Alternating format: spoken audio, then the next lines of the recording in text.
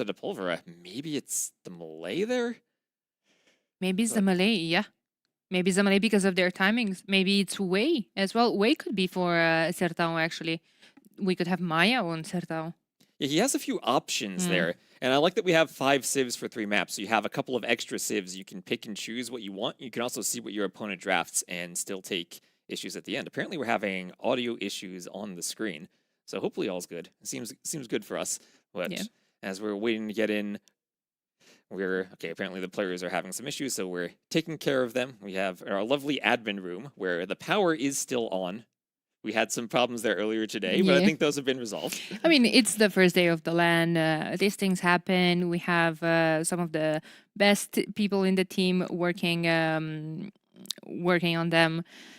You know, viewers are patient. Everything's fine. You know, there's no tension. Yesterday, people were so stressed, and it's funny coming from me because I was so stressed. I was a wreck yesterday. Like I mentioned previous set as well, this is the first time I'm casting on a LAN event, and I put a lot of pressure on myself, but I'm enjoying this. I'm happy that you're here to cast with me the next set.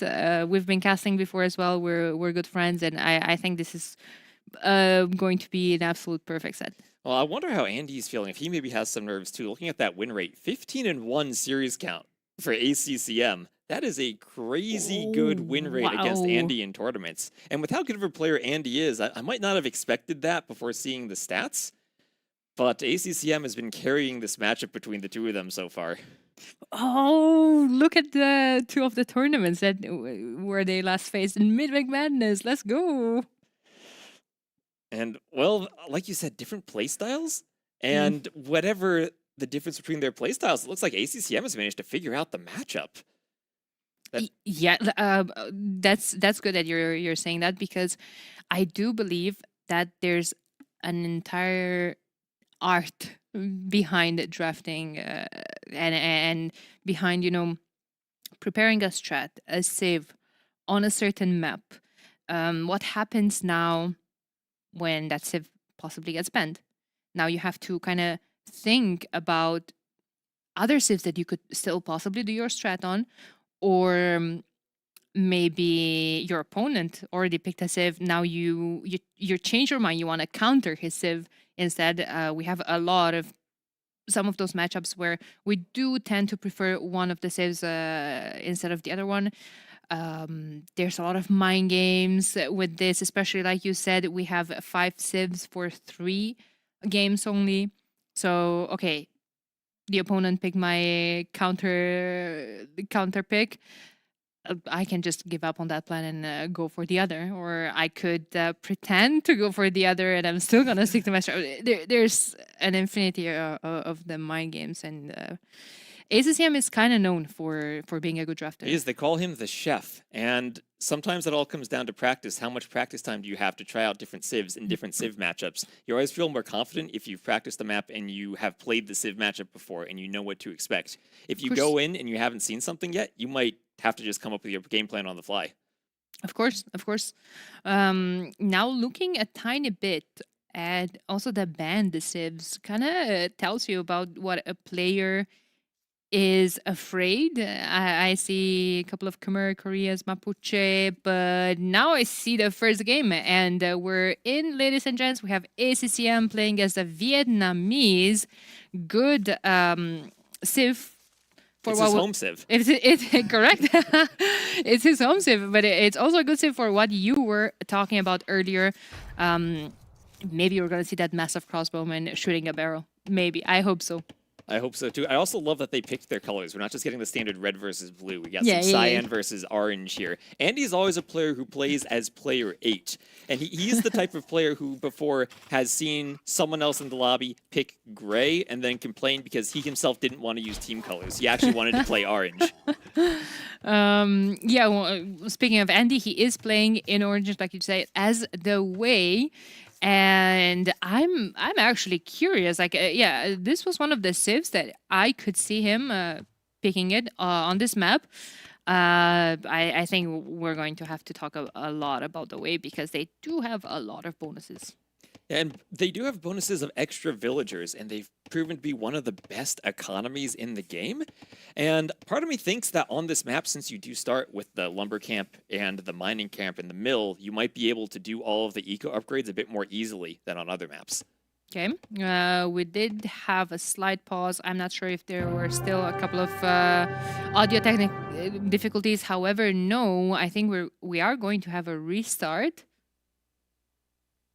All right, so it looks like we're just gonna get a restart going there. This is the moment where I fear that the map broke and I might need to run off camera and fix something real quick. But I think we're good.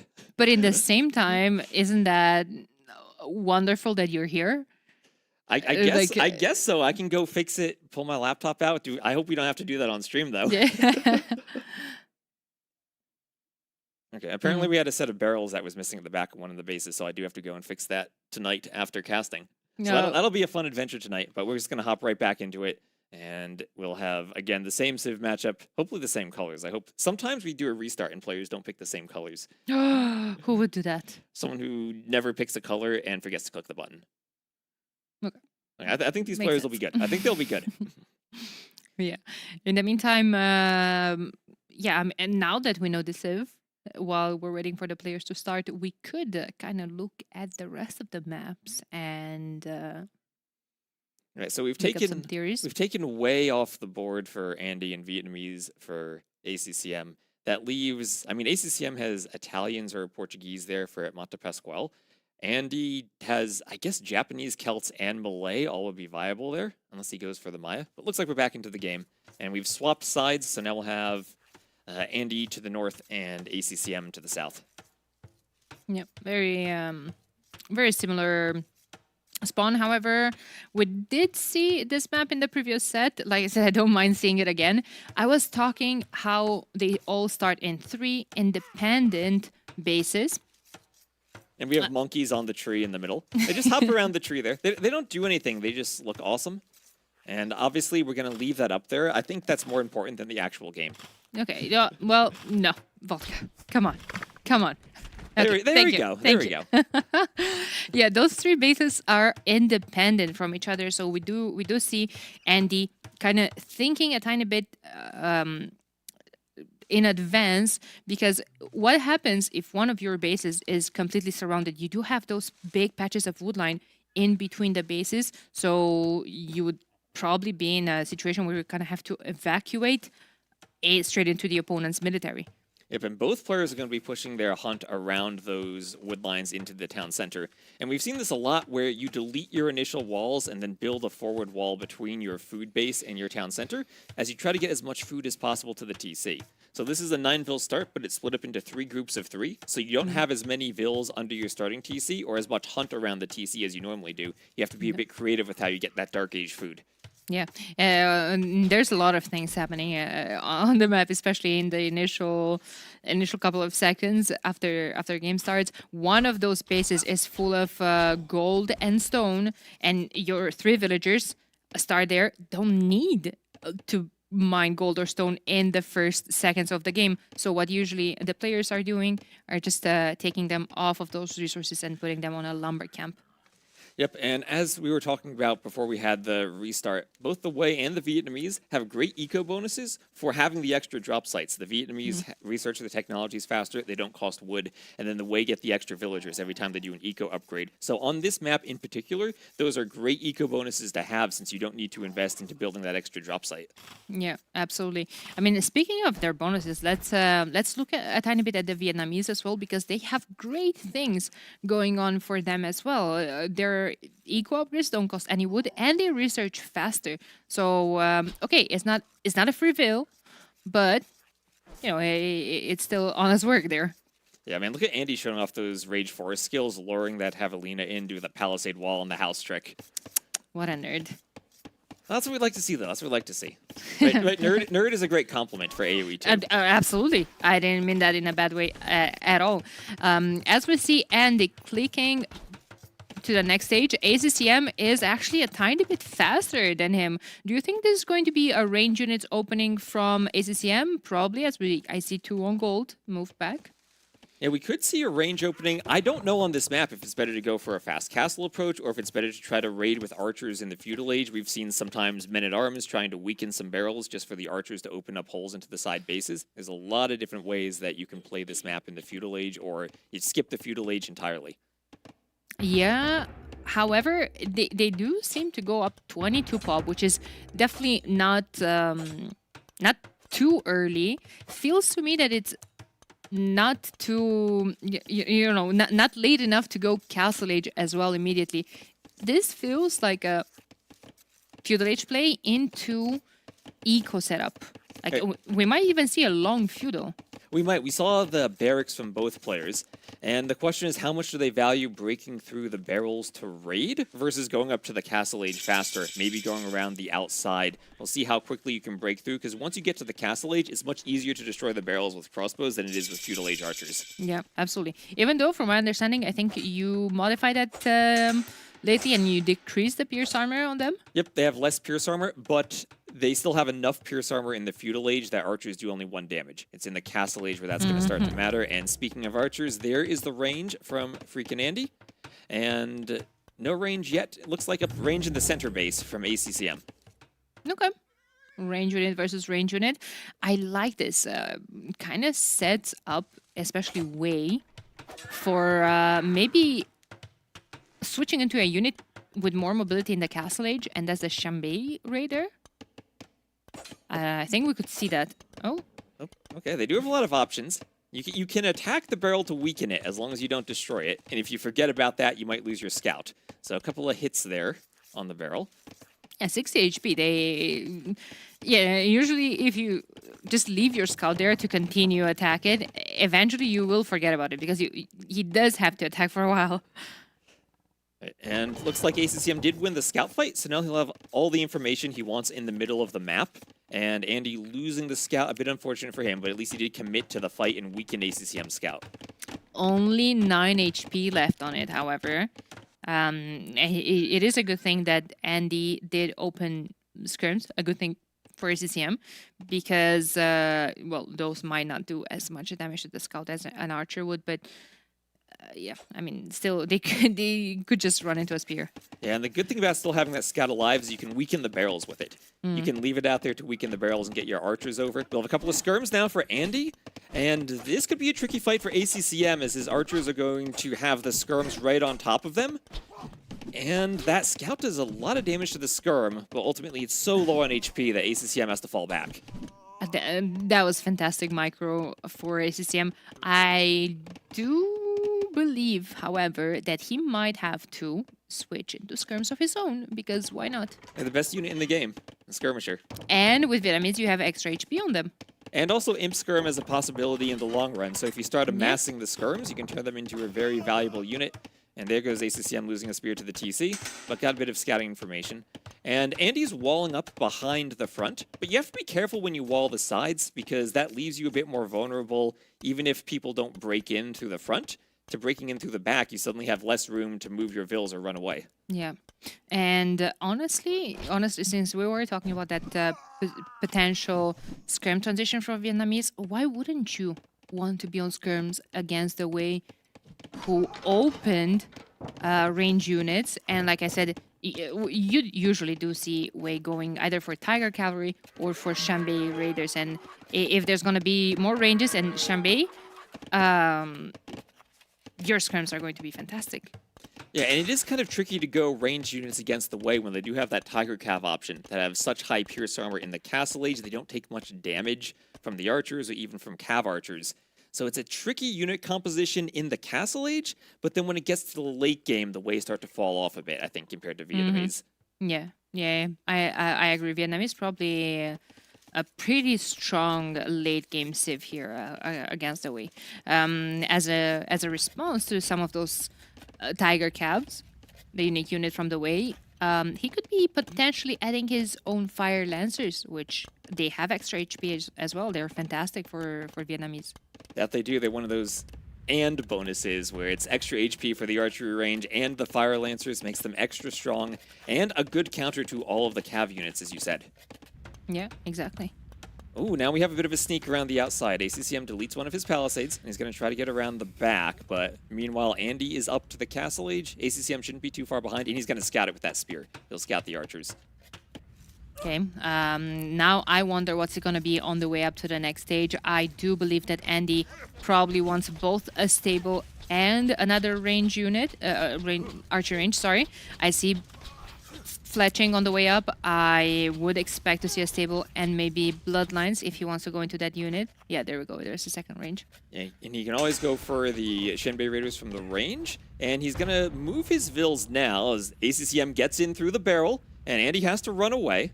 He doesn't want to lose Vils, and he can go back to his main base thanks to that tunnel he built earlier, and he might even think about walling that off, or he's bringing the skirms over at least. No more hunt for No you, more hunt. mister. I do love that Andy's continuing to produce skirmishers on the way up because, you know, who knows? You might have even resources to upgrade them to elite. You might want to just push these archers back and just have a defense at home, not take any damage, set up for a fantastic castle age, which I do think that we're going to see in 30 seconds.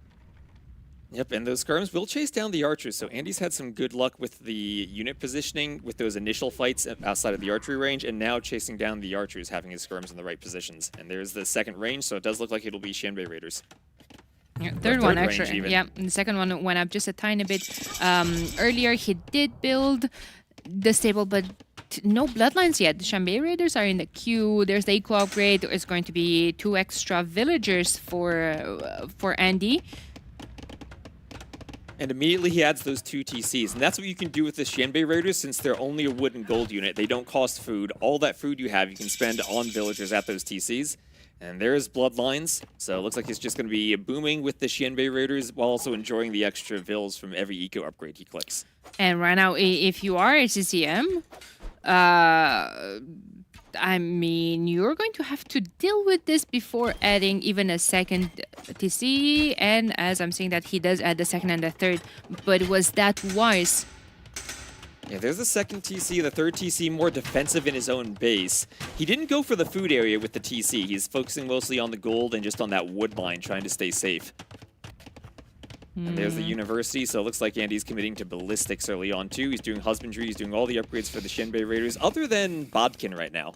That can be a tricky one if you've suddenly clicked ballistics and you forget that you've done the basic thing of not clicking Bodkin yet. But there he goes. Yeah. Bodkin now is in the queue and is going to have ballistics eventually. And I feel like ACCM is going to be in a tricky position here because you have a couple of range units, you have added TCs, but your range units don't have the mobility that the Shenbei have. And you're just going to have to stay defensively or send them forward to try to get some damage, but Andy might just defend with siege against that. Right, Andy has more mobility from the Shenbei Raiders, and this map comes down to can you use that mobility to avoid the skirmishers that might win a straight-up fight, but get through the barrels to raid with the cav units. Yeah, exactly. Up and speaking of the barrels, here we go. That's less pierce armor on them, the crossbows will get in.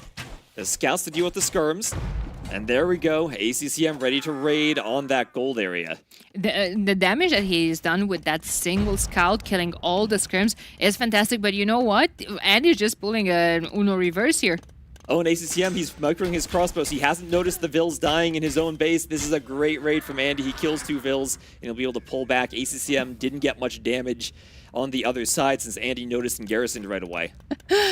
Initially, I thought that Andy's not going to be noticing that Vil on the wood line. He was saved. Let's go. And that's the difficult thing about the barrels. When you attack walls, your opponent gets an attack notification. When you attack the barrels, they don't get any notification until the barrel is destroyed. If you're not paying attention, your opponent gets in so quickly. Yeah, absolutely. A bunch of good raids actually still from ACCM. He's trying to do the most amount of damage he can. University is going up for him, so he's going to be probably investing into ballistics rather soon. Ballistics is in for Andy, and we have a big fight up the top. There's a charge attack effect on those Shenbei Raider as well. Yep, and this is what you don't want to have happen if you're ACCM, losing small groups of crossbows to Andy's mobility. You don't want to be losing the numbers and not getting that big mass if you want to push and maybe upgrade to ARB when you get to Imp. Absolutely. More population from Andy, however. And look at that KD from Andy now, 23 to 9, 7 to 0 eco KD, and he's starting to pull ahead in resources collected too.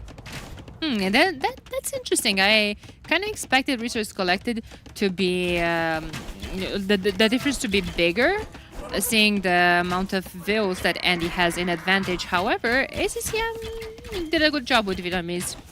That's another fight that I think is great for Andy. We're seeing the mobility of the Shenbei Raiders. He can go through and kill crossbows whenever he wants. And, oh, that KD is looking so good for Andy right now. I mean, ACCM was trying to micro for his life, but more HP, of course, on those Shenbeis. Yes, the crossbowmen do have an extra range, but that's all they had going on for them. And like units with mobility will always be able to micro easier. They do have that fast back and forth to dodge the arrows. And now Andy could even think about applying some pressure down to the middle of the map. And we see that forward workshop coming up in the corner as ACCM is trying to go for the 4th TC and maybe recover some of that difference in the villager numbers. But I always feel it's very tricky to recover when you're already down, as Andy breaks through another barrel to the right side. I really like the, re-walling behind the portions of the walls that have barrels. But while I'm talking about that, here comes the boys and the girls forward. And that castle is going to go straight on one of the TCs that ACCM has.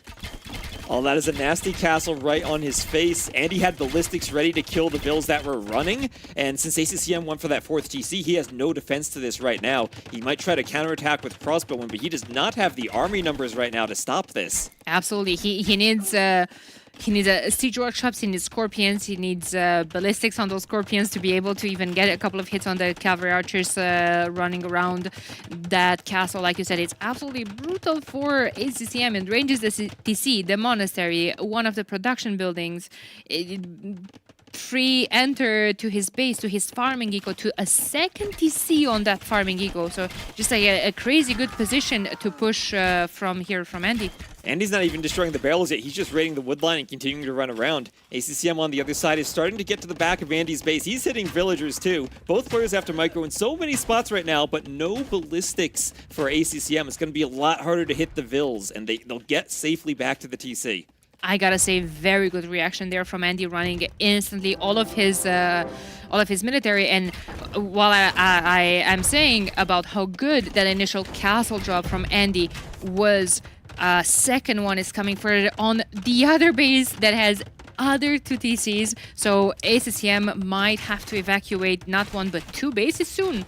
And still no ballistics, so ACCM will struggle to kill the vills. Andy will get a castle up, and he's pushing through with the Xianbei Raiders in ACCM's main base. He is everywhere now. He's got the castle on the right, the castles to the left, the army in the middle, and ACCM. Somehow he still has 81 villagers, but he is struggling for map control now as he loses a TC. Wait a minute. What's happening in the Eco KD? What's happening is ACCM has some crossbows in the back, and it feels like Andy's been there. ACCM has managed to garrison some vills, but he's had a bit more idle time now. But, did the vills die to the barrel? ACCM killed 3 eco units, and Andy lost 12. He must have killed some to the barrel then. That's so much to micro when you don't get the attack notifications on the barrel. Oh my god, and look at this. The castle is in the front of the TCs, pushing the vills back, and Shenbei's in the back of the base, just stopping those vills from evacuation. ACCM has idols moving everywhere. 16 vills idle, probably just waiting to evacuate that space, but how can you with all that massive military that Andy has there? He has nowhere to run. Andy is everywhere. All those farms are idle. ACCM suddenly, he's now lost 33 vills, and Andy can do whatever he wants. ACCM can't be everywhere to stop the Xianbei Raiders. On top of all of this, ACCM hasn't moved at all from range units, archers, skirms, anything, but now Andy has 2 castles forward. It's so easy for him to just start pouring Tiger Cavalry with a crazy amount of Pierce armor and a bonus of +6 against archers. Yep, and what great defensive towers from Andy. Whenever he sees ACCM coming around with the crossbowman, he's prepared for it to get some defensive towers ahead of time. And yeah, he might lose some vills, but the crossbows will be cleaned up. They're pinned against the tower there. Yeah, those were a couple of good kills, but will they be enough? It's 98 villagers to 66 from ACCM. Army number kind of similar, but in way more value for Andy. Way more value for the way. Oh, just way more value in general. Another TC going up from ACCM. Does it have to be so close to, that base that was already under attack? I think it just has to, because it's also close to that defensive castle. You can't expand too far away from, the fortifications that are keeping you safe. And he's also going to the back, so he's going just pure boom against all of this pressure from Andy. And this is where the Wei are at their strongest, in the Castle Age, where they can do the Tiger Cav, they can do the Xianbei Raiders, they can go for their unique units, and they haven't hit the point in Imperial Age where they start to lack upgrades. They're at their fullest strength right here. Yeah, absolutely. I think that's... the modality, I don't want to say it. That's the way to play them. That's the way to play them. Yes, you go for all of the cav units and you push as forcefully as you can, like Andy's doing right here with the forward castles. And I think ACCM might just need more TCs in the back, because everything he has to the front is going down. He's just not giving him any time to breathe at all. Right? Just not giving him any time to, gather back his forces. ACM is doing it the best he can. He has a Mangonel behind that TC. Rams are gonna go down. That TC is still standing. If that Ram manages to somehow snipe Andy's Mangonel and push all of this back, I mean, it's still not over. And it's still not over, but look at that Vil count now. 110 Vils for Andy, only 72 for ACCM, and his TC is denied in the south of the map. He might have monks there to get it up, but that is not what he wants when he's trying to reboom.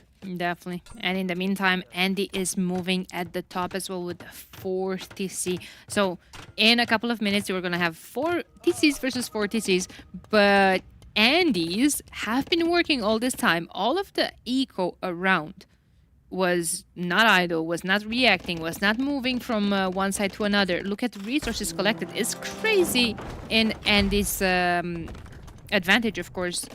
Andy's able to click up to the Imperial Age. I know ACCM's someone who likes to hang on. This has the potential to be over as soon as Andy hits Imp. The only downside, maybe, he's the Wei, so he doesn't have trebuchets. He needs to make the traction trebs, and those can take a bit longer to push through buildings. Yeah, I agree with that.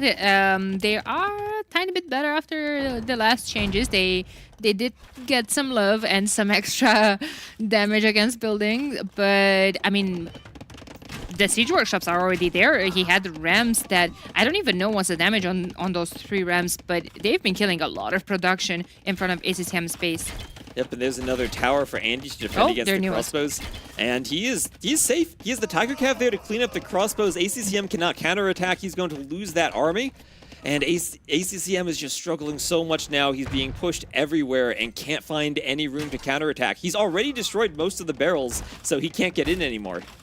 Yeah, absolutely. It's like you say, we might see the GG called when Andy hits him. That might give ACCM an idea how ahead his opponent is. However, I'm looking at his resources. He's starting to pile up on food in his bank as well. He might want to try for a tiny little longer, because why not? It's the first game of the series. Is his first game in this tournament.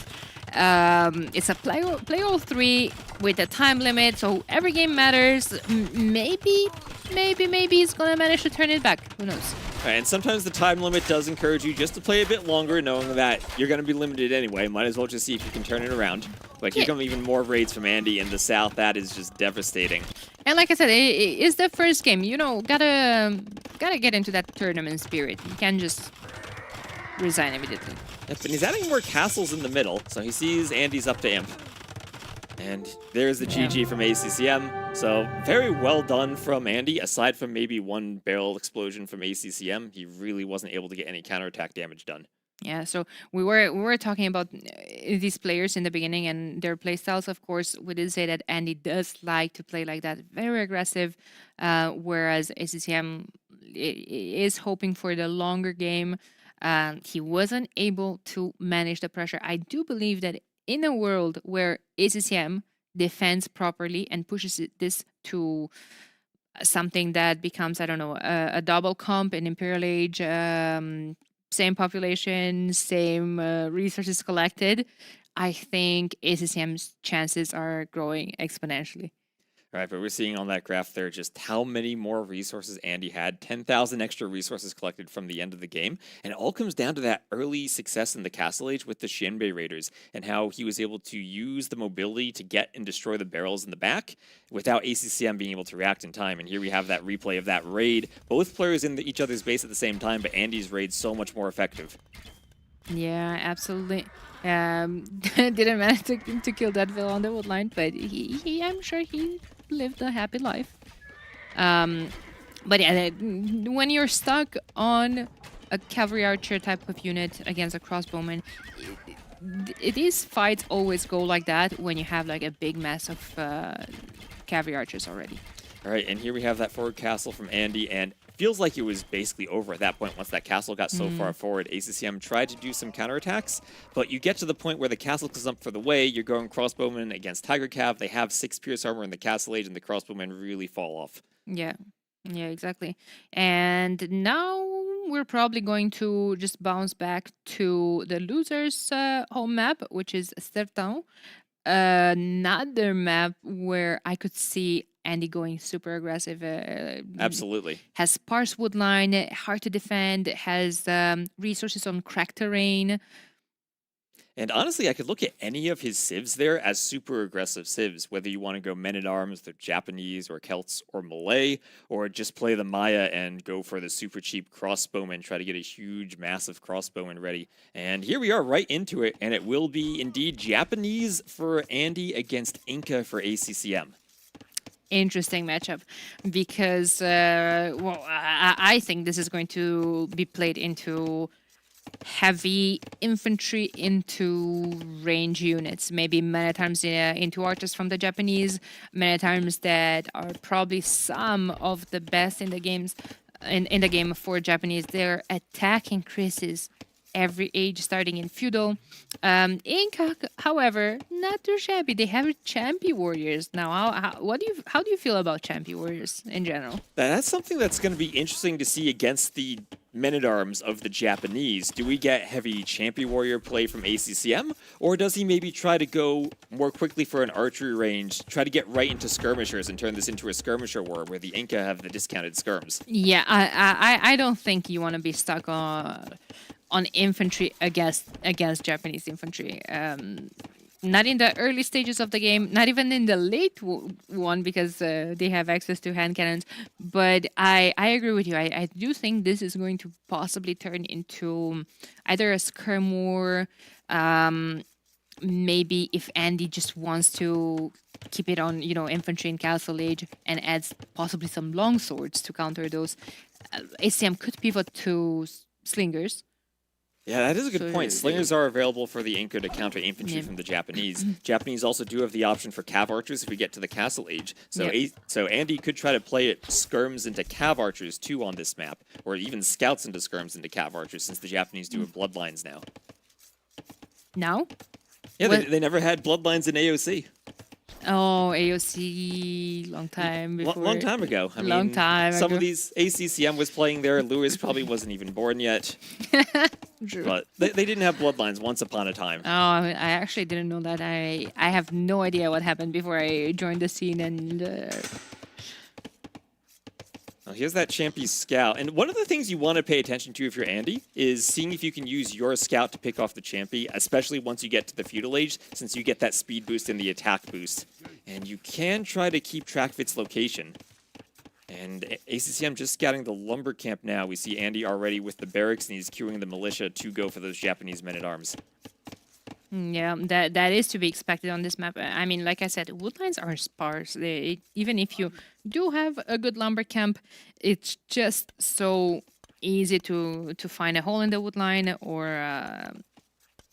where is actually... okay. Oh, that's a fantastic settlement. Let's talk a bit about them, because those are buildings that the South American civs do get access to. It's a building basically that replaces any other economic building that you have access to with other civs, and you can drop off basically any res at them. So if you build one of those between gold and a wood line, it kind of has like a TC in terms of drop-off point. Right, because you can save by not needing to do the lumber camp and the mining camp. You do one of them between two resources. And it gives you pop space, basically, which is, okay, 125 wood instead of, what, 225. Right, and even extra pop space as the Inca. Correct, yeah. And here we have the men-at-arms from Andy. They are moving forward, and they'll start to break through the houses. What we want to pay attention to with the Japanese is, do they do an early arson upgrade for the extra attack against buildings? Oh, wow, it is going to be champions for Inca as well. And he committed to 4 champions now as he's doing the upgrade. Some of them will defend as the scout runs into the TC for Andy, and he loses the scout early on. That was a fantastic micro there.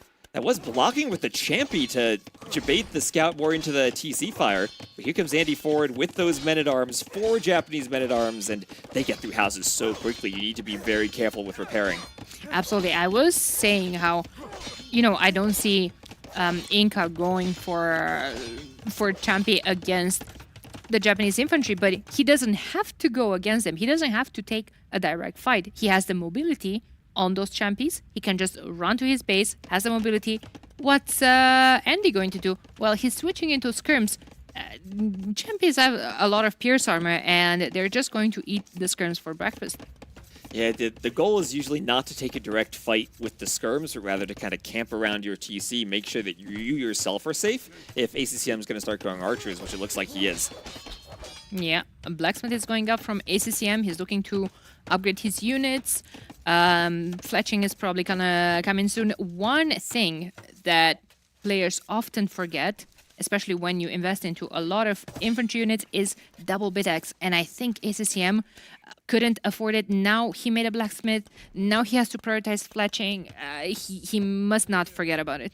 Oh, yeah, that is rough in the best of circumstances, but here you've done all your other upgrades. You're used to having it early on. You can forget about double bit-axe for a while if you're not actively checking for it. Yeah, absolutely. You're going to get into a spot, and you're going to want to be researching Bosa and Castlage and notice that, oh, wow, I was missing double bit all this time. And here comes Andy trying to pressure ACCM, trying to find a spot to do some damage. And with those skirms, he can push the archers back.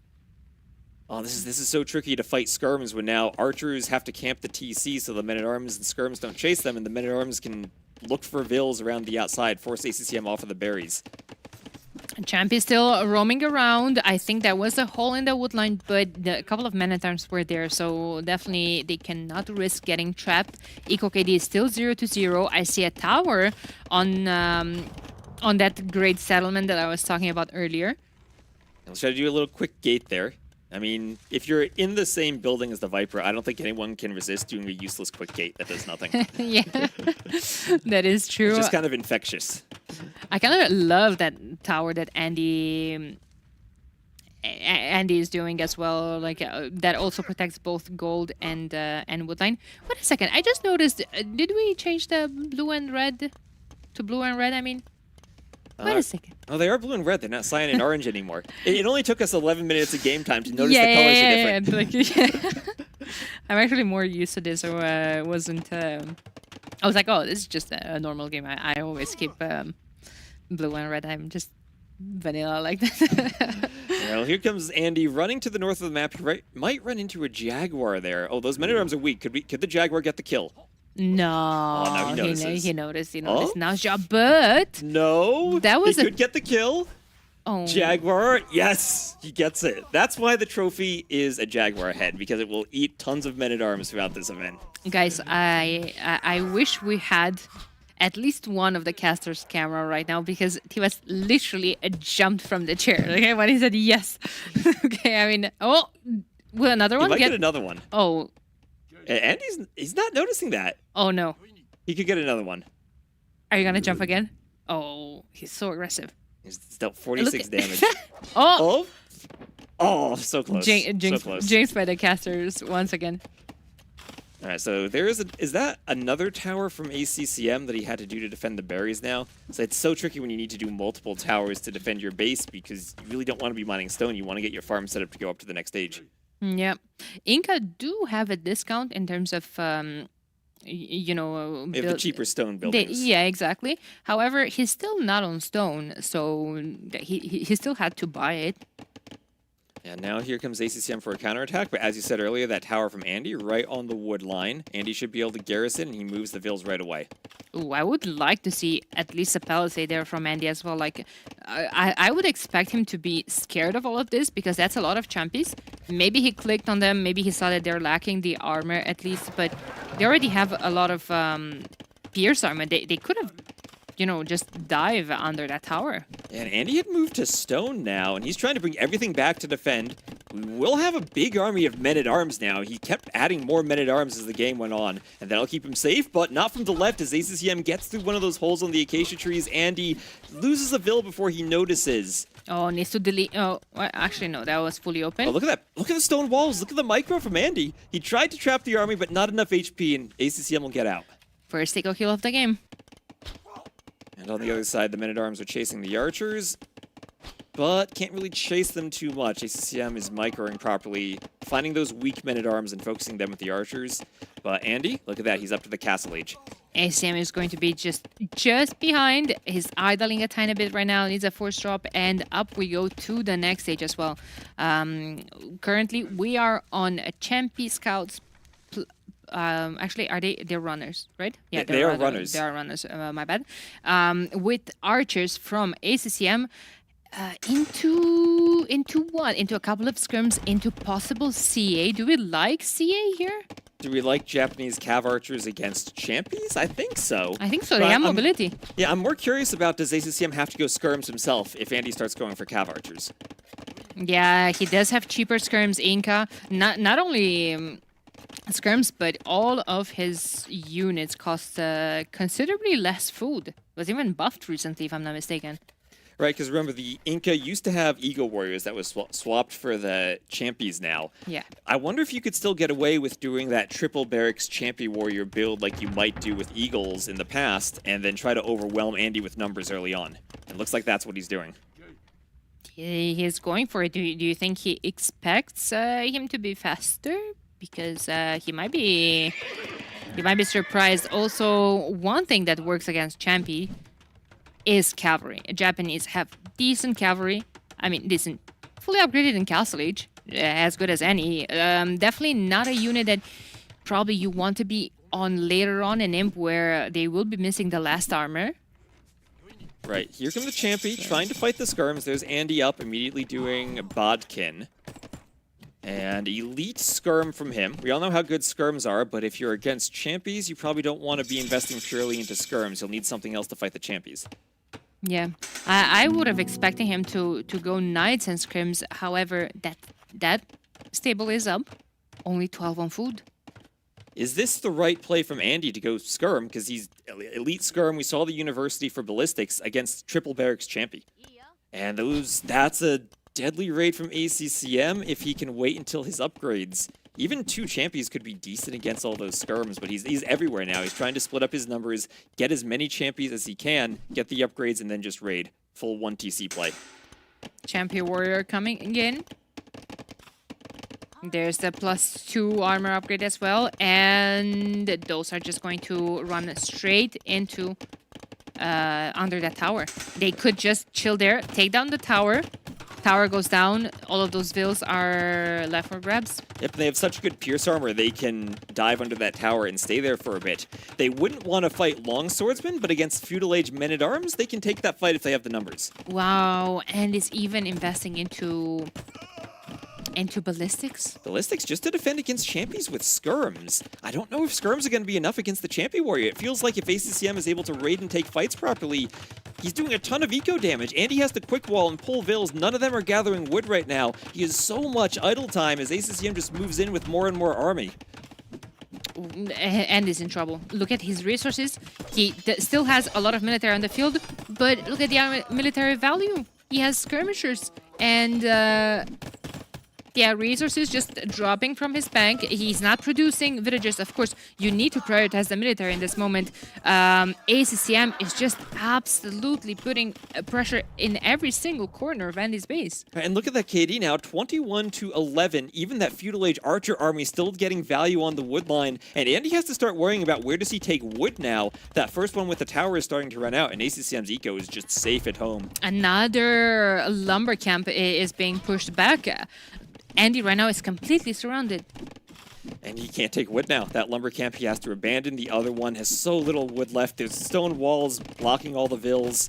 And he's trying to get a couple of knights out, but ACCM has such a large army now. Looks the thing with knights, yeah, they're one of the most powerful unit in Castle Age. They're a power unit, so to say, but without upgrades to so many champions, they will die. And they're a unit that the more quickly you go up to the Castle Age, the harder it is to make knights, because you won't have the same eco if you were to stay longer in the Feudal Age. And I think these days, players have just found ways to go up to the Castle Age much faster than they have in the past. And that's where the Incas shine with these champions, because they're so much cheaper than knights. Yeah, of course. Especially with their bonuses. I'm looking at the military numbers. It's 27 to 17 for Andy. He's also ahead in terms of vills. His TC has been constantly producing. He has only 52 seconds of idle TC time, which now that I'm looking at, Andy doesn't have too much more either. But Andy has 11 villagers idle. The other ones, these 5 out from the tower, they're moving somewhere else. Villagers from the woodlines move into the TC back and forth. Look at the resources collected. ACCM is getting that lead, and now ACCM is coming forward with a siege workshop that probably hopes that is going to absolutely win him the game. And here come the Cav Archers from Andy. That's probably the best unit he has for fighting the champions right now, but it's going to be so long until he adds them in. He's going to call the GG, and we have a tied set 1-1 right now. Oh, wow. That's absolutely fantastic. And I'm happy when, game number 3 is a decider. Obviously, it's a player of 3 format, so every single game counts, but it's just more exciting for everyone, for us, for the viewers, for everyone enjoying the set, which is not disappointing us. We expected a good set, and we're absolutely getting one. We did, and look at that military. We can just see on that graph where ACCM gets towards the Castle Age and then keeps the triple barracks champion production going. And I'm questioning Andy's approach of why did he go elite skirm in that situation? You're against the Inca. It felt like once he tried to go for the skirms, that wasn't the right unit composition at all against the champion. It was just a tiny bit weird. I'm thinking maybe he tried to go up to the next stage faster, so was about to continue into CA. Maybe that's why his food eco wasn't, set up as well as he had hoped to be, perhaps. So once he was just, in Castle Age and saw all of those champi going towards his base, he was thinking, oh damn, maybe cavalry would have been better. But at this point, your eco is set up for you to go a unit that's only costing wood and gold, and now you're thinking about knights, and now you're seeing that your food eco is just not there. And how are you gonna keep your TC running? How are you gonna produce knights? How are you gonna survive all the pressure? The tricky thing in that matchup is if you get enough Cav Archers, you can fight the Champy, but it takes time to do them. Yeah, you're amassing Champy if you're ACCM on the way up. You immediately have 3 barracks, and you try to apply pressure, and maybe even hope that Andy isn't gonna be active in scouting if you're forward attacking him and forcing him to react. Absolutely. So that'll bring us also to our final map of Monte Pasquale. And I'm sure both players have practiced this map a ton. I don't know what we're going to see. We've seen so many different types of games on it. We've seen sometimes players just go docks and go water. Sometimes they TC the middle. And apparently Celts in the qualifier won a game. Nikob stole sheep using the Celts bonus on a transport ship. We could see anything. Yeah. We really could. Also, this is one of my favorite maps. It's one of my favorite maps too, and I think the players are going to be prepared for it at this point. It has so many things going on it. It's chaotic. You have like that small island, like I said, a pilgrim-like start. You have to evacuate from there, but also kind of have to fight for the water. Water has a lot of resources on it. Has food, has whales, has access to all of those islands that are full of stone. So pretty much all the resources. Land is important as well. All of those res you can find to mine or chop in the mainland as well. I think one of the changes that you made for the event was that now players instantly start with herdables on. Yeah, they've always had the yeah. herdables on the mainland, so you can scout a bit if you want to go Yeah. for your TC. You can find where you want to do your wood line. It's really important to know the position and the location of all of those res. Right. I've also seen players just decide we're going to TC the main island, put those herdables, and bring them back to the island and have no scouting and just want to go pure eco. Yeah. I'm curious how this is going to play out. However, with the with after the water changes, after the dock changes. Right, because now you can't garrison in the dock, or you can't shoot as many arrows when you garrison in the dock from the Dark Age and in the Feudal Age. So it's a bit harder to defend if you start losing the water. Correct. It's not just like, you garrison your ships, 5 ships. The dock always does 3 damage starting in Dark Age. No, you're not gonna get any of that. Your dock is not shooting anymore. Then even in Feudal Age, when it's shooting, it depends. It does less bonus damage against the ships, so it's harder to defend. You're going to have to fight a tiny bit better or not better, but harder to come back on water. Right, and one of the new features on this map are the whales. I love when they add new animals to the game. I mean, whales don't make sounds, but I love having animal sounds to annoy T90. But the whales will give you gold on the water and give you an option to use your fishing ships other than just for food. And here we go, as it looks like both players will indeed be building their town centers on the starting island, but different dock locations. Andy goes more towards the front, ACCM more towards the back, and on this map, the whales always will be to the back. So if you want to skip the mining camp and just go for a whale for gold up to the Feudal Age, you want to go for a back dock. Oh, I have so many things to say about this map. I absolutely love it. First of all, I do think that the proper way to go about this map is to slam down a TC as fast as possible, because it's just important to start producing immediately. I've seen people go for the mainland. I've seen people that manage to make it work as well. But I'm just curious to see their strategies. Right, and we're looking at ACCM's point of view right now to see his scouting, and he's actually using his transport ship to scout Andy's island and try to see where he is. Yep. Yeah, there we go. He found the dock. Andy is just going. First of all, you do start with a lumber camp. Sorry, this is something that I wanted to say earlier, and then I lost my train of thoughts. You do start with a lumber camp. So it's just very important to place your TC away from that lumber camp, because you just want to take control over more woodlines. It's easier. Those woodlines are going to run out fast. And okay, in Dark Age, you might not have anything else to do rather than set up your eco, keep your TC running, keep your dock running, scout on the mainland with the capybaras. But in Feudal Age is starting to be tougher. You have to engage into fighting on the water, microing on the water. We've seen that ever since the naval rework, it's most likely that we're often seeing 2 units on the map, so a composition just like on land. And your woodlines are starting to run out. You have to make a transport. You have to slowly move a lot of that economy that's going to start being idle into the mainland. And this is already starting in Feudal Age. The longer the game goes, the tougher it is to do all of that. So we've even seen a couple of players eventually just giving up on a TC, deleting it altogether. Yeah, it can be annoying if you use your select all TC hockey and you have that TC Yeah, out there on exactly. the island and you keep making vills. But I think the tricky thing for this build is figuring the right moment to transport to the mainland, because once you take 10 vills, put them on that transport, they're going to be idle for 1 to 2 minutes until you find that lumber camp spot and make the lumber camp. And that can be the difference between continuing to produce ships or having to idle your docks for a bit. Yeah, absolutely. Absolutely. Now, Portuguese versus Celts, what do you think about this Civ matchup? Because a lot of bonuses to talk about here. Yeah, the big one for the Celts early on is their wood bonus. They chop wood faster, which also means they do run out of wood on their home island faster.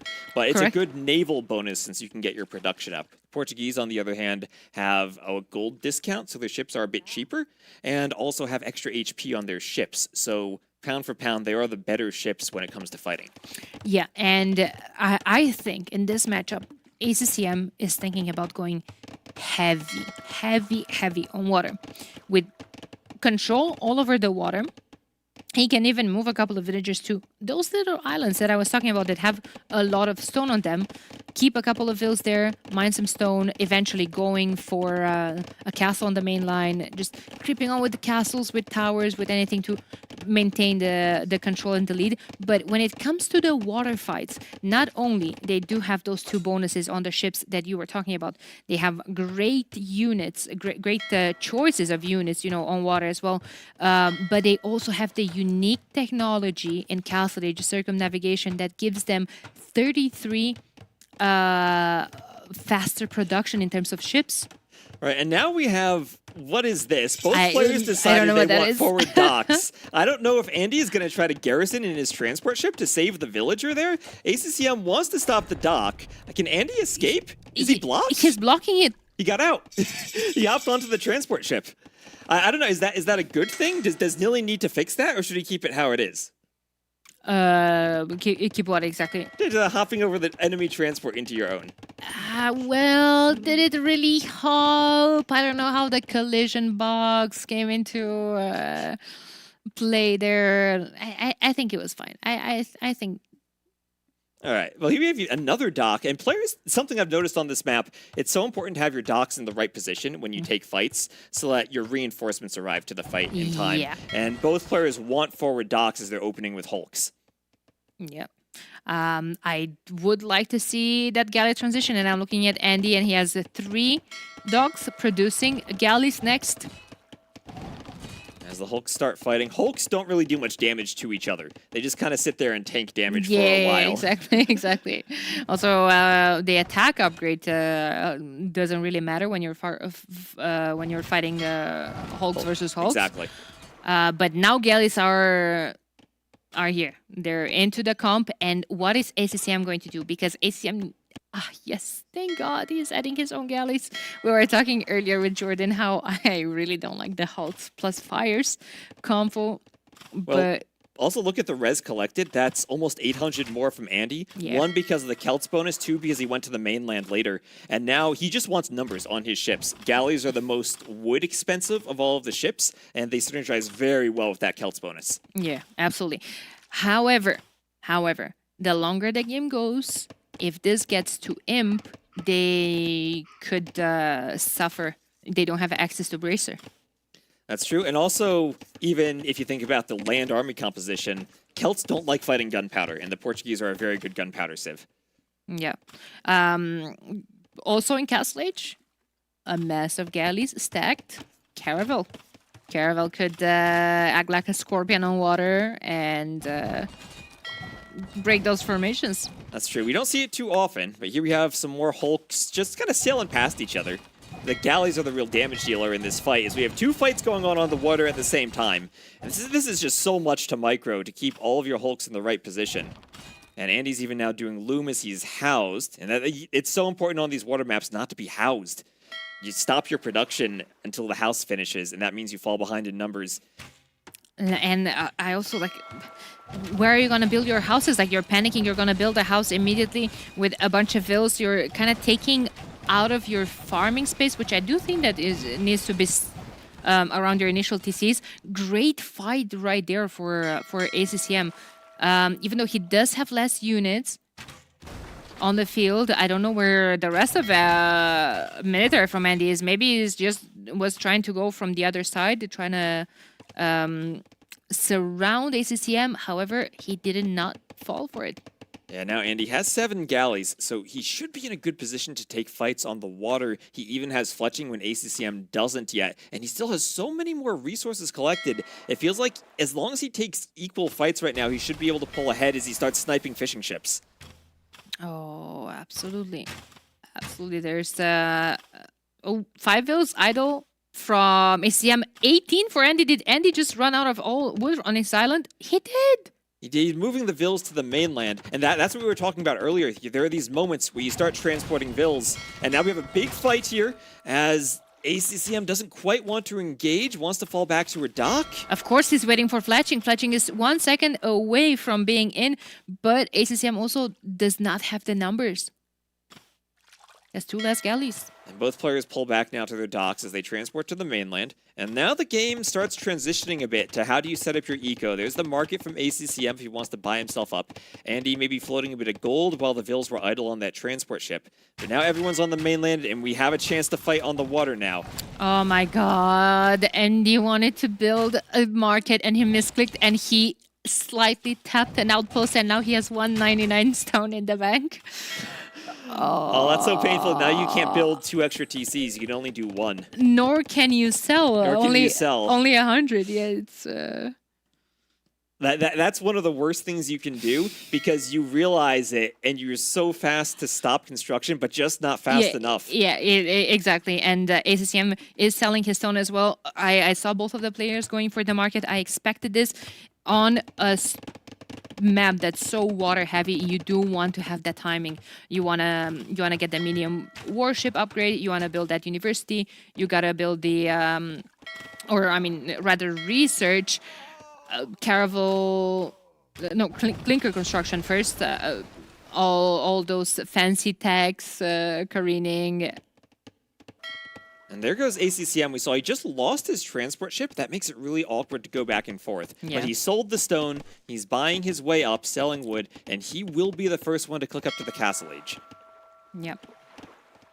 And Andy trying to sell off the edge of the map there. There we go. Andy's lacking a lot of food. And there's the market. And if he's going to buy his way up, it's going to be a struggle for him. Yeah. Andy's lacking a lot of food. He does have a lot of wood. Not too many on gold. Now, I'm not entirely sure if he's mining gold on the main island or is he taking whales, but this is a huge fight for ACCM.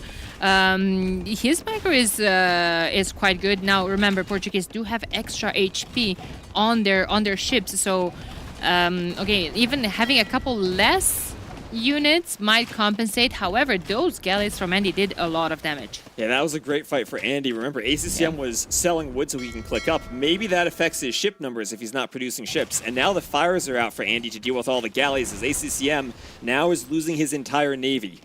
Yeah, like I don't know what all of those galleys were doing alone. All of the fire ships were chasing them, running straight into Andy's galleys. And ACCM is about to lose his entire navy, 40 seconds before Castle Age?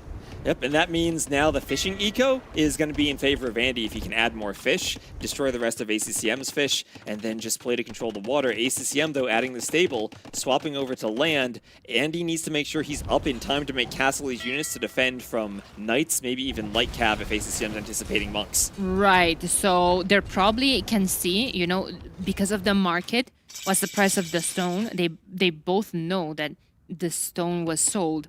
Now there's going to be knights on the field. We were talking earlier how that's considered a, power unit if you are the player in Castle Age and the opponent is still feudal, for instance. And he needs walls around his resources. Well, he's going to destroy so many more galleys now before ACCM even investing into medium warships, but losing numbers before that upgrade comes in. And can you go medium warships when you've lost your whole navy and come back on water? Maybe not right now, but what you do, you cancel it now. You will need it later. Water on this map is important. Here comes the knight. Right now, Andy's still feudal, going Celt Spearman, which, I mean, they're speedy, But if you get enough of them, you can maybe fight knights. He is so exposed right now, though, with no walls. No walls whatsoever. Here comes the knight. I mean, villagers could fight back, but I think a couple of them will go down. ACCM might be able to recover some ground, at least on land. And he is the question for Andy. Do you lose a couple of vills maybe to the knight instead of running all of them and getting all that idle time? He's gonna fight. He's gonna fight the knight with the villagers. He has a spear there. Spear is getting a lot of bonus damage. Another one is that there. worked. He just walled the knight in with the vill so the spear could kill it. Yeah. Another transport ship. Seems like ACCM might be coming back on the water. I don't see a university though. I feel like if you're ACCM right now and you want to come back on water, your save is a university. You gotta go for faster ships. You gotta go for careening to get that pierce armor on your galleys. Well, the galleys that you had. And also for Portuguese, a very important bonus that's often overlooked is that they do research every technology 25% faster. That's true. It is easier to make a tech switch with them, especially since you have that gold discount on your units too. It's easier to go double gold units. Yeah. Exactly. But the Jaguars attacking vills as Andy starts to move to the middle. And in that eastern corner, we're going to have a ton of gold and stone mines on a higher elevation. So you control that area. In the long run, you put yourself in a good position to control the rest of the map and all those wood lines too. Area, however, it's full of predators. It is very hard to take control over. And then it's hard enough to keep control over it because you have cracked terrain there everywhere. Exactly, you're uphill, but there's cracked terrain, so it's not the same hill bonus you'd usually expect from a hill. Exactly. And there is a nice raid from Andy, who's going knights himself and getting in on ACCM's wood line. It looks like we have a complete mirror on land with knights versus pikemen on both sides. Yeah, absolutely. What's that capybara doing there? Like, just blocking all that stone. Well, stone for the Celts. That could mean we get Woad Raiders soon. Could be. And for instance, now, you know what I was saying earlier about Andy's playstyle? He likes to create chaos, and he likes to just make things messy. Look at the minimap. It's flaring everywhere. They're fighting on water. They're fighting on land. There's knights in one player's woodlines. There's spears and monks. Andy's in his comfort zone. And the key for Andy is that he's held on to that water control while he somehow managed to defend those knights. Yeah. I wonder if maybe ACCM made a misplay going for medium warships and trying to come back on water versus maybe just going full on for pressure on land. Maybe you just fully give it up, and expand your eco and do damage on land. And hope that later on you might be able to come back on water. But I feel like, you just leave your opponent with control over the water for so long. Wow, those were some conversions back and forth. No pikeman upgrade on all of those Celtic spears, and they all went down to the knights. Okay, some Jaguars fighting more vills for ACCM, and that's a disaster if he runs into Andy's TC. Andy getting the high ground first. He's fighting more Jaguars everywhere, trying to chase the vills with his knights. And now ACCM? I mean, Portuguese monks and knights feel better for them than it does for the Celts. Of course. But you need eco for it. Of course, they're better upgraded. Even those knights do have bloodlines for the Portuguese, as Celts don't. And that gold discount that you were talking to me earlier about, cheaper monks, cheaper knights. And also great monk upgrades. You have the great monk tech tree where you can start converting the siege, the other monks from the Celts. And with that discount, you can get a lot of monks really quickly. Yeah, I think Portuguese are only lacking one upgrade on their monastery, but that's an imp. Right, and those are more TCs from ACCM. Right now, I'm kind of worried about Andy's wood economy since Knights have been raiding his vills. He has the golden stone on the hill, but where is he really taking wood? I think he's just kind of trapped on the coastline. And look at those Knights. ACCM scouting everything. He's just scouting. Is he noticing? Yes, he possibly is. This on land, this has been just a complete mirror game, like you said. Just knights and monks. Of course, better for Portuguese to be on that comp, but ACCM took some damage. Oh, but look at the stone count now. Andy, 668 stone. He's going to drop a castle right on ACCM's TC, but there's a workshop there. Yeah, but the workshop is not going to be up in time to produce a ram either. There are some monks there. Man, Andy's just sending the whole village. It takes a village to raise a castle, and he's going to build a... Is we going to get a ram from that workshop? Maybe... I don't know if the workshop's in time to stop anything, but the knights are certainly going to come over. Now, Sanctity coming in as well. ACCM's monk will have more HP on them as well. Yeah, that workshop's yesterday's news with Wold Raiders on the field. Like, all of those vills could be in great danger. You know what I would like? A siege workshop from Andy as well. To help push against the rest of that base with some Celt Scorpions, Mangonels, Rams, anything the Celts can do. Absolutely. Absolutely. And now, well, one thing that castle does, it also secures wood for Andy. He can do a lumber camp right at the base of the castle like he's done, and have a very safe Celt, faster wood line. Yeah, of course. Could expand a tiny bit his farming eco as well. Like, now he has most of the villagers at the top of the hill, kind of taking a tiny bit control over all of that. We do see that atonement. Maybe ACCM is a tiny bit scared of too many monks from Celts. Maybe, but I think it gives you a huge advantage, monk versus monk now. It gives you a target to convert that there's really nothing Andy can do about it. Yeah, absolutely. Another monastery going up for ACCM, so he's definitely prepared to clown it out. I'm looking at the population though, and I see 93 for Andy, only 65 for ACCM. Advantage in terms of eco as well. Now he does have 14 fishing ships still alive, and he's adding more, which I absolutely love. You want the water, just take advantage. Oh, and he can even kill Vills on the starting island. Yeah. And ACCM didn't manage to evacuate them in time.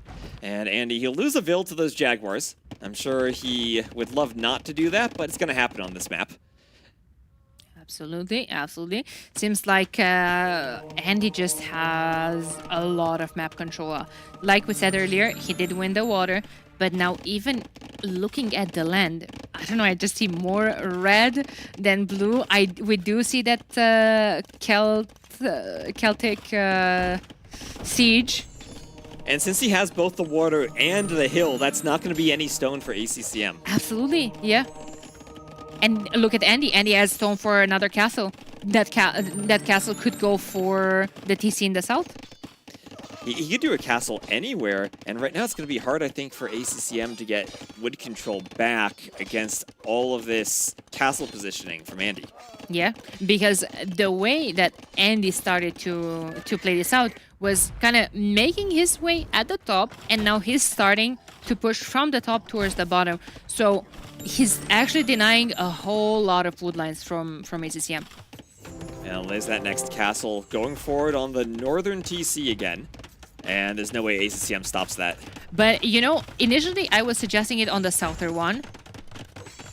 I changed my mind. I changed my mind because this also offers you a lot of space to farm. And he needs he needs to expand his farming eco. He could even try to steal the farms from ACCM. He's better ram them down. You have a Celtic ram. And he'll go for the TC2 after the castle. Yeah, this is gonna fall. Monastery is gonna fall. Are there relics in that monastery? Well, it's double monasteries. He's just gonna go full clown now. Yep. Another castle in defense, which I absolutely love. ACCM still is trying to push his way through at the top, but Andy's like, no, you shall not pass. I have a castle here. And ACCM, only 100 stone. He's thinking of building a TC somewhere, but he can't find the space for it.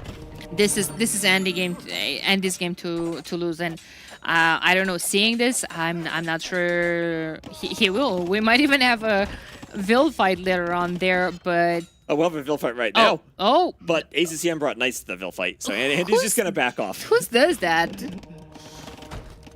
That's just unfair. Now, will that Knight kill the Monk? Nope. Nice conversion. But the Wood Raiders are there. Yeah, another TC. Is that Andy's TC? No, it's a blue TC. Sorry, my bad. That's an ACCM TC, but Andy has the stone. He can castle drop it now. Of course. He can do castles everywhere. That's how it works, right? You have stone control. You have 10 villagers on stone. Your opponent makes a new building. You just castle drop it. Man, who would think that in the year 2026 we see the Celts being one of the top picks for a map? That's fantastic to see, actually. Celts should be getting more love. And we're seeing everything from them, from the wood bonus at the start to the Road Raiders. And ACCM, is he thinking about Imp? Look at those resources he has. Oh, but that's another brutal castle on a new TC. On both TCs even. And you know what the problem is for ACCM? He needs a town center to research Imp. I don't think he can click up if he loses those TCs. He is investing a lot of gold into redemption, though. Like, now I understand that you saw the rams and you panicked. Monks do have to get super close to the ram in order to convert it. And if you have the woads there to hop into the ram and then out... Wait. Did we call this too soon?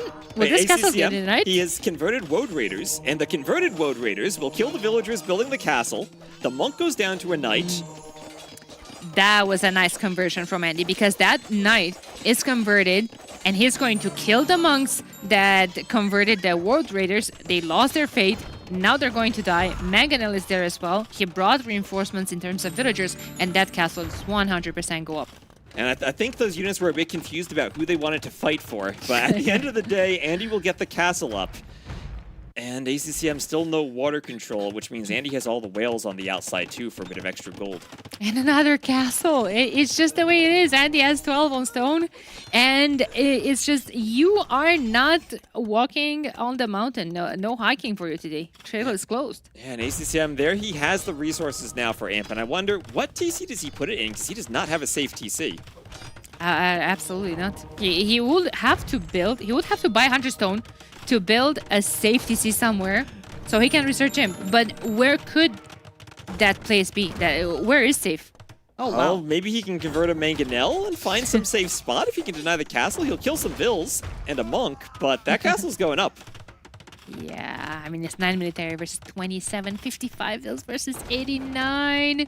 Almost double the population from Andy. He's getting Arson, he's getting Botkin Arrow. He doesn't want to go Imp. There we go. There's the Imp TC from ACCM. He's building it out on the beach, away from the hill where the Mangonel is. Away from the hill with the Mangonels, but is it away from the raid from the Woads?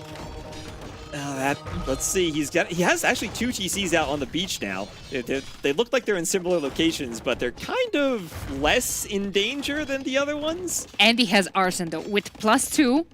There's and that Mangonel, he denies it. He kills that TC. So I think the Imp's in the southern TC now. So where do the Woad Raiders go? Here Andy just has to figure out which TC is the Imp TC. And if there's one civ that eats TCs, it's the Celts. True. There's +2. He's waiting for the ram. He's waiting for the Mangonel.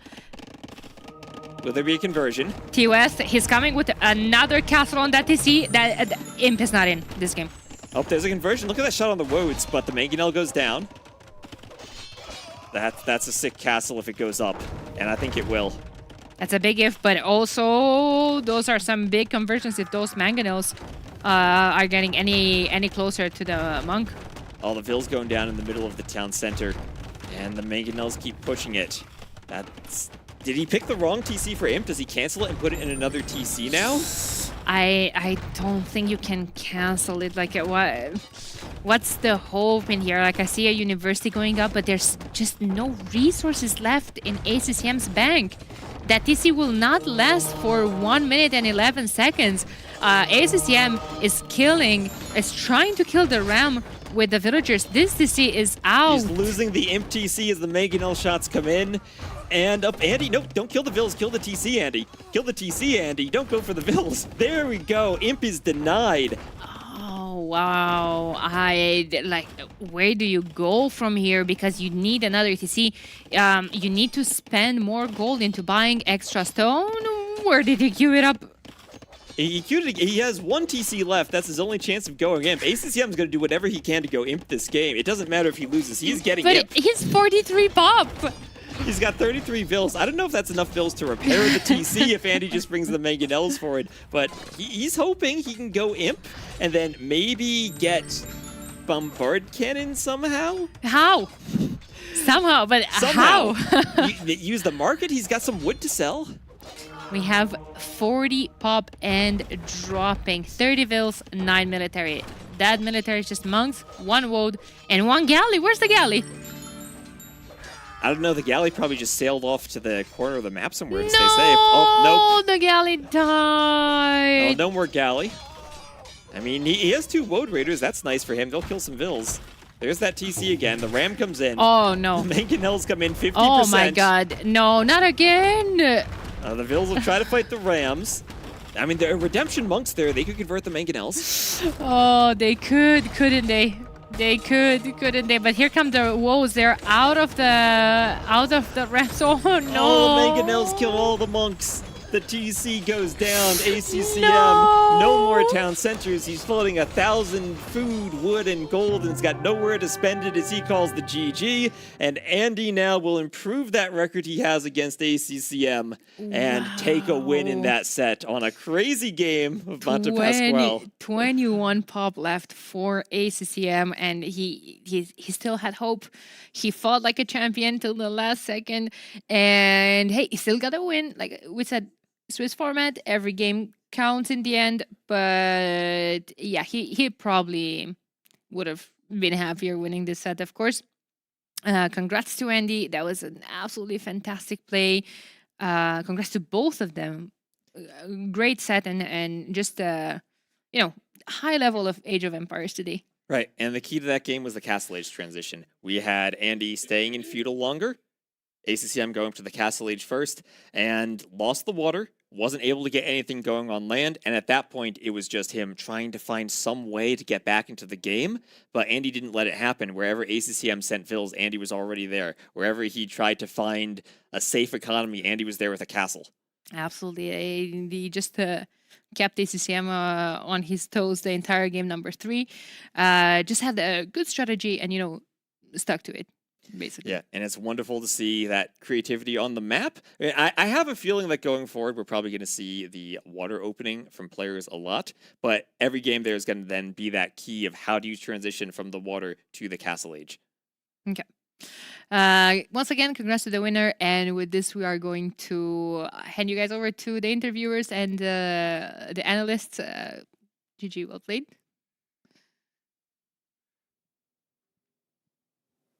Thank you, Daniela and T-West for this amazing cast. And we are sitting here with Dogao and with Andy, who has just won, as we see the set against ACCM. Yeah, we will ask Andy some questions, and Dogao, you can go ahead. Andy, first of all, congratulations for your first win in this tournament. Also, you are here in Brazil already for over a week, right? Can you share with us a little bit how it has been? How is your days? Well, it has been amazing. Waking up, playing AoE, and every now and then eating, and then keep playing and practicing and play a little bit more, right? Play a little bit more. Great. I can't talk. Also, I heard last week you guys had a football match, right? And a barbecue, Brazilian style barbecue. Can you share with us some stories in the football? Maybe some highlights, maybe negative highlights. And also, I think people are curious to know if the barbecue here is different than where you are from, for example. Well, I don't know if it's a positive or a negative highlight, but watching Lewis playing football is always fun. That's like the highlight of every boot camp.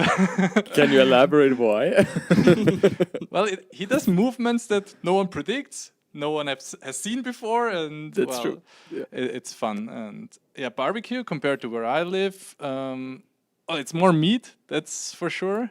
And well, I don't know, it's amazing. Can't say more. No, I'm glad you guys enjoyed. Now coming back, going to a little bit about the games. This is the first win for you in the tournament, your first game as well. What are your expectations for the tournament? Well, my first expectation was beating ACCM, and like I was going into the set, doesn't want to sound mean, but I'm always facing ACCM online, and I'm like, I can't beat him because I'm lagging. And now we have like same setup, and the win rate is not really in favor of you, right? exactly. I'm most of the time I'm losing, and now I don't have any excuse, right? It's just I have to perform here, and I think I had a good set there, so I'm very happy. Congratulations. Thank you. Yeah, I think especially the first game, right? I'm pretty sure we will see the highlights momentarily, and here they're popping up. We had this map, which Doka, can you help me? How do you pronounce the? It's in the bottom middle. Festa da Pólvora. Festa de Polvere. Yeah. And Vietnamese against away is a very tricky matchup. We have seen that a couple of times already in Empire Wars, Red Bull on Crownwood. When you saw his Civ, what were you thinking? Like, how was your gameplay going into that game? So first of all, I think Wei and Vietnamese are kind of the same style, like economic, Cav Archer or Xiambi Rider in that case. I just think it suits Wei on this map specifically a little bit more because you start with lumber camp, mill and mining camp, so I can take all three right away when I get Feudal Age. And I think that gave me the eco boost I needed. And I would have guessed I was ahead in eco the whole game because of that, and yeah. Also, regarding the last game, it was also very interesting, the two castle positions. I felt like that really gave you so much control there. And then game number 2, I always call that or refer that to Arabia. Yeah, Japanese against Inca. When I was initially thinking about it, I felt like Japanese should have the advantage because of the man at arm into skirm. Were you a little bit surprised that you were not able to deal as much damage as I was maybe thinking and you were maybe thinking? Yeah, usually you go into Japanese, you want to pressure. But against Inca, they have the settlement. I haven't faced Inca that much, so it was a little bit tricky. But yeah, my goal was to win my home map and admin map, so I was fine with the loss there. Yeah, and on this map, like, I was a little bit surprised by Portuguese. I've never seen them. I mean, it makes sense to pick them. Was that also a surprise for you? And were you confident, even though that he reached Fuel Age a little bit earlier than you? Well, I was a bit skeptical after he reached Fuel Age there. Portuguese was surprising. He had first pick Chinese, so I expected those on this map. But yeah, Portuguese overall very solid. I don't know how many berries he took, but that's like free wood income. So that helped probably.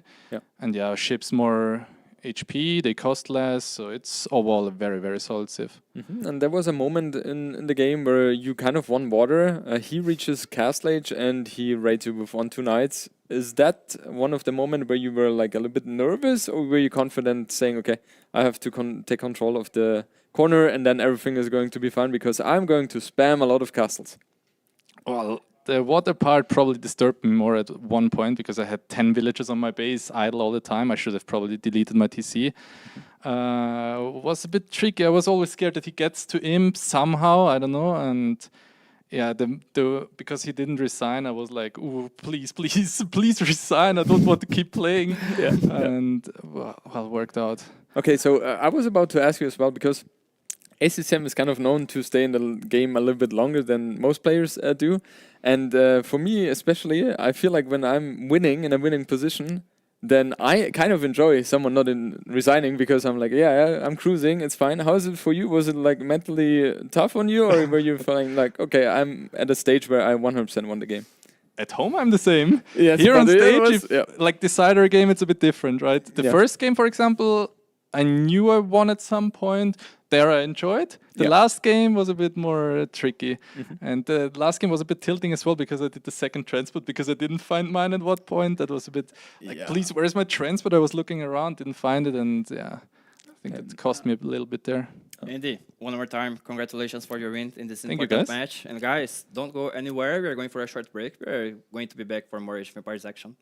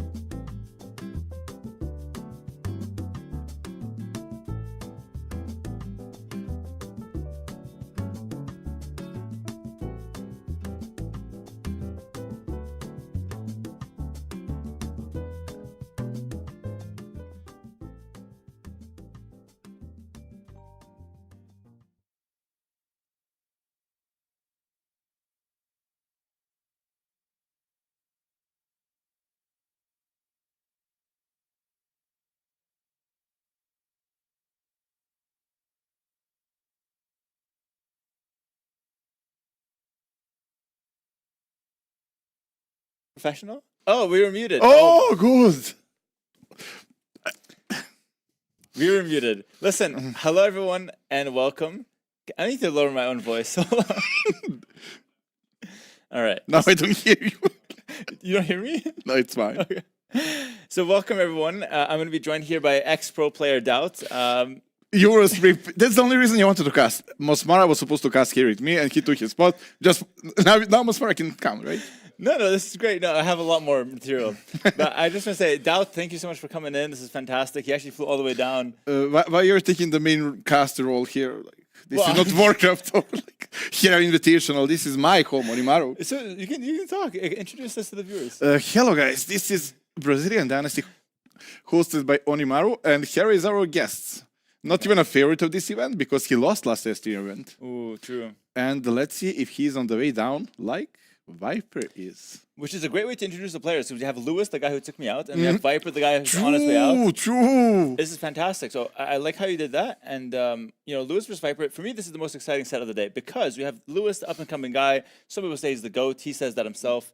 Viper, maybe the former GOAT, the fallen GOAT. What do you prefer? Fallen, absolutely yeah. fallen. And there we have the players set up. But in all seriousness, Lewis is on the rise. Viper, still trying to hang. And if he can win a pro tournament right now, a major tournament, it's going to be huge for him as well. So there's a lot on the line for both players. But I feel like Lewis is the kind of guy that's looking to prove himself now, which is interesting. Everybody's looking to prove themselves, but obviously Lewis is feeling no pressure because he's an upcomer and Viper. Every tournament loss makes a deeper and deeper scar to his heart, to his ego. And then one day, you don't even get to qualify. And then you even start carrying He got 5-0'd? PCs. Sorry, I didn't mean to cut you off. Lewis 5-0'd Viper in a Brazilian Dynasty show match. That's crazy. A show match. Show matches are very important. Yeah, actually, speaking of show matches, Doubt just beat Lewis 2-0, but it should have been 5-0 because Lewis quit in the show match yesterday. In all fairness, he had headache, right? It was past 4 p.m. Yeah. It was very, very late. It was 4 p.m. and he couldn't finish. Yeah. Arguably, though, it's later right now, actually. It's 4:54, so... Well, let's see. Maybe he will have headache. Let's see how the set goes. Yeah, it's going to be really interesting, though. I'm excited for this one. I just want to say, Doubt, for those confused, is actually not part of the tournament. He actually lost in the qualifier. Yes, twice. Yeah, lost twice, in 2 actually. qualifiers. I didn't get the third one, like Nico, but I would lose that one as well. So it didn't even matter, yeah. Yeah, it's fair enough. Were you at Red Bull, by the way? Not even to carry PCs. That's crazy. Not even that. Yeah, actually, just to let the viewers know as well. So Doubt's role in this, it's a very important role, actually. He carries the players' PCs from downstairs to upstairs. He's really good at it. One of the best, in fact. Actually, yeah, it's like, we need a big guy, and I'm like, finally. And yeah, I set up I set up Andy PC, I set up winner PCs. I didn't set up now PC. Okay. That would be too much. Yeah, fair enough. Casting role, you're kind of doing a little bit of everything here, which is great. Very multiple. After they are done, I'm cleaning like the bathroom and everything. Like, yeah, it's fair enough. Yeah. Also, the plumber on the side. as long as I'm invited a part of the community. Like. As long as you get invited, you're happy. You'll do anything, guys. Listen, we have the maps here. Festa de Polvora for the first one. They have Coast Arena with a fancy name. And we have Parque do Ipiranga as the third map. You know the names. Barely. I learned them like 2 days ago. But I just want to say, taking a look at the draft here, we see a first pick Spanish versus the first pick Mapuche. For me, it seems like the Mapuche first pick seems nice for Parque. Honestly, it feels really good. Mapuche just cannot be wrong. Those things are freaking broken, right? I can honestly see them on all 3 maps. Yeah, I can see them on all 3 maps. That's why he picked them first. That makes a lot of sense. That's very true. I feel like they have really good bonuses that favor like fighting with economy behind it. Bengalis, though, feeling really good as well for... Is that Lewis's draft or Viper's draft? They don't look alike. Like left, that's left Viper. is Viper. I'm so sorry, guys. Viper with Mapuche. The Civ's not that good. Sorry. So you're cheering for Lois? just spreading some propaganda. It was production. But okay, the Spanish first pick is interesting. I feel like Spanish. I like the Mapuche more. I feel like Mapuche for Parque are really good. Spanish could be used on Costa Arena. They could also be used on Festa. I feel like Lois draft is more straightforward. Like Spanish Arena, Burmese, I don't know, Vietnamese. Sorry, the production said something and I didn't hear it. I know. We will get used to it. We are new to him. I have to get used to this. I will be probably regular. Yeah. But overall, like Megalis is for Arena. I can predict that. First map is what? The barrel map. Yeah, first map is Festa. That's a very fun map, actually. It will be, I predict, Mapuche against Vietnamese. You're wrong for sure. Mapuche is for sure on Parque. Actually, maybe not. Maybe not. You may be right. You've been practicing with Viper. I've been practicing with Lewis as well. That's true. I practice with anybody. Yeah, I do like the player room. Feels like a one-on-one press conference. It's like a Zoom meeting, but you're not invited. How do you like trophy? The trophy's fantastic, really cool, on theme. It's got the Jaguar head. You can wear it as a hat, I think, as well, which is kind of insane. Ooh, can Yeah. I wear it? I will break it. I think it would be nice if a few pictures with you in the trophy hat. But no, I like both drafts. Seems to be a really nice set up close of Lewis, of course. He looks like he's locked in. I feel like Lewis is the kind of guy that likes to troll around and make jokes, but I think this set kind of matters a lot to him, and it's an Onimaru mirror match. It's Onimaru mirror match. Although one player doesn't feel so much like Onimaru. We'll not say which one. Which one doesn't feel like Onimaru? The one who is not sitting down with Onimaru. Oh, okay, fair enough. Yeah, makes sense. No, but listen, it's going to be 3 new maps for the event. I mean, Costa Rica has been played for some other maps as well, so other tournaments as well. But Festa and Parque are new maps, so I think I'm going to be really interested to see how they play out. Parky actually never even saw. That's a brand new map. I saw the other one. The other one, TP. What's the name? TTT something. Oh, The other- Tepui, yeah. that one is very nice. We played. Yeah, that Yeah. one is very nice. This one I didn't see yet, so I cannot guess if my Pucci will be there or not. But Oh, sorry, I almost forgot. I played a set versus Doubt yesterday, and it was a really good set. Loved every game. I actually won 5-0 there. doesn't matter. It was good. Uh, I enjoy every. You actually made me mad, and you asked me to retire, and I was like, I prefer to be mad and lose than to be a caster and not feel anything. Like it's just how it is. So I'm trying to get Doubt. Maybe the viewers agree with me here. I'm trying to get Doubt to focus more on his skill set nowadays. I think you're an excellent player, but you know when you put bread outside for more than like 3 days. 25 years. Yes, your bread that's been outside for 25 years. It's not even moldy. It's like the next step. I know. Your gameplay's got some issues, but you're a great caster. I think you have a lot of insights, a lot of strategic depth. So I think Doubt's skill set's better used in the casting booth. He disagrees. I mean, I am not polished as a caster. I can just go with insight, but lead conversation like you hear, speaking native and so on, accent, not for me. I like to play. I want to focus on playing. I want to focus on losing. I will carry PC if it takes, but I'll be around the players, and that's important to me. I feel younger that way. I love the dedication. I think it's fantastic. It's admirable. It's not all about money, right? Obviously, casters earn way more. But it's not all about money. That's fair enough. Fair enough. I respect your constant effort to try to get past those qualifiers, those pesky qualifiers. I swear, every time it's getting harder and harder, and I get, with all due respect, every new S-tier tournament, I get easier and easier qualifiers. Like, literally, they won't be there. I cannot deliver. Like, it's like it's fixed. Maybe it is. So, like, you're saying you get easier rounds, but you still lose. Yes, it's a mystery. Yes, every month it's every next S-tier. I don't know. Next time, maybe I get Lewis. I don't know, and I still will not qualify. Yeah, it's a shame. But to be fair, like the level has really risen. Like the level right now is actually pretty hard. I actually feel like you said it yourself. You're playing the best Age of Empires of your life. That's actually the fact. And it feels like your results are, not as. This is not my interview. We are supposed to speak about the players who are supposed to play. That's not about true. me. This is not like history of doubt. Like. Yeah, it's true. It's true. That's very unprofessional of me. I was talking too much about Doubt. But we have Viper versus Lewis starting soon. They can focus about Viper. Do you think he still got it? I think he does. I think he does. Everyone was saying Viper's washed, and I was the one person saying, no, he's not washed. He's just bad. I'm joking. He's completely spotless clean. Like. I actually think Viper's really, really strong right now, and I feel like he still puts out good results. Like he's always a contender for these events, and I actually think he's the favorite going into the set against Lewis. I think Lewis can win though. It seems pretty even. I hold Lewis to pretty high standards. Why? Not because he beat me last time, but I think he's a good player, honestly, and I think he has a good mind for the game. Agree. Like for example, Viper did not qualify for Red Bull, and everybody Viper is washed and so on. He lost to Sebastian in like decider game. Yeah, exactly. And like Sebastian is easily top 4 now. It's all very close, and Viper is still bringing results. He's not number 1 as we're all used to, but he's still top 4, very, very solid. And also, he snuck into Red Bull through some like last minute, issues, and he actually made semifinals. Yeah, he got top 4. So it's He like got top 4. he's still always in the conversation. I feel like you can never count him out. And honestly, with the maps that we have right now for this event, the maps are not very standard in the way that you'd expect, like a regular Arabia, regular LAN map, regular arena.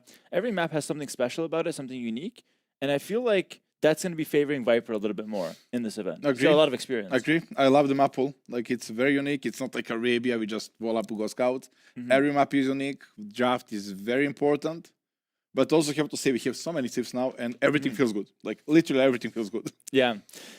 One of the common themes actually in the practice room is that, like, dude, the guy has like Vietnamese and you have like Wei, and it just feels like those two are S tier civs, but then you have like, Chinese in the conversation, you have Khmer that's always there, Bengalis can pop up. There's so many civs that can just work in scenarios. So I think it comes down a lot more to player preference nowadays. It used to be like Chinese first pick, that's it. Yeah. Now, yeah, I can allow Chinese, but there are other very, very solid tips. Yeah. Valent is getting better. Thank you, Nili.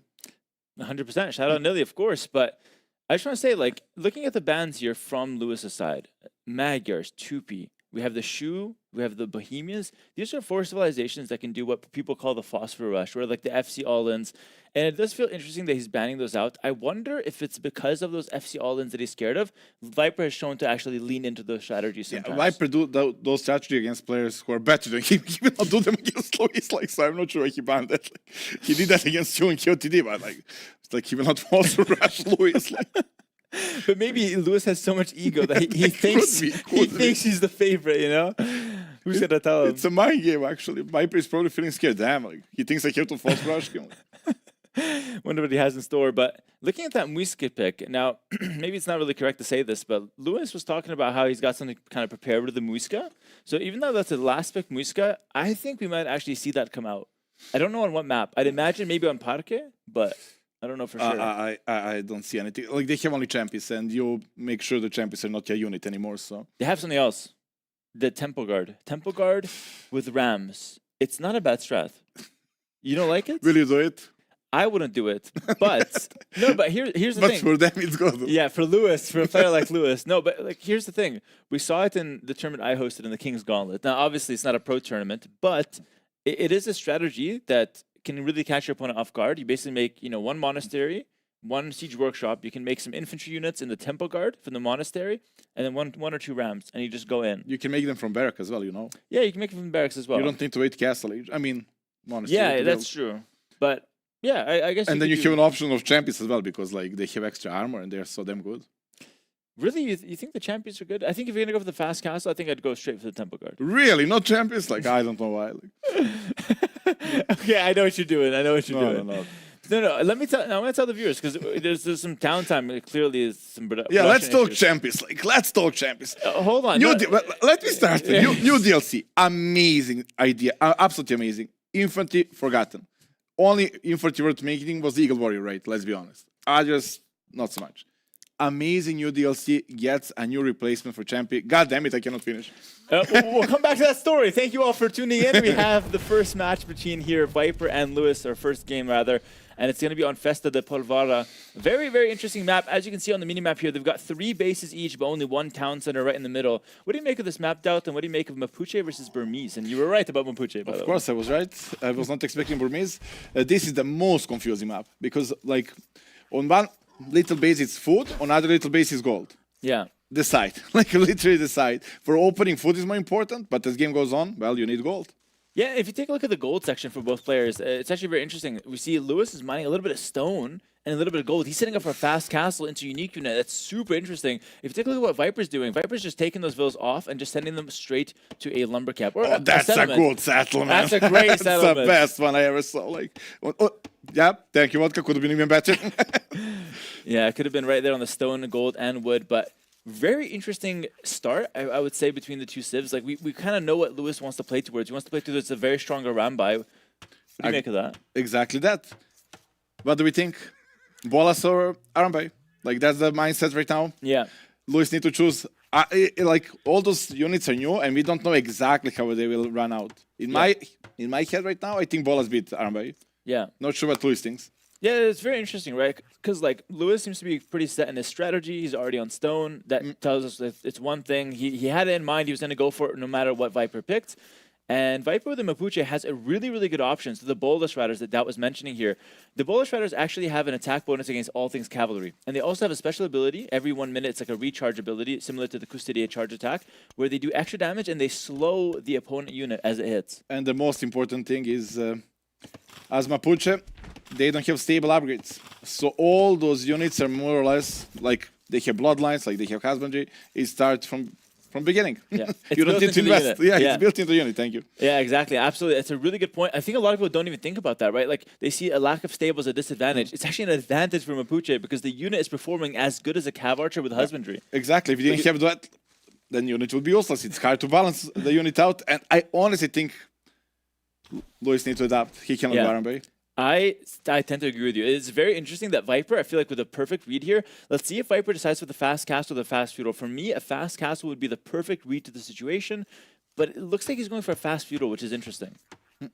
Fast castle makes more sense because like you're bulletproof against any feudal unit. If he's going fast castle, I guess you're weak to the monks only. Against unique unit, you're happy.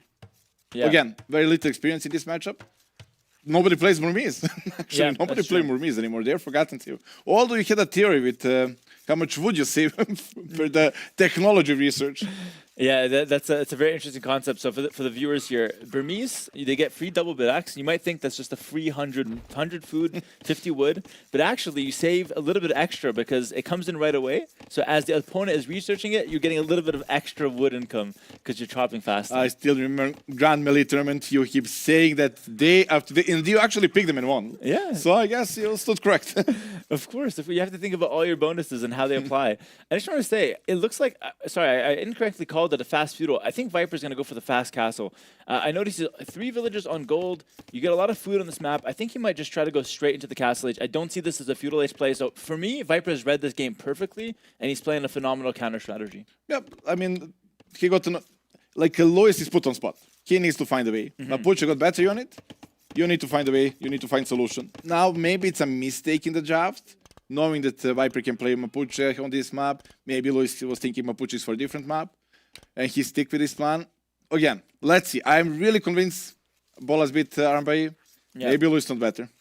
Yeah, it's really interesting. I tend to agree with you, and I just want to say, like, as we're talking here, if you're in Lewis's position, would you just commit to the Arambai and try to go for some kind of like forward castle, spice it up with a strong unit, or would you completely adapt your strategy as you see Mapuche?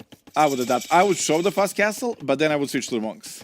Oh, what's Okay. happening? Oh, point of view, nice. Nice point of view here, Lewis. Actually, one of the slower players. He's got, I think, less than 60 EAPM. Really? Yeah, he looks like he plays fast. He plays quite efficient, but it's kind of, he's a little sensitive about it. It hurts his feelings if you bring it up. He's a very slow player, very self-conscious about it. But no, I think he plays efficiently, though. Also, I love that he's pushing deer to the TC, not sending extra villagers to the berry side. That's so much efficiency. Yeah. Everybody's like pushing the deer next to the meal and send extra villagers there, and then you lose a lot of walking time. And walking time is not working time. Yep. No, absolutely. It's like when you need the PCs upstairs, you send Doubt. Doubt. Because players cannot waste the walking time. Exactly. But Doubt can. They have better things to do. Doubt is the deer in the scenario. Which is great. No, it's good that you know that concept. As you can see here, Viper's up to Castle Age, so it's going to be confirmed Bolus Rider play. And I think he's good to just go straight into that Bolus Riders. Don't have to really even consider anything else. Like that's unit, I think, the most OP right now. It used to be Blackfoot Archer.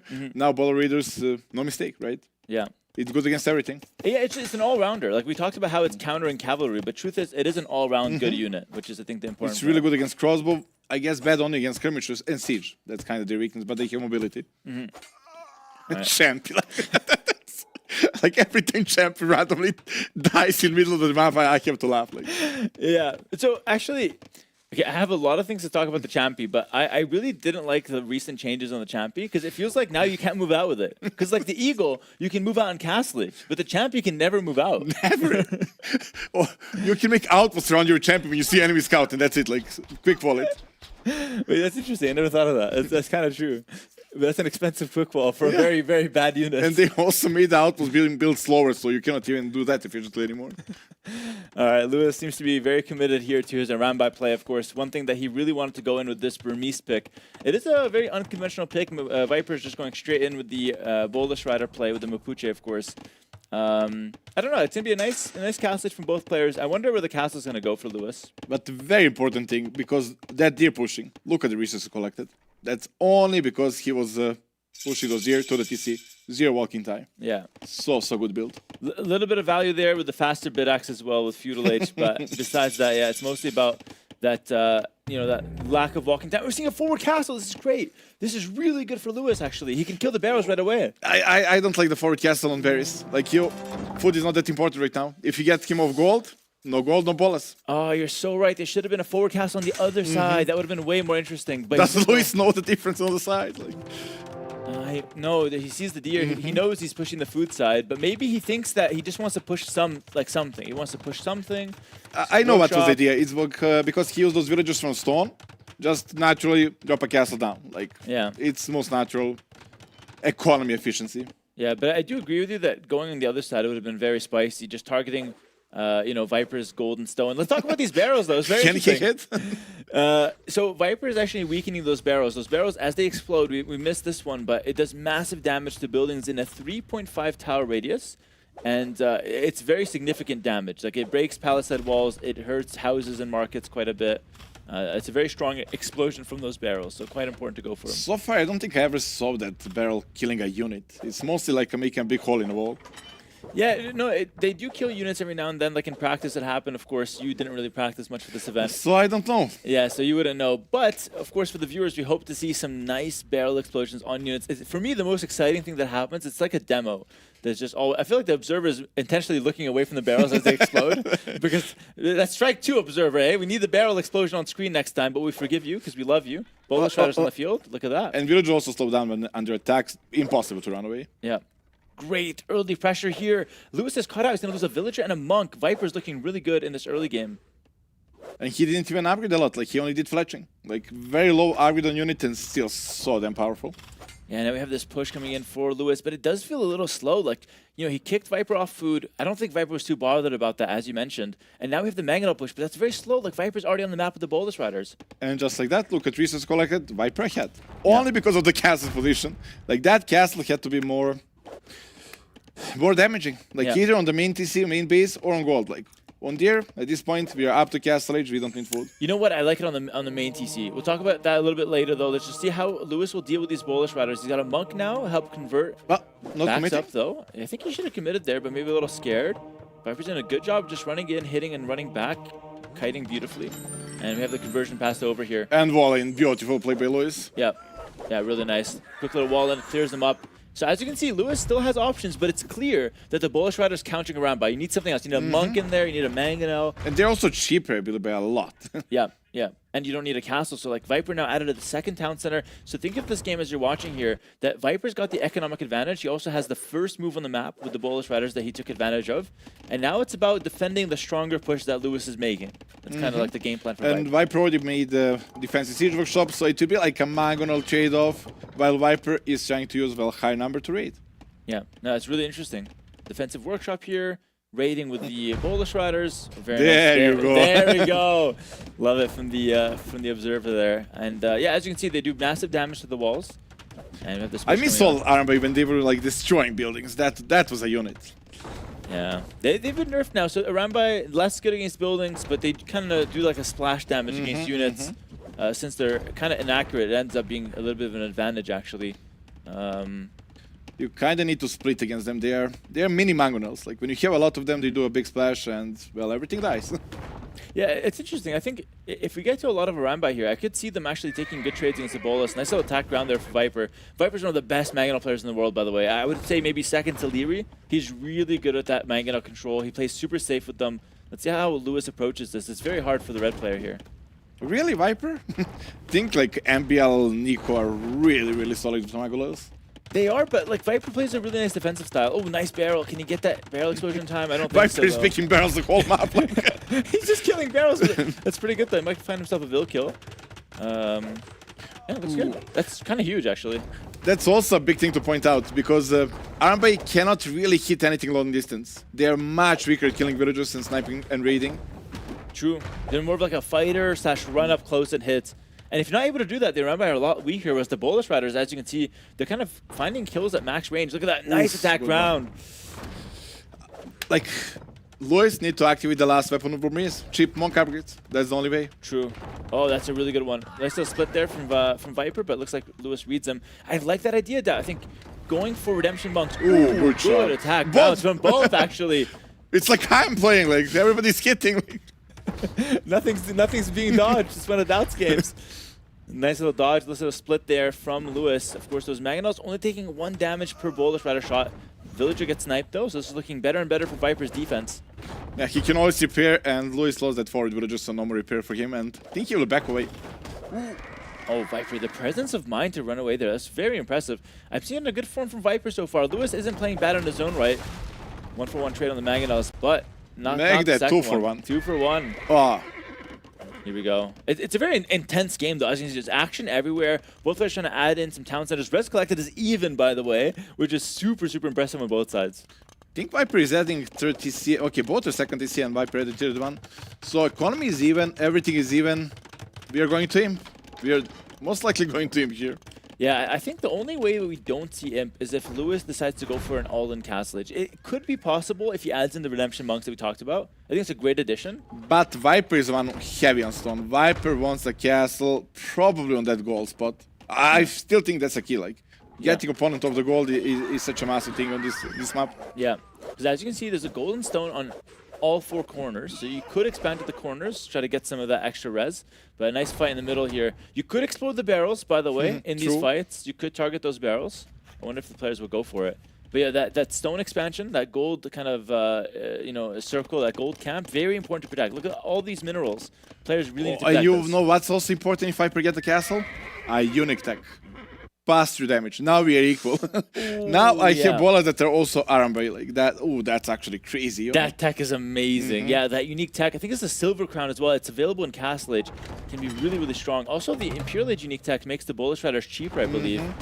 But the Castle Age one is like you don't need him. Like, you literally don't need him. You don't even get Bracer in him. You don't need him. You just need that upgrade and you're good to go. Castle Age forever. Super interesting. Like that actually opens up some play for Viper here. He could consider a forward castle if he wants to, or just a defensive castle for now. Sanctity in for Lewis, giving extra HP to the monks.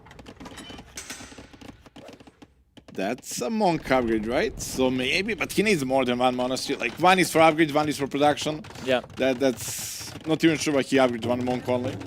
Yeah, he got Sanctity, he's got only 1 monk, so maybe it's a sign of things to come, but I think he needs a lot more, as you mentioned, if he wants to make a monk rush happen. It is worth mentioning, though, Lewis has 3 relics, so there's something positive for him in terms of stats. And he's still controlling the middle. Like, yeah.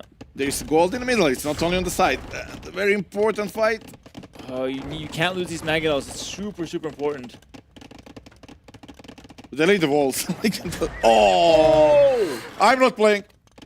Oh, but you're casting Doubts. That's terrible for Viper. He lost a lot of Bolus Riders under the town center of Lewis. But Lewis is kind of paying him back. You see that slowed Arambay, actually. The Arambay got slowed as they approached the Bolus Riders. Mangonel 1-for-1 trade. Bolus Riders approach. Viper's looking for the cleanup here. But he needs to close the distance and then Arambay do the massive splash damage. Who wins? It's the Bolus Riders. By far. The Bolus Riders are so clean. What a play from Viper. Cleans up the Arambay. Beautiful play from him. And also just clinches that Mangonel, so the Mangonel can never shoot. This is pro player micro right here from Viper. Looking really clean. Now he can choose where I want to position the castle. You got stone. Yeah. You got clean map.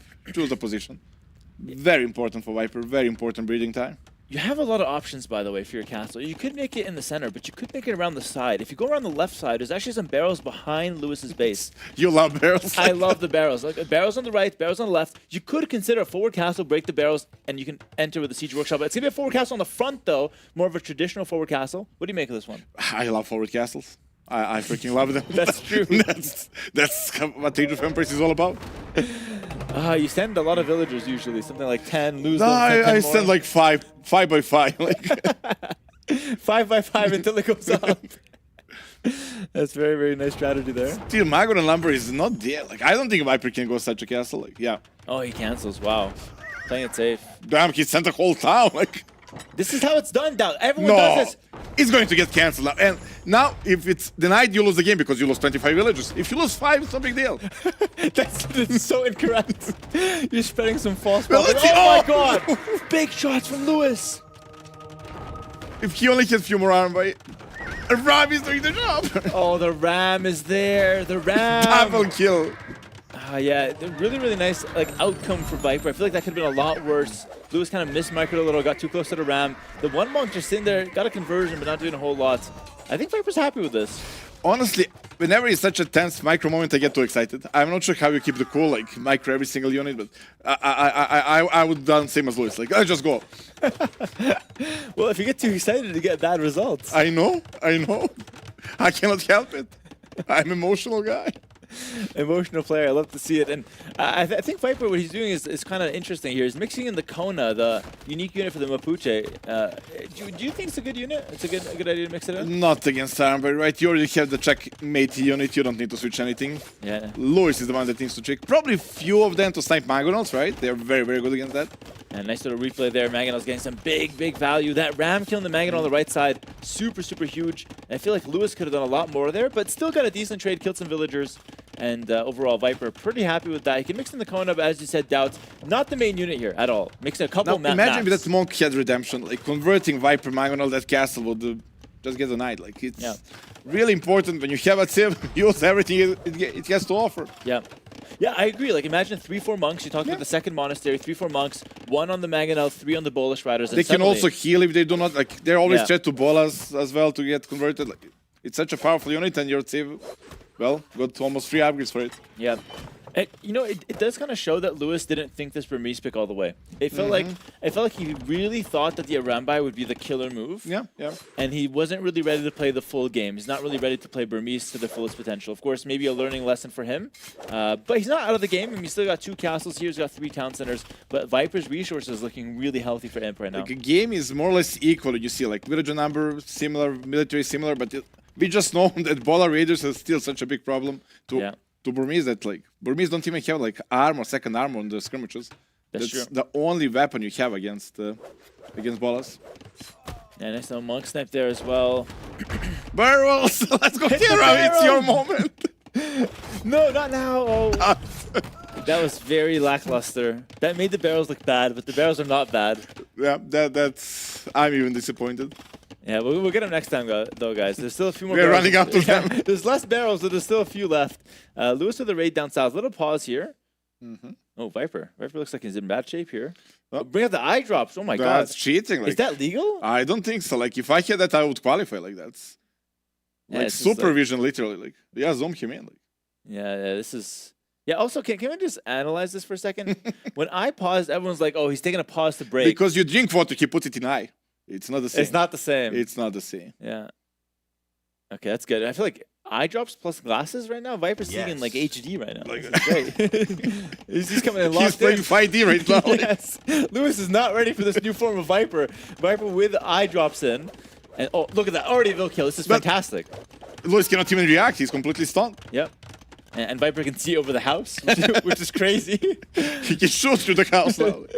So yeah, really nice second win there from Viper with those eye drops. Another barrel explosion. Look at that. We are running on them. One more. One more barrel. And no, I love this strategy from Viper. I think it was a perfect response to the Bohemians. The Burmese, excuse me. And he continues to get insane value here with those Polish Riders. 17 eco kills so far this game.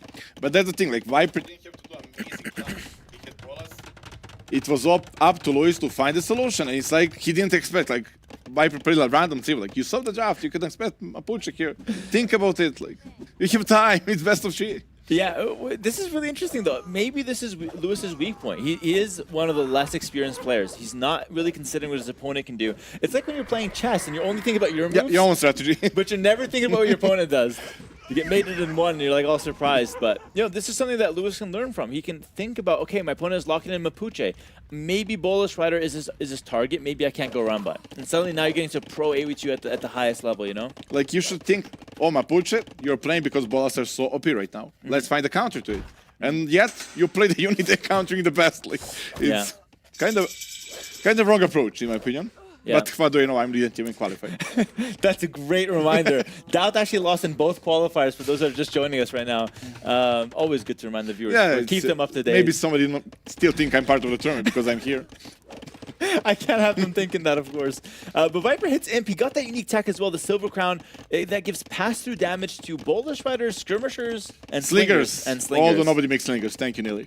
Nobody makes Slingers. Not a great unit. But the Boulder Strider, of course, with a pass-through damage, kind of like a Scorpion, can be a very powerful unit. Lewis does not have an answer to this, guys. Lewis is in Castle Age, nowhere near Imp. I think this game is over. Do you even know how the pass-through damage, like, do you want to hit first unit or the last unit in the line? I would hit the first unit usually, but I'm not sure if that's I correct. have no clue. I'm asking you because I didn't qualify. I was thinking you have an answer. I don't. No, that's not the difference between qualifying and not qualifying. Let's see. Pass-through damage is going through after the first unit. Maybe you're right. Yeah, I think you just hit the first unit and then it hits like the 2 or 3 behind them. It works really good when the units are clumped up, but so are the Rambai. The Rambai are also really good when units are clumped up. Lewis has a villager lead, something to play for. He's got the relics as well. Res collected, not terrible. But if you look at these Trebs now, how do you answer Trebs? Yeah, map is turning like arena. Fight for the middle, fight for the position, and that's all about traps. Like that's the best tool to break the position. I'm surprised Viper's backing off. He really doesn't have anything to defend that castle. I wonder if this is chokeable, actually. It's possible that Viper can't quite finish it off. I'm not sure. Seems to still be in a good position, though. It's because, like, you get Imperial Age, you cannot afford the lead. The Bracer doesn't exist to your Civ, so you only got traps unlocked. Yeah. And you, well, invest 2,000 resources for that. It's not cheap. Yeah, that's a very good point. Like the Imperial Age, 2,000 resources, a 3-minute investment. All you have is Trebs from it. But I would argue that the Trebs now getting insane value, and it was good enough. Louis, I agree as well. GG's called, and Viper there looking good. Maybe not physically. Seems to have a little redness or something. He never looked good physically, but maybe he needs a few more eye drops. But no, I think he's doing well, and he's up 1-0 here. What do you make of Lewis's comeback into this? It is a play all 3, so there's still chances to win. every game counts, right? Every game is important. And I honestly don't like how Louis approaches. You absolutely play to Mapuche. Like, every Mapuche is playing to the ballers. And what do? Let's go Arambe. Well, yeah, I was thinking maybe he thought through. Maybe Arambe actually goes against ballers. No. Yeah, it feels a little disappointing. Like the whole game we're talking about, okay, Boulder Riders is the one thing here that Lewis has to watch out for, and it seemed like the one thing he was not prepared for, which makes no sense. However, this was Viper's first pick. It's like if it was Stato, for example, playing Burmiskis. Oh, he found a solution to Bolas. I'm excited to watch. Yeah. Here I was like a bit judgmental. Like, did he find a solution, or just Louis being Louis? Like. Yeah, he kind of went for the obvious strategy, and it didn't really work out. I mean, the forward castle was interesting. We're seeing some replays right now, some highlights from the game. A lot of nice trades back and forth, but I felt like the trades were even. I felt like both players actually played micro, macro pretty well. But, I mean, I'm saying this and Viper's losing under the town center, but, you know, it was a very messy game, and Viper had his moments that, you know, he was able to show the Boulder Riders to their full potential. But yeah, the Rambo just weren't enough, clearly. We can see the stats, right? From the start to finish, resources collect the same, villager number same. Only difference is, like, I have a better unit. Yeah. I have a better unit, and that's it.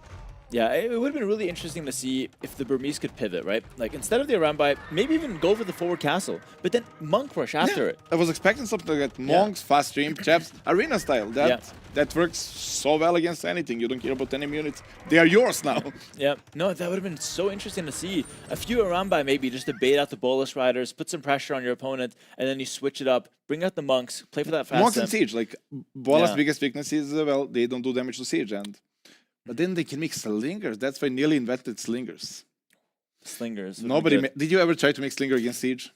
No, Apparently they're good. yeah, no, they have a lot of damage, but you have to micro them, and they're also slow units. It's like pros and cons. I think it's still worth going for, but it's not like I tried once, but it's low HP unit. Like, Yeah. I lose Knights to the Siege. Like, it's not for me. But yeah, that's true. Yeah, like I feel like Slingers in your hands, maybe not the best. yeah, I tried them honestly once, and I even got converted. And I played against Monks and Siege, and I got converted and like clapped. Like, it was like, and since then I never used them again. Like, They're supposed to counter Monks and Siege, actually, the Yes, Slingers. yes. they're crazy unit, but nobody makes them. Yeah, I haven't invested enough time, but looking at the maps left, you have Park left, and we have a Coast Arena left. The home maps for either player. Ooh, we already have a Civils there. I guess they started. Yeah, it looks like Spanish would be a really interesting one on the Coast Arena, I guess, but I'm not We really have tests for sure. the map. Persians, Vietnamese, right? I didn't see that. Okay, Persians, Vietnamese, the Civs for Park. It's going to be Lewis's home map. I don't know that map. You told me there is a beautiful wonder that gives population, right? That's only thing I saw on the map. I played qualifier and that map was not part of the qualifier, so I don't know. But okay, so you played qualifier, but not the main event. Yes. That's why I don't know. That's why I need you to to fill me in with the map. This is fantastic. We have a little point of view here. I think there might be some production errors, but I'm not really entirely sure. This could be intentional. But either way, the map is quite interesting. It's very intentional. So we have Viper's POV right away with the Persians.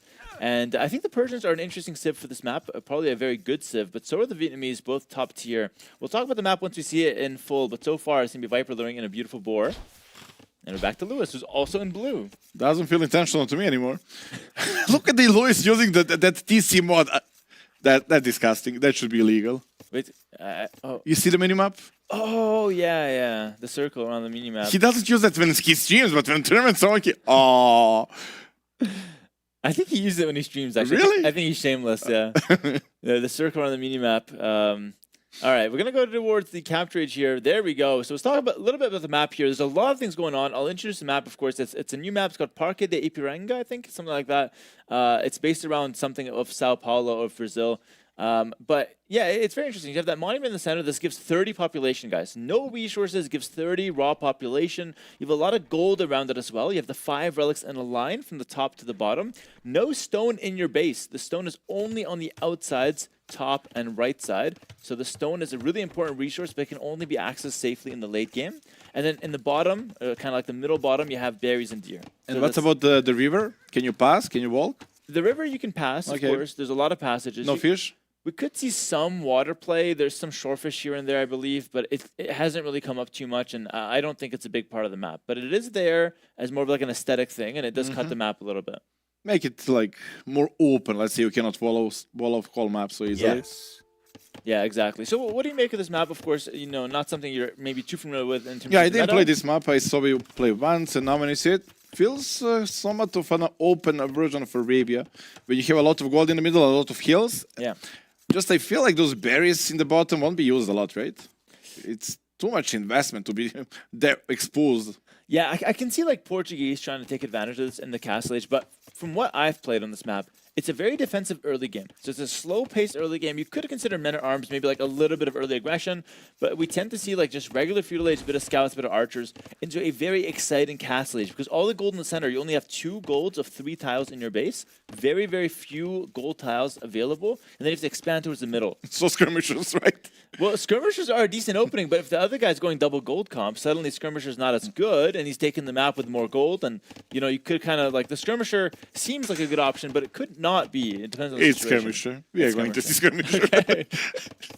We are going definitely to see skirmisher. Like there is no question about that. 100% skirms. It's like both opening scouts and then maybe cavalry archers into skirms because you don't have enough gold. Like you will spend gold on mangonels. I predict. Never played the map. skirmishers. If this is right, this is a fantastic prediction. I mean, in my experience from the map, if you try to go archers, you run out of gold way too fast. Yeah, exactly. Yeah. And you want to Archers- use that for mangonels probably. Yeah, exactly. Our archers feel like it's just not really the play, but I can see like cav archers being played. Vietnamese do get the extra HP on that. Persians can get Parthian tactics in Castle Age, a very, very nice upgrade there for the Persians.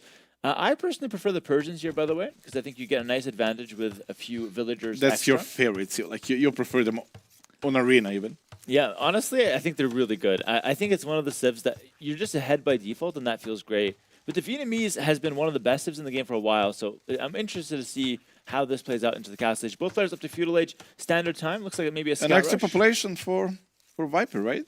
Yep. Is that a Lom or a Persian thing? That's a Persian thing. I think he does have loom. He just up 1 population, up 1 villager because the Persian town center is working faster. Okay, I agree then. Persians are insane. Yep. And that will add up whole game. Faster Castle Age after, faster aim.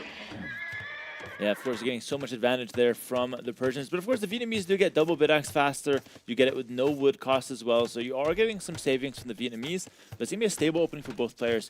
This is looking like a standard scout rush into walls, into a cav archers. Into Cav Archers and maybe scams to counter that. Like Cav Archers is not a long-term plan for Persians, right? Although you have a pattern tactics in Castle Age, it's still not something you want to.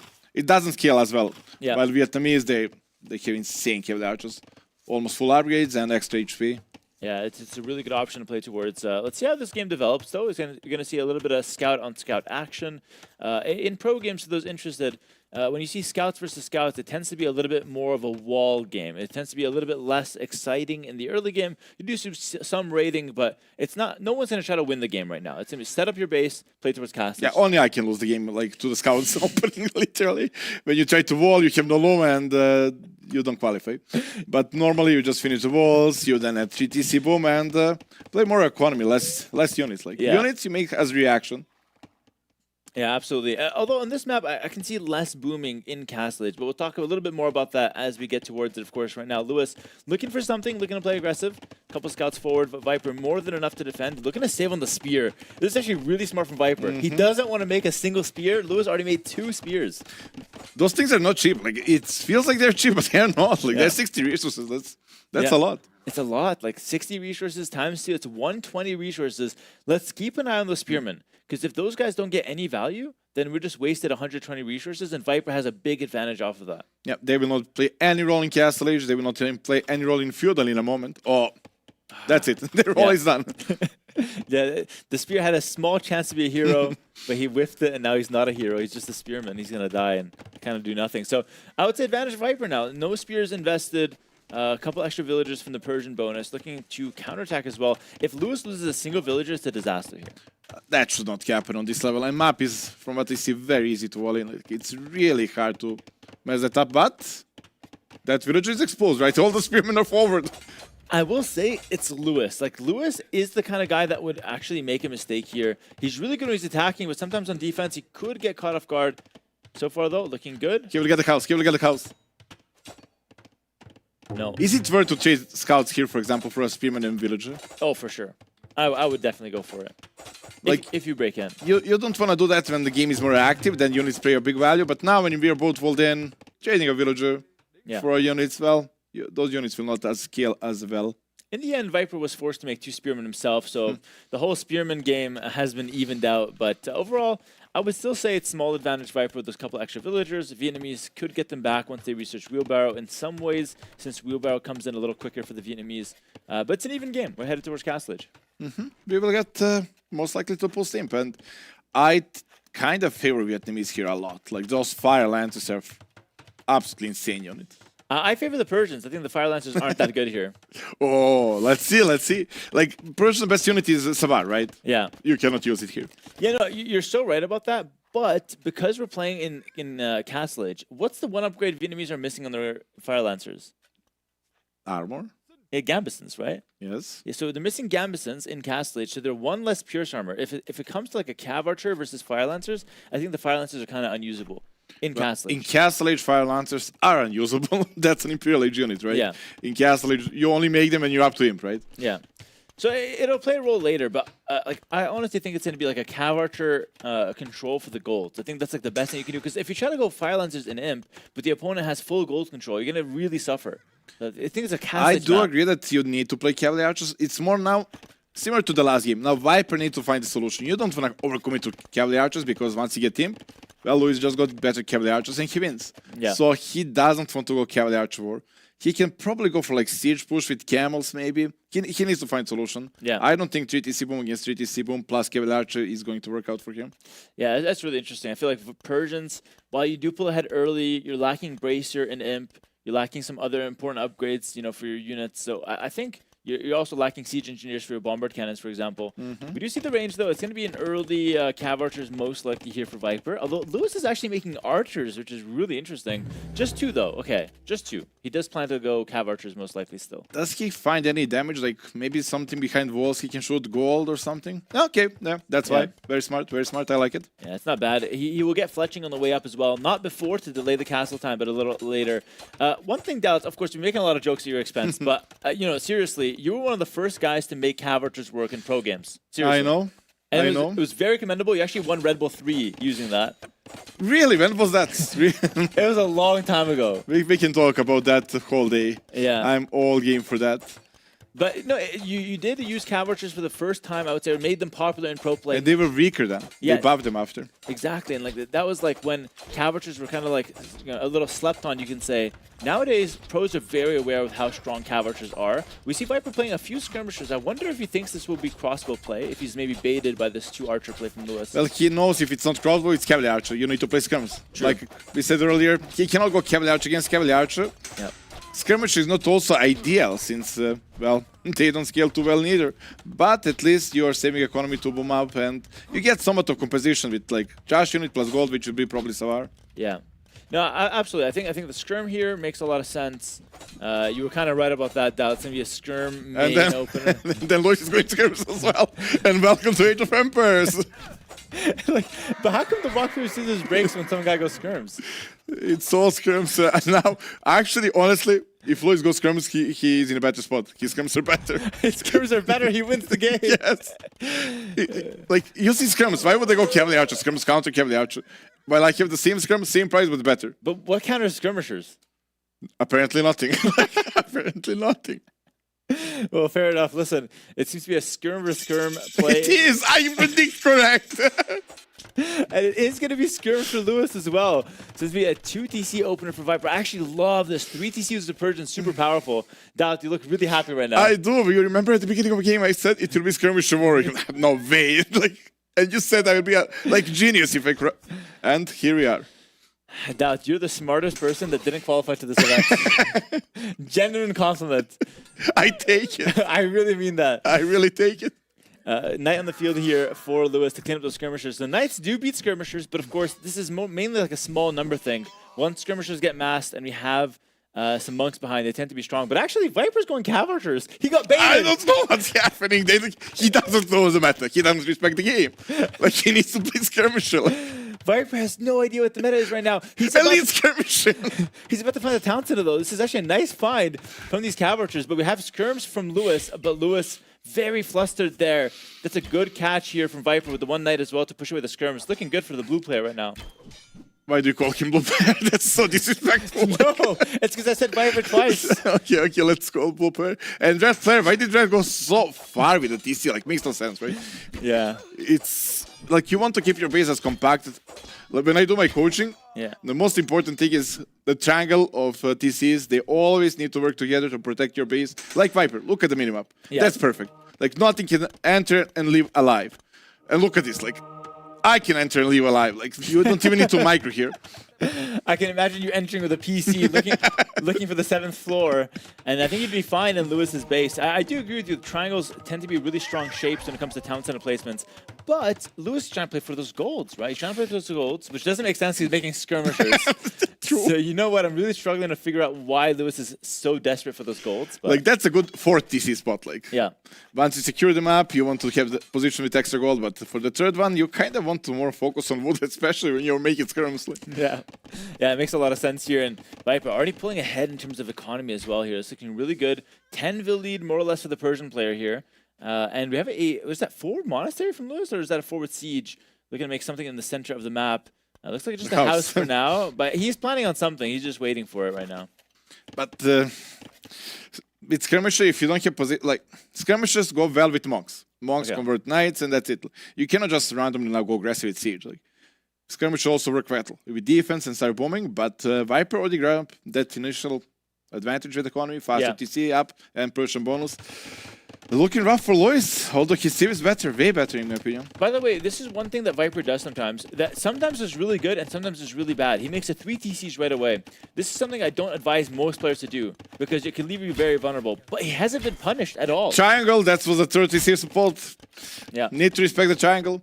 We are all playing the 3 TC. I'm not sure what you're talking about. We all drop instantly 3 TCs and then we qualify. That's not true at all. Yes. No, that's not true. Dropping 2 extra TCs is very risky. Like right away. Since when? Since Doubts. What are you talking about here? It's not risky because opponent is dropping TCs as well. No. It cannot be risky when we are doing the same thing. Right? No. You can definitely get punished with a forward siege if you go 3 DCs right away. You're playing today, and I will try. I will watch. Let's see if you make. Listen, I'm planning to go 3 DCs Of course, myself. you call it. It will be awful. Don't quote me on it. I'm just saying it's risky. It's not. Yeah, it's risky, but we will still do it because it's meta. Oh, here we go. Viper's Skirmisher against skirmisher. Viper saw skirms. He needs the counter. He goes for his own skirms. Like Prussian Knights, bonus damage against range units, but we go skirmishers. Dan, I think you actually understand this game very well. Skirms is the end game, but Vietnamese skirms have more HP, so they are stronger. Nice little raid there from Lewis. That's type of villager. Of course, stronger skirms to the side of the Vietnamese, but Viper with a little bit more economy right now. So it's actually kind of an even game. I would still say Viper Viper ahead, though. tried to drop a stable to switch to Knights. No. Continuous skirms. Yeah, I think skirms, you have ballistics tact. I think Knights, he is going to switch to Knights, but I think it makes sense because he's playing towards Savar. A couple of monk skirm snipe there from Viper. Both players equally active with their military, it seems. Yeah, I love Viper play here. He is maybe the only one who does this. Usually after a 3TC bomb when you have 80 villagers, you aim for Imperial each time. Okay. Viper... Okay, Let me you're finish trolling. the point. No, I'm not. Viper is going full Castle Age. Lots of time. Like, he will now make 5-6 stables, and then he will spam the Knights, take the initiative, and then go to Imp. Okay, you actually weren't trolling. That's a really good point. I thought you were making fun of me earlier No, because no, Viper was taking risks with the 3TC. No, that's a really good point. I'm sorry, I interrupted you early, but he is going to go for like the extended castle instead of going straight for Imp. That is true. I think on this map, that's the meta, by the way, because the gold's in the center. True, yeah. If you go Imp and you're going to be sat there with food, wood, you're going to be up to Imp, but you're munching on just food and wood. You got no gold, no power units, no map. It's horrible. If you go for the all-in Castle Age, or like if you can test the map at least in Castle Age, you have more access to gold, which is really important. Yeah, agree. On this map, it's absolutely amazing, but in general, like, that's play that is underrated. It's like Knights cost a lot to transition, upgrades are expensive, Unity is expensive, but being slower to Imperial Age doesn't mean you're losing the game. Like, getting that map control, an enemy opponent needs to fight back to get that map control while you're doing the damage with Knights. Yeah. I think this will work out. And let's see what Lewis does in response to this. Lewis is playing towards Imp, as you can see, so we're seeing exactly what we talked about here. It's all in Castle Age, around 50 farms from Viper. This is so impressive in terms of his economy. Lewis, though, up to Imp, and doesn't have much gold access, but has a nice stronghold with that town center, by the way. That's going to be kind of hard to break. I don't think Lewis is in a bad spot here, actually. Being on Imp, if he switched to Cavalry Archer, we have enough skirms, like, that's enough. With Cavalry Archers and Imp, that's the beauty when you have the Bracer and Ballistic. Like, those Knights don't do a lot. But by that time, Viper should be up to Imp. Like, Viper just stopped one cycle of production, he's up 50 farms is a lot. Yeah, absolutely. I think... Okay, nice little monk snipe there as well. It's the second monk that died in the last few seconds.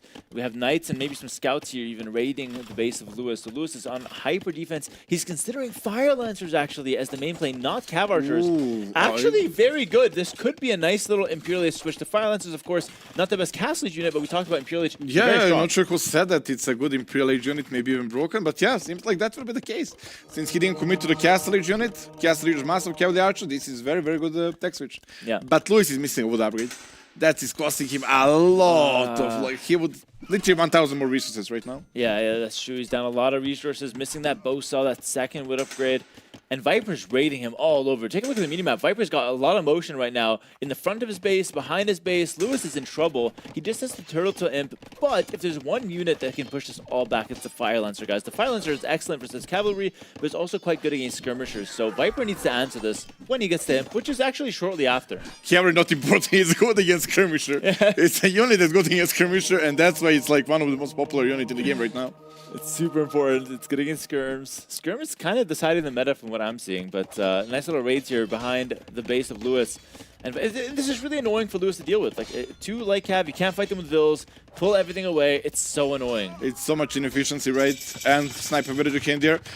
A Panic Castle, it should go up, right? Should go up. Got the monks. No one's will get sniped, though. But I feel like, yeah, I feel like Lewis is in a decent spot here, to be honest. Is he? Well, he's gonna go up to imp. Like the castle will go up. He's gonna go up to imp. He's gonna have fire lancers. I'm not sure if it's not a winning position. Obviously, Viper is definitely ahead right now.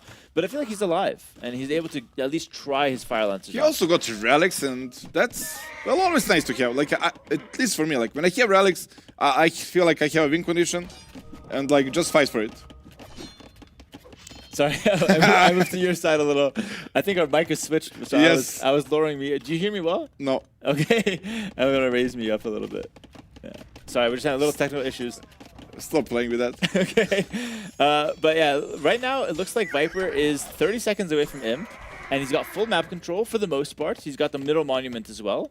Parthen Tactics looks like he wants a mix of Cav Archers and maybe Hussar, maybe Knights, something like that. He needs to find solution to the fire lancers, right? He knows he doesn't have time for cannoneers. He needs something right now. Knights will not do it. Well, Cavalry Archers, why not? Yeah, Cav Archers makes sense. Capram as well. Looks like he wants to play that macro game. Very interesting style coming out of Viper, but Lewis is surprisingly healthy. 100 villagers. He's got the skirm defense. He's switching into fire lancers slowly, but I just feel like he got in first and didn't use it. And that's what we were talking about earlier. True. That yeah. all-in castle seems to be really strong. Yep, he got Imperial Age like 2 minutes earlier, and what happened? Nothing. And I really dislike his upgrades. He's missing the farm upgrade, he's missing the wood upgrade. Yeah. My point of view is like you always want to get all economy upgrades in the game. Getting them as soon as you can is always a plus. It's always a plus, yeah. Yeah, the only time you want to skip economy upgrades is to prioritize something important for the moment. But this is terrible news for Lewis. Relic block skip as well. The relic block there, this is nasty. Like, what is that, 12 villagers going down? It's a big raid for Viper. Viper's up 30 villagers more or less here. And he's got Siege Ram teched into. I love this from Viper. This is really interesting. Siege Ram to break the buildings. You can raid with Siege Ram as well. You can push the castle in the center, or you can make sneaky workshops on the side and push the side of the Viper base. is so active. It was, like such a beautiful game for Viper. I don't know. I would be scared if I would have to play against Viper in this tournament. Yeah, hopefully I can avoid him for as long as possible. I think he's always a guy, especially on these maps, that, you know, he's just gonna always play them solid. He seems to have a really good read on the meta as well here. Beautiful play from Viper so far. Lewis seems to be a little outclassed in these late games as well. Like, Viper played that delayed Castle Age, got a lot of map control, a lot of raiding. Now he's up to Imp. He's got a lot more to play with. And despite the elite Fire Lancer here from Lewis, I still feel like Viper's in a commanding position. It's such a clean game from Viper, right? He's constantly raiding every spot with few light cav here and there. He's preparing the beef push through the middle. It's beautiful to see. But it reminds me of the old Viper. Okay, that's good. That's good for the Viper fans listening to this. And he's got a lot of fans. Of course, he's one of the favorites going into this tournament. I can say you never count him out. But I will say here that the Vietnamese Fire Lancer is one of the few units that can push us all back, honestly. It's a really strong unit for the scenario. I wouldn't count out Lewis just yet. Oof. The Chocho is coming. I'm not sure if there's enough Lancers. How many is that? 18? And they're spread around all across the map. Like if he's group up at one spot, they're fighting through the middle. Yes, but I'm calling it now. The siege ram could be a throw. I'm not saying it will be, but it could be a throw. You could send in the siege rams. The Fire Lancers will clear them up, and all of a sudden, all that investment into the rams is going for like nothing, right? yeah, it's expensive upgrade. Should be cheaper. Thank you, Neely. Actually, I agree with you on that one. Only pushing unit is like trebuchet and bomber cannon. Yeah, the ram feels a little underwhelming sometimes. It's very good for raiding or like side pushes, but a push down the center here. Dude, I honestly feel like Lewis is in a better position right now. The Fire Lancers are so good here. We need hand cannoneer. Viper is still in a better position in terms of economy and map grip, but the units right now, this Fire And you know what counts as cannoneer? Oh, Skirmisher! of The group course. from before is there. Dude. And we'll snipe another one. That's it. This is such a deadly composition, right? It's so good. This is why Vietnamese are so meta, but Viper with a beautiful quick ball up top. He actually blocks the Fire Lancers from accessing the And blocked with trebuchet. villagers. That's so good. What a trap from Viper. Beautiful plays on both sides here, but Lewis, it has to be said, he endured so much raiding. The fact that he kept like that focus, I need to get to the Fire Lancer. Beautiful play from Lewis. A lot of respect for him fighting on in this game. He's still behind, but he's doing well. I'm with you. Like I like Louis spot more and more. Think he just now go back. Don't get the don't get Don't get overhyped. hyped. Yeah. Go back. Wait. You defend the first attack. Play for the pulse team. You have better team. Yeah, Imp skirms, get a couple more relics in, you know, keep getting your upgrades. He's still missing armor and all the attack upgrades on the Fire Lancers. Damn, that unit is absolutely good. melting everything. Yeah, so good. It's not broken though, guys. Let's nerf the champions instead. The champions are the Hey, problem. that's my saying. The champions are the problem. The Fire Lancer is perfectly balanced. But of course, a little bit of sarcasm there. The Fire Lancer is really, really strong. Some would say overpowered. Depends on who you ask here. But as you can see right now, it's kind of keeping Lewis into this game. Score is getting closer. You were right.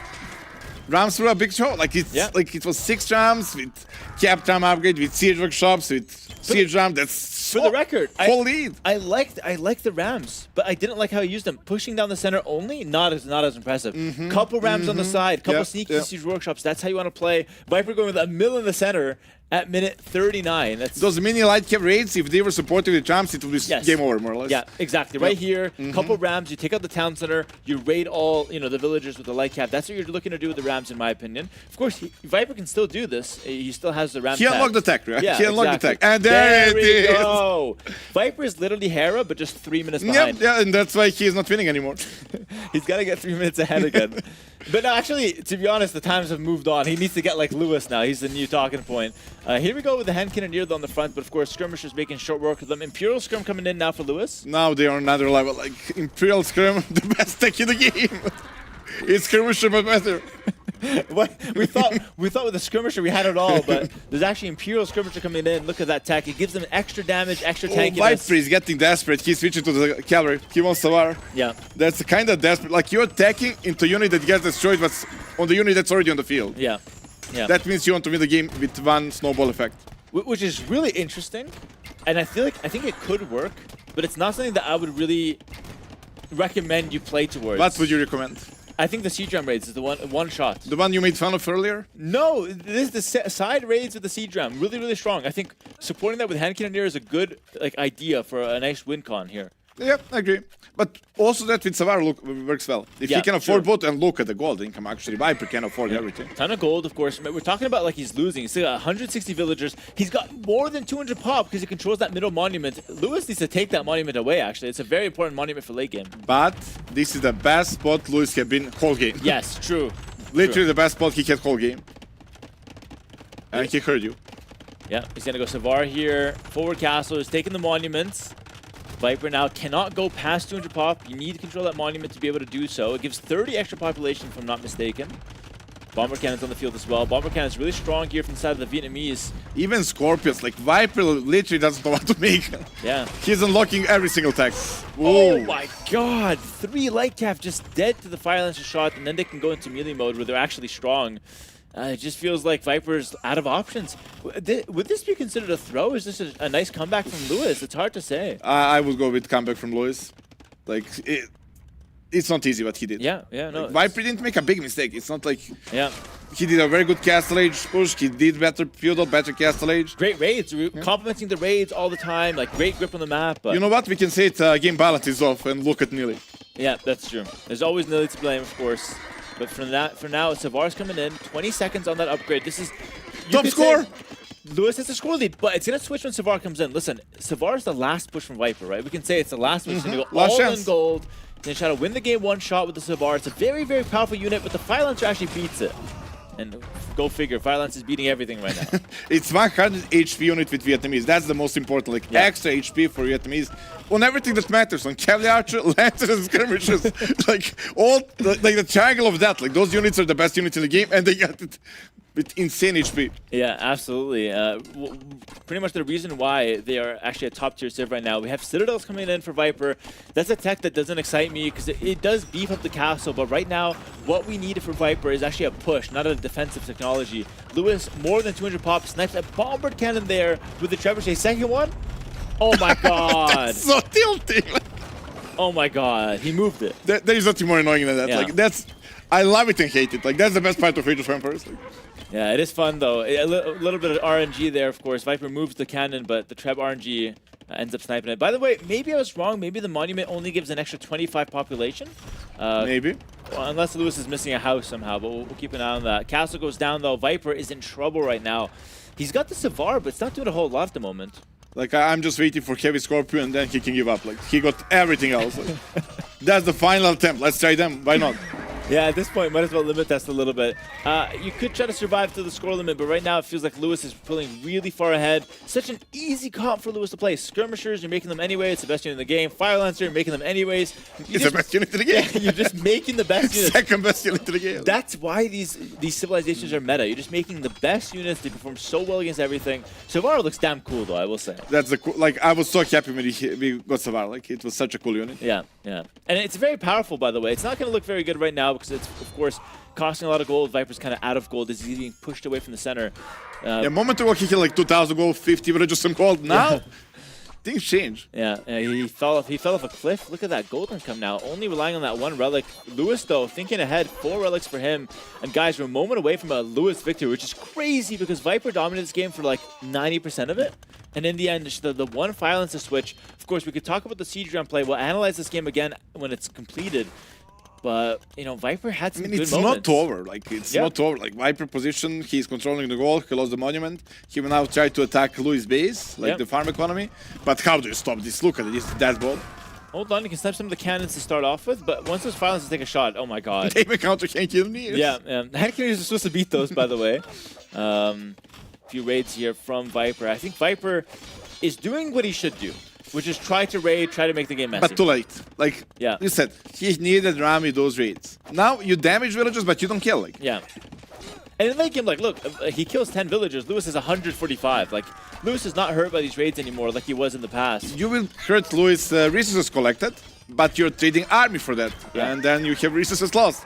In the end, trade that Louis likes to take, especially if you spend gold units on that. Yeah, exactly. Like, raiding with gold units feels worse and worse the longer the game gets. And right now, as you can see, Lewis looking unstoppable in the center. Just an amazing play from him, though, to defend the raids. They were quite heavy. Defend the raids, push it through the center, reclaim the monument, and now just chase Viper around on all the golds. Like, push him off the castles, push him off the golds. This is a great play from Lewis, and he's showing his class in this game. Yeah, I think Viper played more or less perfect this game. Can just say like that, maybe even overconfident push with the siege jump in the middle. Yeah. Good job. Let's job clap. from Lewis. That really well played. Deserve the clap. GG in the chat, guys. Looking really good here. He's drinking a monster through a mug, by the way. It's the worst thing I've ever seen. He showed it to us earlier. It was like, look down, look what I have. He was so proud. He's so happy. And look at him, he's happy now. Yeah. He won the game. Yeah, Lewis is... Yeah, I think honestly, I think he's got a very competitive mentality that's going to keep him in, in the competition for many years to come. This is only the start of his career, of course, but I mean, take a look at the rest collected here. Viper with 15,000 more resources collected. Do we have resources lost in the menu here somewhere? That's a good question. I don't think we do. But I mean, he lost all of those, but what he has in the end, right? He lost all of those. He lost all that. Like, maybe it's villagers. Like. So whatever he had there, of course, was lost in the end. So as you can see, Lewis was taking better trades. But yeah, maybe we have some highlights at the end of the entire... No, we should have highlights right now because we had highlights for the first game. Would be interesting to look at. Yeah, there it is. TC, a couple mistakes from Lewis, right? Lewis was making a lot of mistakes, but he made scrims first. That's true. Scrims in the field, a promise of things to come here. As you can see, texting that lead scrim, looking promising for him. We skipped all the game, by the way. Heavy raids in like the late game. And this is where siege jumps could have been good, though. Yeah, exactly. Yeah, right siege jump support here, like killing villagers is obviously amazing, but you needed a finishing blow. And I think this was Viper knows that. Yeah. This was overconfident. He was like, I control the whole game. I will just finish to the middle, but then Fire Lancers. I will say I called that doubt and you didn't give me credit. Yes, I agree. Thank you. I had a lot of good calls as well, and I didn't get credit. No, you didn't give credit. Okay, I want more. Okay. Give me again. All the credit to doubt. Oh, this is just so tilting. If you're like behind already, trying to You're on the limit game. in the goal. Like. He moves it, it's not good enough, and ends up losing those 2 cannons. Of course, Lewis, very, very nice gameplay there. I honestly feel like Viper was doing really well to control the map and had better decisions for most of the game. But Lewis played the more meta options, just going straight for those like really strong units, and just he knew what the winning recipe was in his mind, and he just went for it. That's the thing. Like the previous game, when you have a better unit, better Imperial Age civilization, you need to find a solution. Yeah. This time, Viper didn't find a solution. Yeah, that's true. That's true. And he find has the solution. Yeah, maybe here you don't have a solution. You find it like skirmishes. You cannot go skirmish. Like elephants, maybe no. So like, is the best in the game just the one that has the best skirms? And Fire Lancers. And there is one team with boot. Even economy bonus, like. Yeah, Vietnamese, yeah. And even your wood choppers give you gold. Like that team is actually broken. Yeah, like. paper money, yeah. Yeah, but it's not as broken as Champions, obviously, because that thing got nerfed 8 times. Vietnamese untouched. Yeah, so Doubt is really salty about the champion raids. Sorry, the champion nerfs, excuse me. There's no champion raids because you can't, the unit sucks. You must read what? You lose it in Dark Age to the anything, like to the normal villager. Like you cannot trade. Like you can make outposts at your own base. Like that's the maximum you can say. Like it's for the scouting, you make outposts around your base. That's the scouting. Like That's the extent that the champion goes. Viper, of course, does still have his home map, by the way. So, like, in theory, right, like, whoever wins this match, by the way, has a big advantage for the rest of the tournament. Of course, it is a Swiss stage. The loser here is still in the tournament, of course, but the winner has a big advantage. And I will say, going in onto Viper's home map, must be feeling somewhat okay. Yeah, I mean, Luis first CV Spanish, right? And True. that is for this map. True, that's a good That's point. literally for this map. Like Bengalis and minions are very solid. And I just realized the last pick of Viper is Berbers. That's a counter pick to the first Luis pick Spanish. Like Camel Archers to destroy that. Oh my god, I just realized, sorry. I was muting your mic when I went to drink water. If you guys hear me clearing my throat, it's because we're using the wrong microphones and oh my god. You're that's really constantly embarrassing. muting me. Yeah, I muted you like 5 times. Don't touch anything. No, but I need to mute myself so I can drink some water. You don't need to, like... Viper didn't mute when he put those things. It's fine. You're not professional. Yeah. I could be one day. Yeah, can we get Viper checked? Like, he put something in his eyes. What did he put in his After eyes? that, he lost, so it's fine. Oh, it's fine. He lost it. It's okay. The eye drops, of course. No, but he did that in game 1. He won. Yeah, we'll get a formal investigation later. But of course, jokes aside, 1-1 going to the But third if game. you're Viper, do you go for the counter tier Berbers or you believe your plan and go Bengalis? Like, probably best tier he got here. That's a good question. You know, Berbers do counter Spanish, but the thing is, with Georgians and Muisca there that could play, you could play with them. They have champions. You can. They don't even have skirmisher. Like, you don't play that. Bro, I think he will go Muisca. No. I will go hack him. He won in my heart. If he go Muska, that's it. He's a winner to me. I think he I will do bites. everything for him the whole event. Aren't you already doing like you're already carrying his PC? What more can you do for him? Not his yet. Oh, not his. Okay. Yeah, that's where I draw the line. Like I have still some dignity and self-respect. Like You're carrying PC and Spanish. for a speak, obviously. The Spanish for Lewis, saving the Muisca for another day, or maybe just had nothing in mind with the Muisca. But here we have Armenians for the Viper. Pretty solid civ, but it's not the Berbers and it's not the Bengalis. So, And that's like he will lose. Like Armenia's got nothing in Spanish. I'm not sure. Like unique unit. I mean, you can go monks, but I prefer Spanish monks. Feels like again, skirmish against skirmish. I got better skirmish. He used monks against monks, but Spanish got better monks. Like. yeah, I love how you see the game. It's so linear. It's like it feels like you can't do anything. Like it feels like the game is over. You haven't can't. even started. If you don't make mistakes, that's it. Like But that you make a lot of mistakes. I do. That's Yeah. why I didn't qualify. Oh, look at the high level move. Oh, Viper littering the board with the scout. This is very interesting because the scout has no purpose on this map in the early game, right? Almost feeling like a champion at this map. No purpose, no use. It is basically like a champion warrior. I mean, I think it's nice for some early game efficiency, but if you do this with the scout, you can't scout the map for the relics, which could hurt you in some cases. Now, let's talk about the Spanish here. Why are Spanish so good on this map? Because it's arena. Okay. They're good on arena. Every arena map. Like monks are in the middle. Map is very small, limited. Cogs like probably the best unique unit in the game. Yeah. Still. And they have the Inquisition that's in Castle Age that monk convert faster. Like it just freaking amazing civ here. They're Yep. only lacking a proper economy bonus, but on this map, economy bonus is not so important because you have fishbowl. Yeah, you have the water. You can make a lot of fishing ships. It kind of covers that early game, gives you enough resources to get to your power unit. So we expect a little bit of fish fighting, maybe just a lot of fishing from Lewis. Oh, another one. And he's straight into the Castle Age units that are really strong for the Spanish. Viper puts in the second boar. He's giving me a heart attack here with these lures, but he will get it in. He's, of course, a very, very solid professional. He's not going to make these mistakes, and it's a good, clean 2 warlords. Don't try this at home, though, guys. You might Did the mess it Lewis up. try that? No, Lewis lured it with the villager. Let's see the efficiency in 1 minute if it actually pays off. Yeah, we'll see how much res collected are in favor of Viper. Of course, you do have to calculate the mule cart efficiency as well. It's not so. No, mule it's not so cart simple. is not efficient. Like I would take lumber camp any day of the week.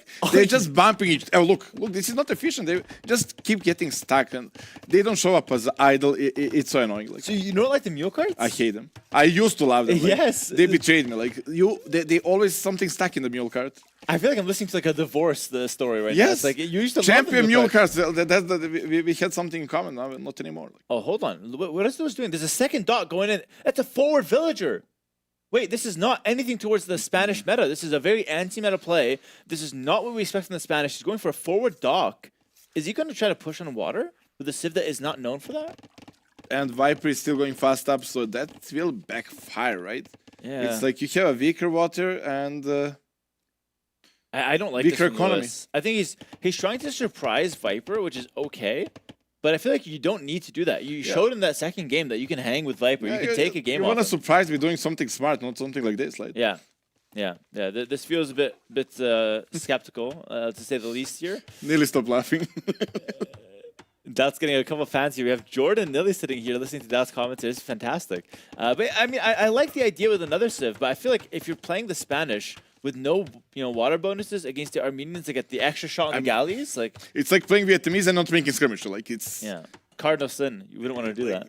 it's literally like third dock. You cannot even afford that. Like Yeah, it feels. maybe if he doesn't use the dock at home because the distance, then it's actually smart. But still, Again, we're rushing water into the superior water Civ. It's a bit questionable here. We'll see how it works out for him. Viper has a little bit more res collected, by the way, potentially from that scout. luring. that's it. That will Yeah. completely shift the game. Which is interesting. You're up like 40 or so resources from not walking with that build. It is interesting. Double bid axe coming in for both players. Of course, this And works not a little because faster. that dock villager walked the whole life to get there. Ah, true, yeah. That also matters for the rest collected. It's hard to really place it, but it's going to be full Hulks. Full Hulk opening from Lewis into full Gallia, which is the counter from Viper. But it's only a counter if you have space to micro. Maybe the forward docks make the difference here. Not enough because dogs shoot now, right? You can, like, Hulks is the best at killing fish and chips. Oh, That's their wait. specialty. Wait. Viper's committing to fishing lines, an economy upgrade that boosts his fishing ships. He's trying to go greedy. He thinks Lewis is fast castling. Not with that tap time. Well, now he knows, but he will not cancel. No. This is good for Viper, right? They also shoot twice. They counter twice. Like, this is hard to find any damage. Like, I would see Fire Galley opening because they are tanky, but here, maybe I'm wrong. Oh, I mean, a galley going down. This is looking good for Lewis. Surprisingly, like Viper has all the counters, right? He's got defensive docks, shooting some arrows, but he's already lost a fishing ship. He can go for those villagers. Those villagers have no Counter loot. system failed us again. Like, what can I say? Like, this is not supposed to happen. Like, The Hulk is the skirmisher of the water. You just have to make the Hulk. yes. Who gets more scrims from the water wins? Like, simple as that. Yeah. And now he's making the Hulk. He's making Hulks now. He's making Hulks. He realized that this is the way to go. Nice little kiting back that low HP Hulk, forcing a full HP Hulk to chase it. Now you can close the gap on the galleys. Viper's actually on a back foot here, but it's not disastrous. He lost one fishing ship. It's not the end of the world here. But Lewis does have a lot of control right now. Problem is, like, Lois feels on the timer here. I think if it's a fake pressure and now fast castle, that's brilliant. I would love to see that. Like, Oh, yeah, I love and then that. castle in front of the gold, because gold is always front, and castle on that gold is going to be a brilliant. I didn't know the gold was always in the front. I thought I got unlucky 10 times in a No, row. you're not unlucky. Stone and gold. It's just you need to scout it, but you cannot see it until feudal age, so it's a bit annoying. Yeah, so you know it's on the front, you just don't know where. Could be a nice target here for Lewis. He comes forward here, Mr. Viper, looking for a kill. Does find a villager kill, actually. And now he knows kind of about the forward docks. He knows there's a forward villager. So very suspicious play from Lewis, and Viper's kind of sniffing that out right now. But what do you make of this for Lewis? Like, should he commit more, or should he just, like, switch to something else right now? That's good when you play aggressive, right? Your economic home is safe. Like, you can now stop first making units on the water, and you're still having a long time until your economy on the water is threatened. Yep. So I would love to see Lewis now, maybe when you get market, get the top time, collect relics, if you can afford even castle in front. Yeah, exactly. So, like... But Lewis is not smart, we already established that. so fair enough. For the dog. He's gonna go heavier into water. Doubt. I really feel like when you're talking in the casting booth, I really feel like you're a player that deserves to be at these events and not just to carry PCs. Genuinely, really good strategic mind. Put a little bit of pressure. Go towards your win con afterwards. That's the way to play Exactly. this game. Play strength of your team, not weakness. And Lewis not there yet. Lewis is he thought he had a lot of faith in this forward in his forward dock, but I think as the game goes on, the Spanish are not doing anything on water that's different than the Armenians. In fact, they're actually worse in terms of galley line, at least. it's compared like to Lewis Armenians. makes a plan and he sticks with the plan. Like, Yeah. I want to win water. I don't care. Viper was feudal age same time as me. I still commit. I just had another dock. Yeah, just go for the fourth dock. You have to win water. That's the game plan. I mean, he is doing a nice job kiting. Like that low HP Hulk is going to go back. He's going to repair it. He's going to defend it home. It's all really good. He's got a nice counterattack on the right side as well. Mechanic-wise, Lewis is one of the best players. Maybe even the best, I'm saying. He says. Yeah, he says. Yeah, he says. He says. He says that a lot. Yeah, he missed the repair on that bottom Hulk as well. But so far, it's kind of even on water. But this, of course, favors Viper, who's got 3 extra fishing ships. And skirmish against skirmisher. Looks good for the scrims. It's looking good for the scrums. Yeah. Gary is actually adding a lot of value because Hulks and Hulks do so little damage to each other. Yeah. So let's say a Hulk gets forging against a Hulk that doesn't have forging. It's Who same wins? thing. Same thing. There we go. It's like scrum with armor without armor. It's Yeah. a scrum. Like, It's literally a skirm. Armies don't matter. It's literally a skirmisher here. And we're seeing Loom for Viper. Interesting decision. Castle. Okay. I like this, Luis. Lewis is doing what you suggested, but he's doing it late. Yeah. Because he added a 3 fourth minutes dock. behind me, like you said Yeah. for Viper. Yeah, doubt is Lewis is doubt 3 minutes behind. Oh, let's not That is insult what each it other. is. Okay, fair enough. But You can call me a PC carrier, that's fine. But like, you can't be compared to Lewis. Like you've got some dignity left. That's fair enough. But I think he's gonna have the faster castle right now. Like Lewis actually with the faster castle, getting Loom. He's gonna go for 4 castle. that's it. I actually think Luis wins this because Spanish build faster is such a good bonus. It's an amazing. You can never go castle more against Spanish, and castle position here is so massive. I would the only way- like to see like outpost or some vision. Viper not having full HP on scout will hunt him. Dude, Lewis is missing a building, or he's not clicking castle edge. He's missing a building or something. No, he had it. He's just not clicking. He was like 30 seconds late on the castle edge. So now like Viper's actually fast at the castle, which is terrible. It's not that important, but yeah, it's more important that he gets the vision. Like, Yeah. and Outpost on the I front. think his scout is checking the stone, right? Of Luis. Yeah, let's get a vision check of Lewis. He sees the stone. He knows about the gold as well. Both are playing the same idea, right? Both are heavy on stone now and wants to drop a castle. Yeah, actually, it's very important that Luis did not click up instantly. Yeah, because if he gets the forward castle and he's later, he can like, lose the timing. We'll see how that goes. Of course, we're talking about castle versus castle here in the castle age. 1 minute and a half for both players roughly here to make it to the next age. Viper is slowly winning the water. I think this is obviously par for the course. This is expected. Lewis will eventually lose water to the Armenians, but he's trying to stall it for as long as possible to set up the forward castle.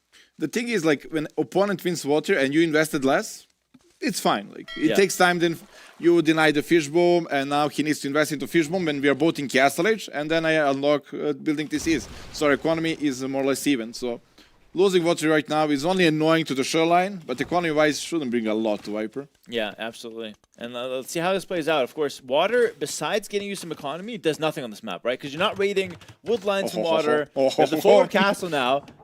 Lewis is planning this. He knows the gold. Scout is there. Yeah, he's going to go straight for the gold, which is the correct. It's stone And and, gold. everything. This is where Dow shines here. I want to see it. Bodkin right away. Viper is... Oh. Oh my god. Oh my god. Oh, Church. Church can ride. No. The Spanish castle built faster. Viper, no. No. This doesn't work. That's This not the doesn't work. play. This doesn't work. This doesn't work. And also the range of Church is now nerfed by a lot. Also, he's getting Bodkin. No, it'll still be 6 range. It's okay, but I don't think it stops the castle, especially not a Spanish castle. Luis is clicking. It's click of the victory. No, you cannot stop this. But I mean, 3 villagers dead is not bad, though. This is actually better than I thought it would be for Viper. He's going to kill 3 villagers. That's not terrible. But, yeah, loses one on the way out. But he also don't need the relic like that. Wait, Viper can go for forward castle himself. It could be a base race.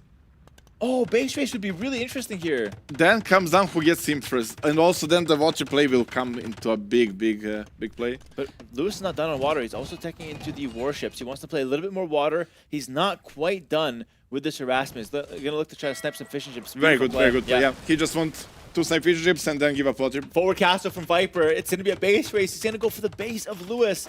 Both players now can break the stone wall with relative ease here. They're going to be fighting on water on both sides and on land on both sides. How cool is that? I only don't like that Luis 2 villagers on food. Like, Kongs cost a lot of food. He needs to fix his economy as soon as possible. Like, Kongs is still way better unit than composite bowman, but he needs to be able to produce them. Yeah, and I think the water gameplay is distracting Lewis. They give up the water, get your economy back, get the conks out in the field. He did kill a couple villagers here with the conks, and we'll split away. Did you call them Konkies? Like, Yeah, conkies, and didn't want to stay in the middle, but yeah, the water unit's not doing a whole lot from Lewis. I mean, the score is still in favor of Viper, but that's mainly because of the water victory. But I think if you can take some of these relics, Viper's still okay. I don't know what position I prefer, honestly. Like, who picks up the relics first? I prefer that spot. Okay, you're on Team Relic. And you have Donkey. It picks up faster. Yeah, the missionary does pick up the relics faster, but Lewis is not going for that. Like, Lewis doesn't even have a monastery, so relics will be in favor of the Armenians here for Viper. We have the Mangonel coming forward. Mangonel could harass the villagers nicely over the top of the wood line. Conks That should run wall in. is not finished. Like, you cannot wall under TC if you have nothing under TC. That's not how it works, Viper. Yeah, that DC is naked. The Conks are running in. The water at this point doesn't really matter. Viper's won the water. He's got 9 fishing ships. Okay, I shouldn't say it doesn't matter, but it's whether or not he can get snowballed on land or not, really, is what matters here. How are composite bombing against Kongs? It should be solid, right? They ignore armor, and that's like the biggest chat of the Kongs, like speed and armor. In my opinion, they're not that good because they're missing a range. Oh, yeah. They're weaker against Mangonels. Yeah, true. So I actually don't think it's that good of a unit, but in Viper's hands, it could be a great unit, of course. It just depends on how good your micro is. Ballistics coming in. This could be really good for Viper if he's able to kill these villagers, which... Lewis, oh my god. I think Louis doesn't realize that he's in a decent spot. He's not adding farms, he's not doing... He opened the gate. Viper's gonna keep the gate Not open. only he lost the villager, but he sent them to open the gate. Like, This is crazy. He opened the gate. This is terrible. He's got no answer to this now. He's got to run. Oh my god. Yeah, disaster for Lewis, and it's all Viper right that's now. ballistic, he doesn't miss anymore. Yeah. And the conks here, it's just 2 conks, 3 conks. Like you said, we need villagers on food, and we just don't have that. Lewis's economy is terrible. Or everything gold by, like, I think he went to all English, he didn't realize that they're both all English. Yeah.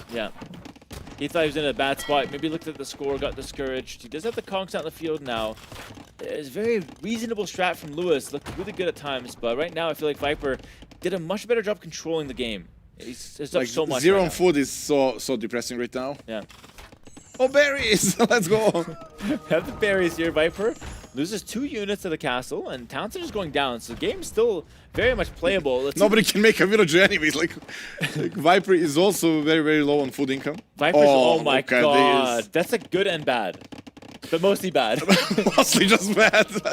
Better than not having villagers like Lewis, right? Yeah, exactly. Like, at least he's got safe wood income, but it's just wood. 31 on wood, nothing else. Dude, both players have no economy. Relics are going to be really important here. But Viper whole economy is wood, and he got water control. I think his fish boom is going to start soon. I don't think he can fish boom as easily as you think, though, because the conks can range them. I mean, he could fish boom on the side, I guess. Yeah, there's no conks in the field, though. Never mind.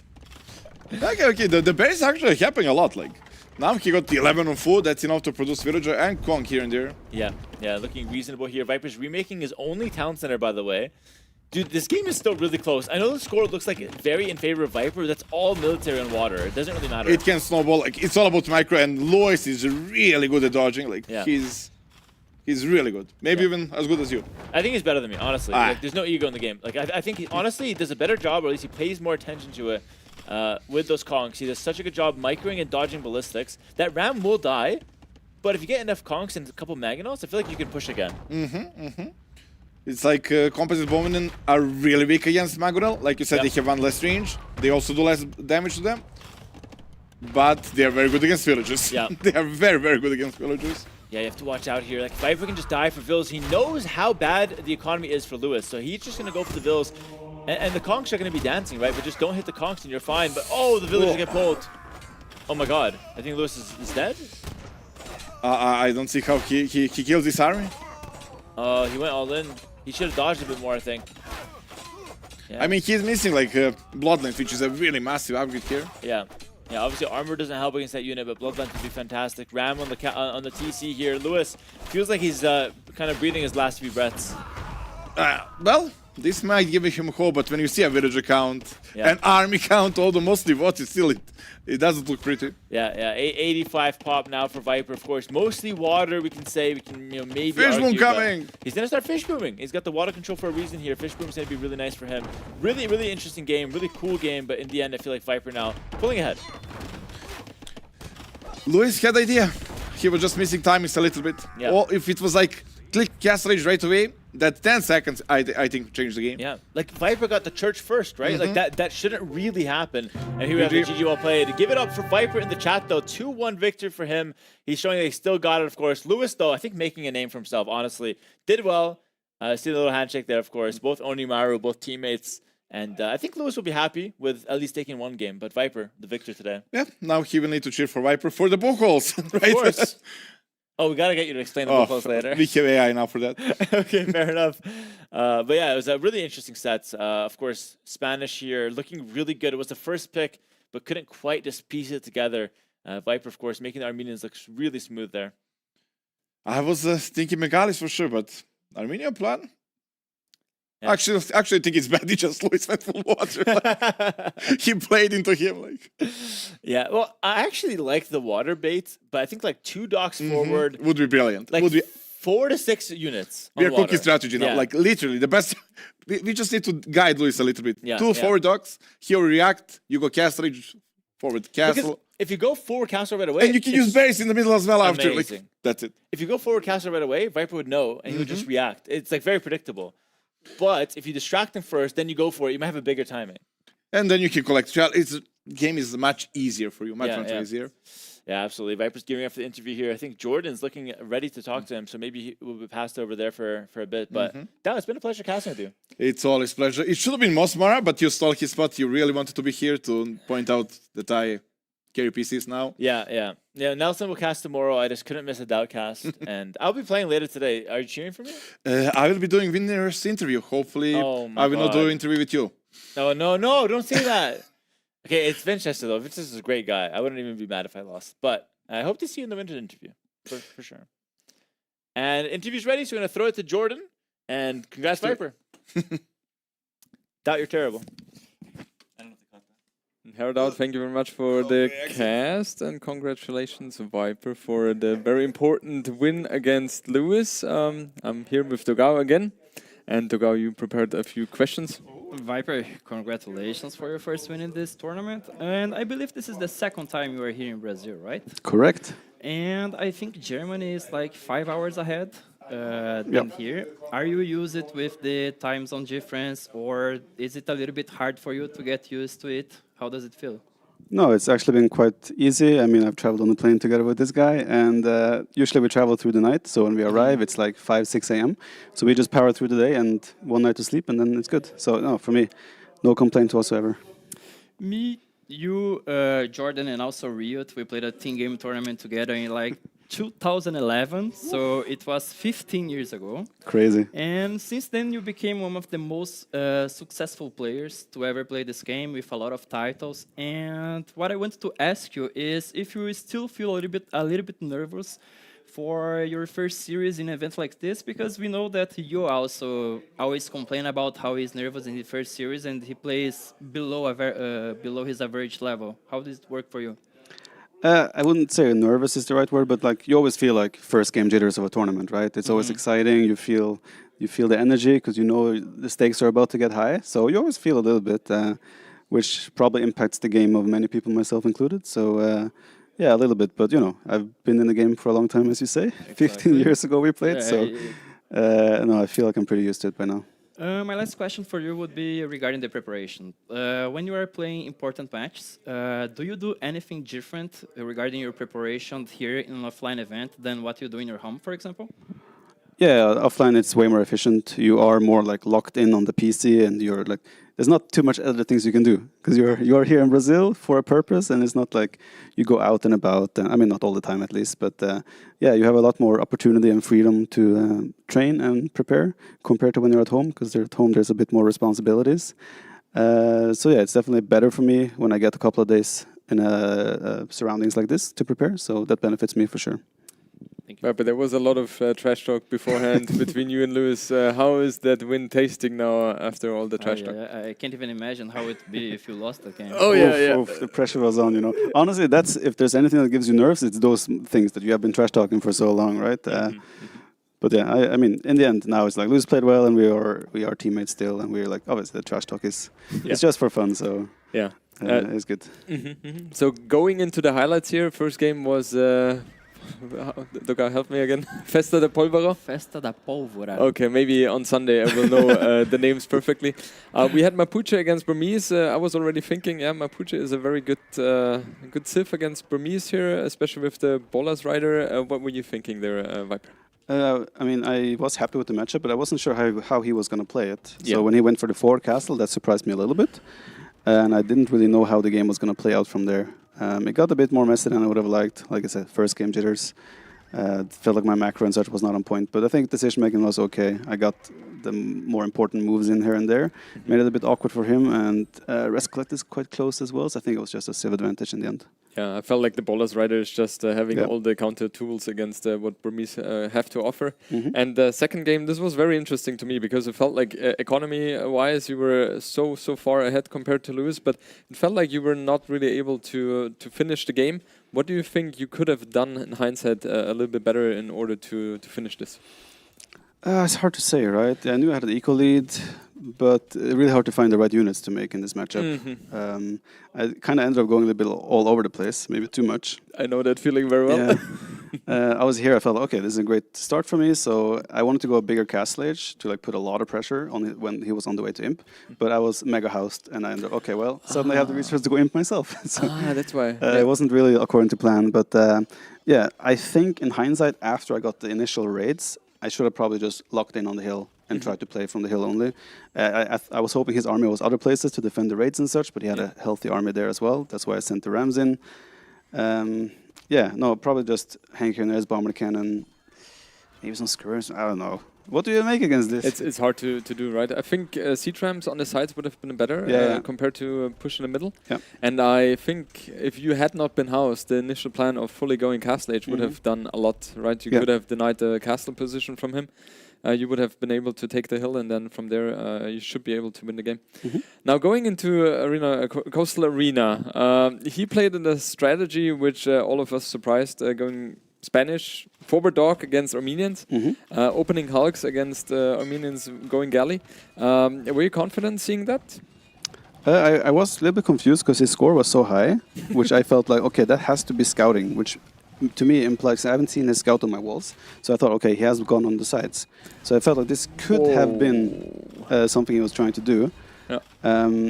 I would have probably gone up this uptime no matter what, so it was good for me, but I was a bit too greedy. I did make a fishing ship and the fishing lines upgrade after my first 2 galleys. Yeah. So it could have gotten a little bit dicey, but yeah. Who would have thought that you make greedy moves here, Viper? Well, the rush distance in theory is far, right? Yes, yes. And what about that moment? You see his villagers coming forward, he reaches castle age, you know what is going to happen. You placed the castle foundation as well, but then redecided. What were we thinking there? Well, I sent Vils forward because I wanted to castle drop him as well at the same time. So, yeah, I mean, this was a nice moment. Ballistics just kicked in, so I was like, I'm just going to camp here. And then, no, I mean, I thought the church would do better, but the churches are a bit different now, I feel like.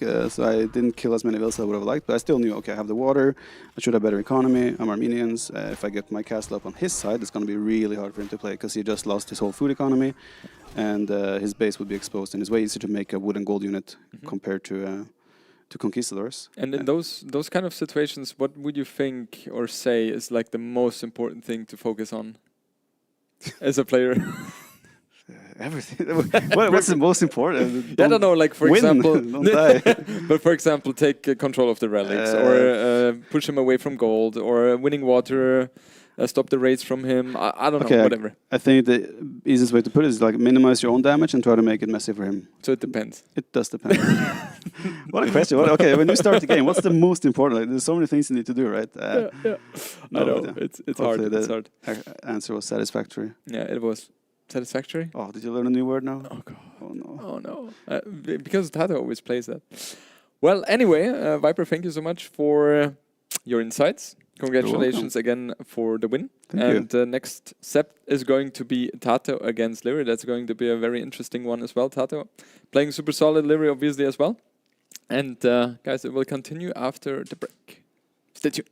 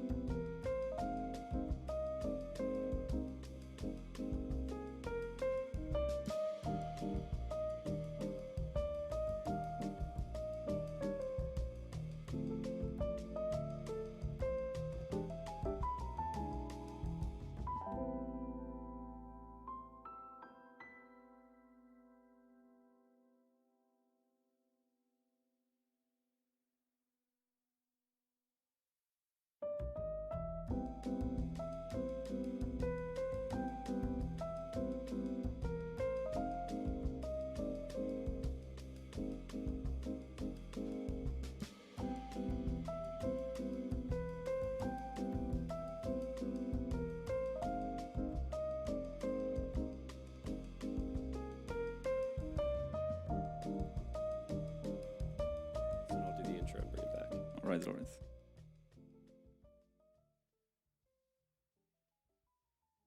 All right, guys. Welcome back, everybody. We are here again with more Age of Empires 2. I am T90 Official. This is Hart, who's going to join the casting booth, dude. This is sick. I'm among Age of Empires 2 royalty here. How you doing, man? So I can say the same as well. I'm good. I'm excited to be here. I've been interviewing the whole day. Yeah, true. Now it's my turn to cast a little bit. Nice. I think we get one of the best matches of the day as well. Tato against Leary. That's super hype to me, at least. Yes, definitely. I mean, there's so many sets. I think it was 26 sets between these two in competitive tournaments, which dates back like 10 years or something like that. Two very distinct styles as well, I would say. Leary's very much like the definition of aggression first into perfect macro behind. Always tries to find whatever perfection would be in Age of Empires 2 and models after it. Tato's more about chaos and creativity. Should be really fun. Exactly, and I feel like that's something that can sometimes catch Leary off guard, right? Tato's mess. Sometimes Leary might not expect what he comes up with. So I think that's especially what Leary needs to be careful about. And Tato needs to bring the mess. Like he needs to make it messy. Question for you on that. So obviously your teammates, close friends with Leary.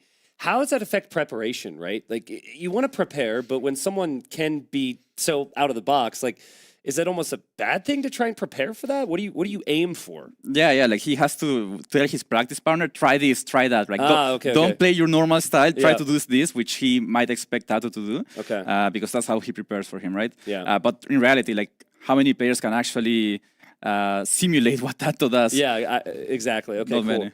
Yeah. I mean, it's got to be tough, right? Because you don't want to.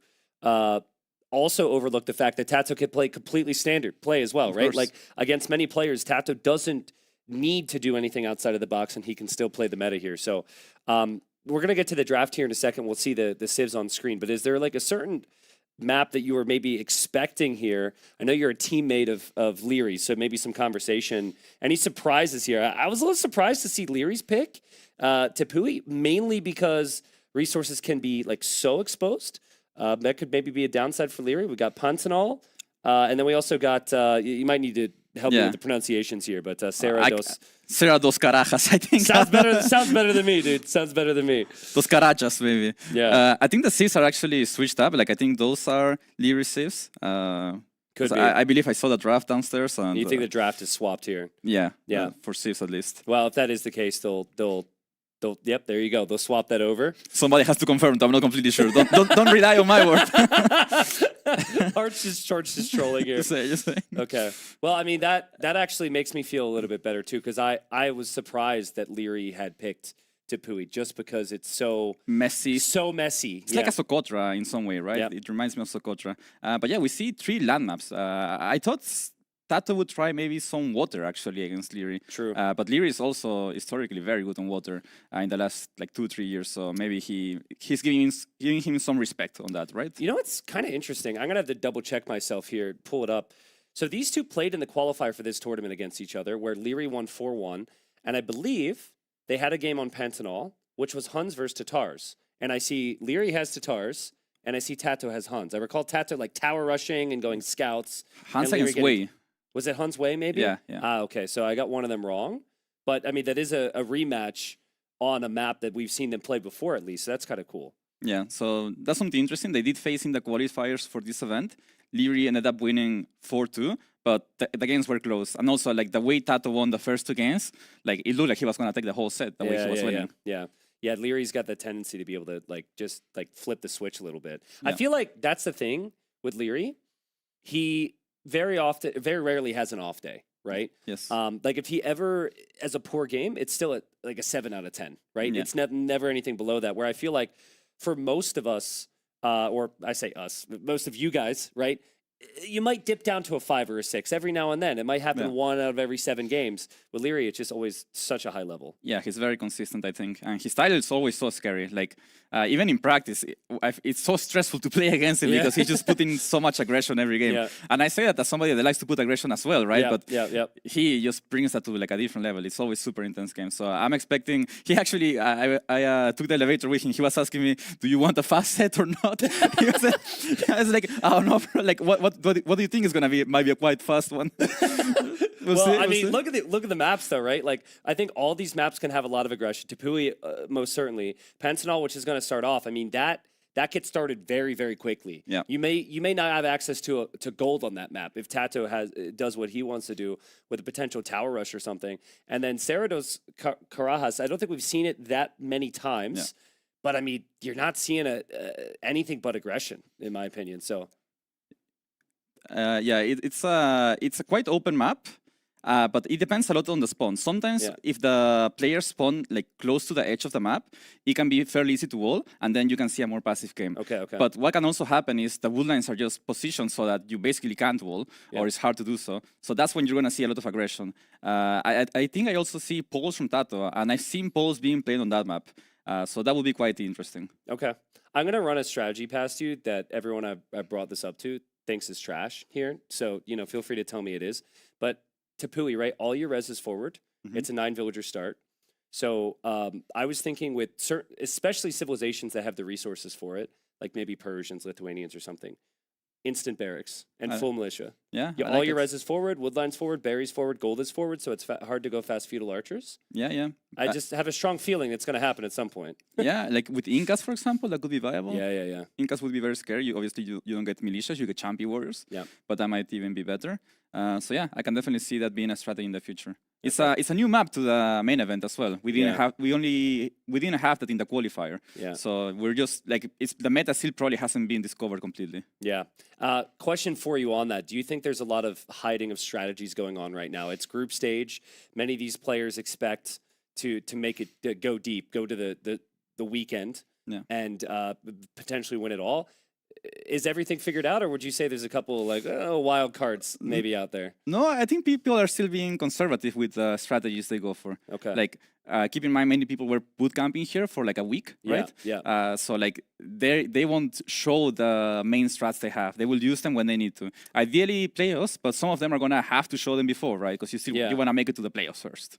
Has there been a change of approach for the high level players on the amount of people you test a strategy against? The reason I say that is because, like, I don't know, like ACCM, for example, was known for just train with everybody, right? And then he'd try all his cool strats, and then, like, someone would win the tournament, and they'd be like, yeah, that was ACCM strat, right? And I feel like maybe there's been this trend of, like, only showing it against one or two players behind the scenes. I'm just curious if there's been any changes there or any general things. You definitely gotta be careful. Like, earlier we were watching Mr. Yo's draft. Yeah. I was watching it with Hera, and Hera was like, "Oh wait, look at that rat, Mr. Yo. He picked Sicilians for Tepui actually." Yeah. And he said like that was his strat. So Mr. Yo took it from Hera, and then in the background you hear Sebastian saying, "No, I showed it to you."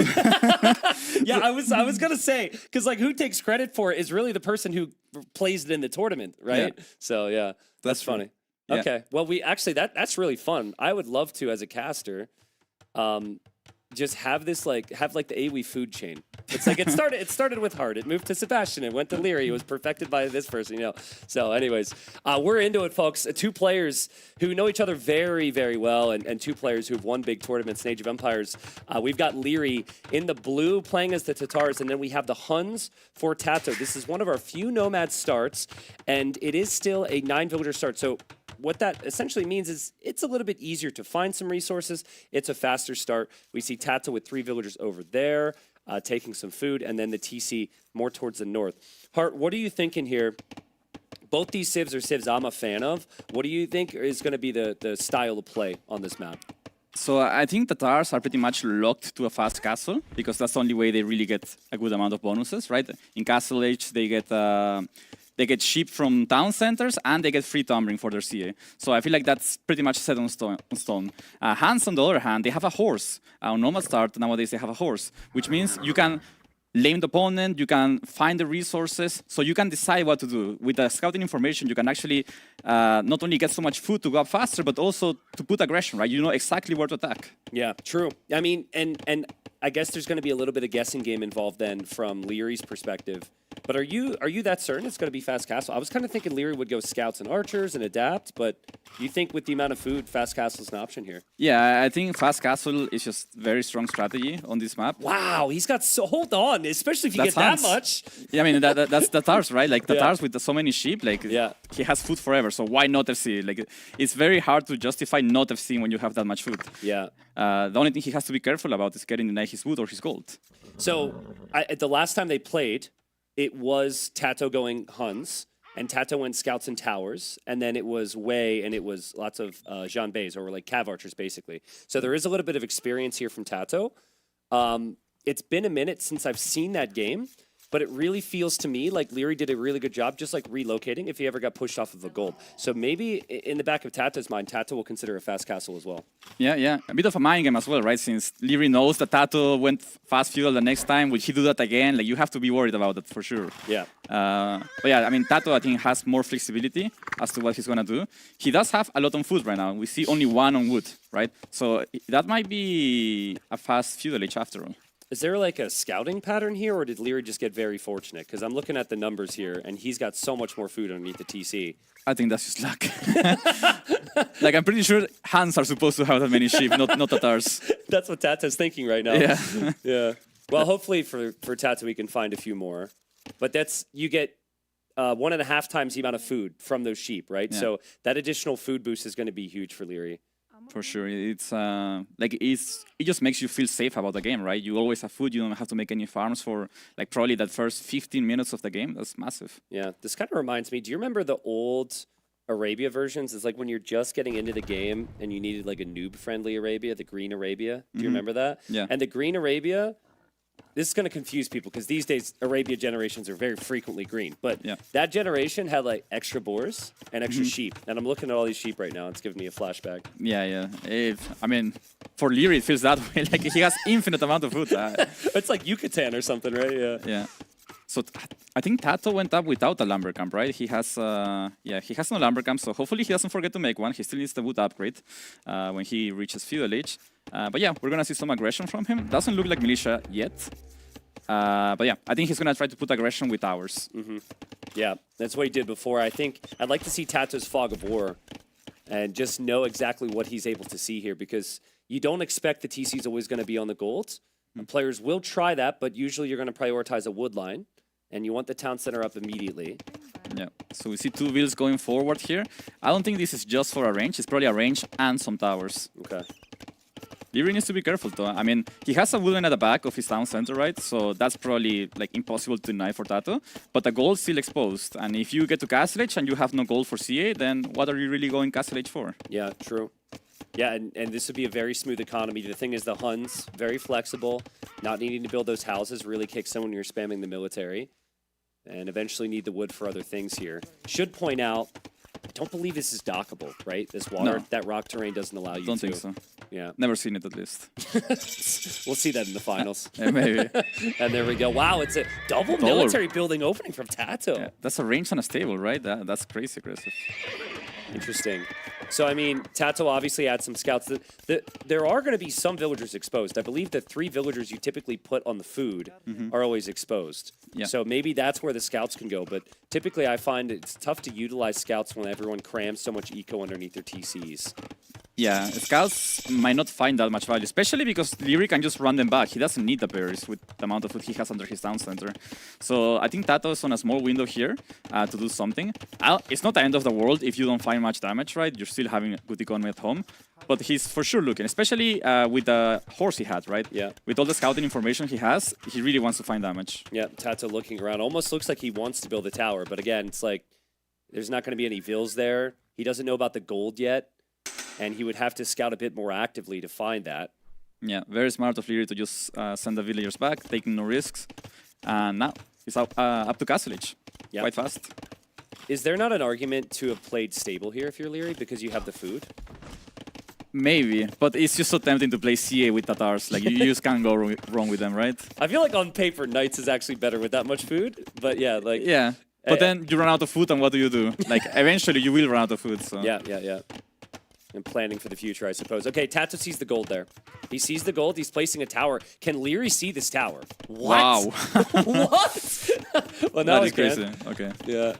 What do? I think it's justifiable to add your own tower. You could also Bill rush this down before more archers and scouts arrive. It will be a counter tower here from Leary. Yeah, I think it's a good counter tower. I mean, you just take all the pressure off yourself, and you're free to go CA after this. He just has to be careful to not get denied a wood after. Yeah, archers could always swing around that way. It's also important for Tato, if he can complete this tower and garrison the archers there, he's got some potential to kill a couple of villagers here. Tower's going to go up. This is still annoying for Leary. Yeah, I'm surprised Leary didn't shoot the villagers, actually. I think he could have, I don't know if denied it, but at least try. Yeah. He killed one archer, though, which is not bad. Yeah, the villagers pushed off of gold for Leary. I think Tato's repositioning to the wood. How are you feeling about Tato's eco transitions here over the next 3 minutes here? Because he's committed a lot of villagers forward. Yeah, I think it's an issue that he didn't find more sheep, actually, because that's going to delay his uptime significantly. He might even need to start switching into like skirmisher soon, right? Yeah. Or more towers. More towers, I like that as well. Well, Cav Archers cost wood, as well as the golds. Leary's going to have the golds. There are some trees around the town center, and he's got 2 archer ranges now. And he's in Castle Age. Pretty fast start. I know it's a 9-villager start, but that's still an insane uptime here from Leary. But Tato could be through the house, and a tower going up that still could disrupt the golds. Also, any of the army that hops out of the ranges could be in jeopardy here. Yeah, Leary's economy is stretched super thin. I think the gold's getting denied, so he's moving to the one at the back. But that can also be denied, and losing that one CA hurts so much right now. Yeah, this is what we talked about, man. This is what Tato does such a good job of, just applying pressure and making it messy. I think if you play perfect AoE with that many sheep, maybe, you know, you're expected to be able to get the Cav Archer Mass to eventually win this, but the towers just completely shake up the game, and Leary was never prepared to build another tower. Yeah, and Tato is just so good at this style, right? Like, this is exactly what we were talking about. He loves to go for these feudal age tower plays, and Leary really needs to respect that. Yeah, so what are you thinking right now if you're Leary, right? Like, obviously you got to fight this army back, but at a certain point, counterattacking's in your future too, right? So, Yeah. like, how are you judging this situation as a player? So he has to delay this tower as much as possible because he's so low on woods. Counterattacking would be deadly, but if he counterattacks and doesn't deal enough damage, like if Tato has a single tower in defense, Leary's dead, right? Because the counterattack does nothing, and he has taken so much damage at home.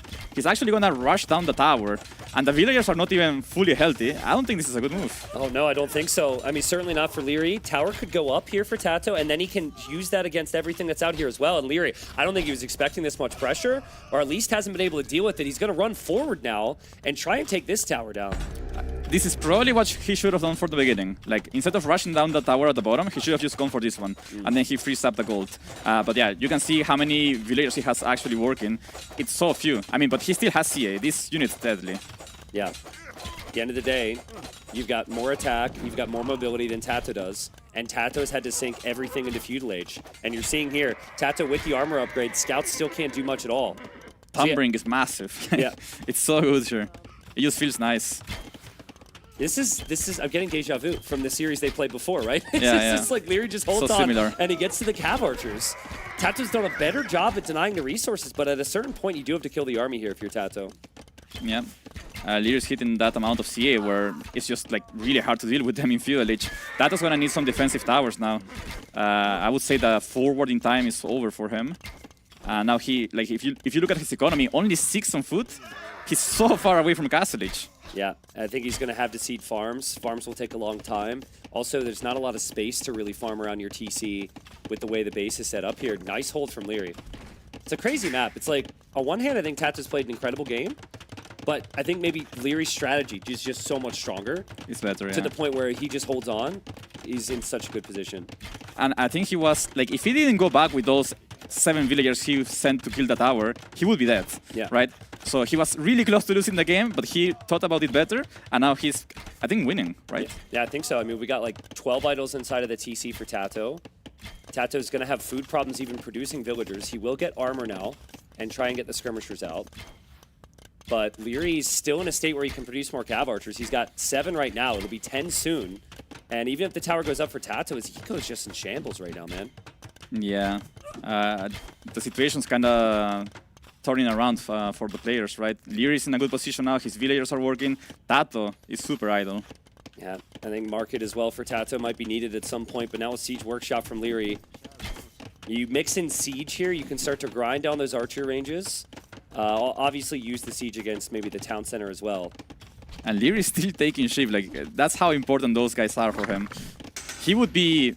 Like, he would have to make farms, but he had no wood to make farms, so he would actually be dead if he didn't have those, honestly. Yeah.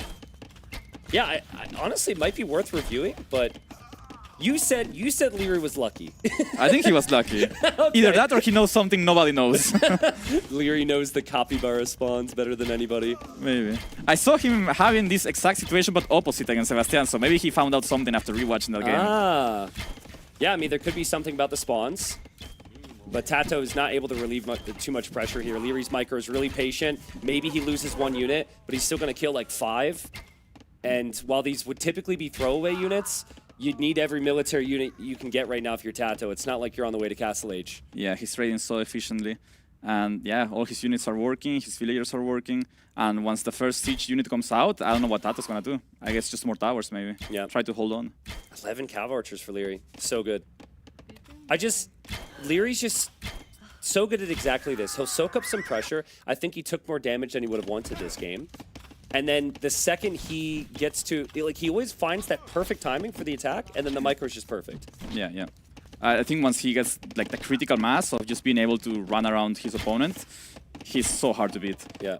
Some of those here are low HP, so Tato could snipe them potentially. I think Tato's doing the correct thing here as well, just like trying to avoid the main army because he can't really deal with that, and just try to harass the woodline. He knows this is Leary's only woodline. Yeah. So if you can idle it just a little bit, delay the siege, delay the CA, it's a big win for him.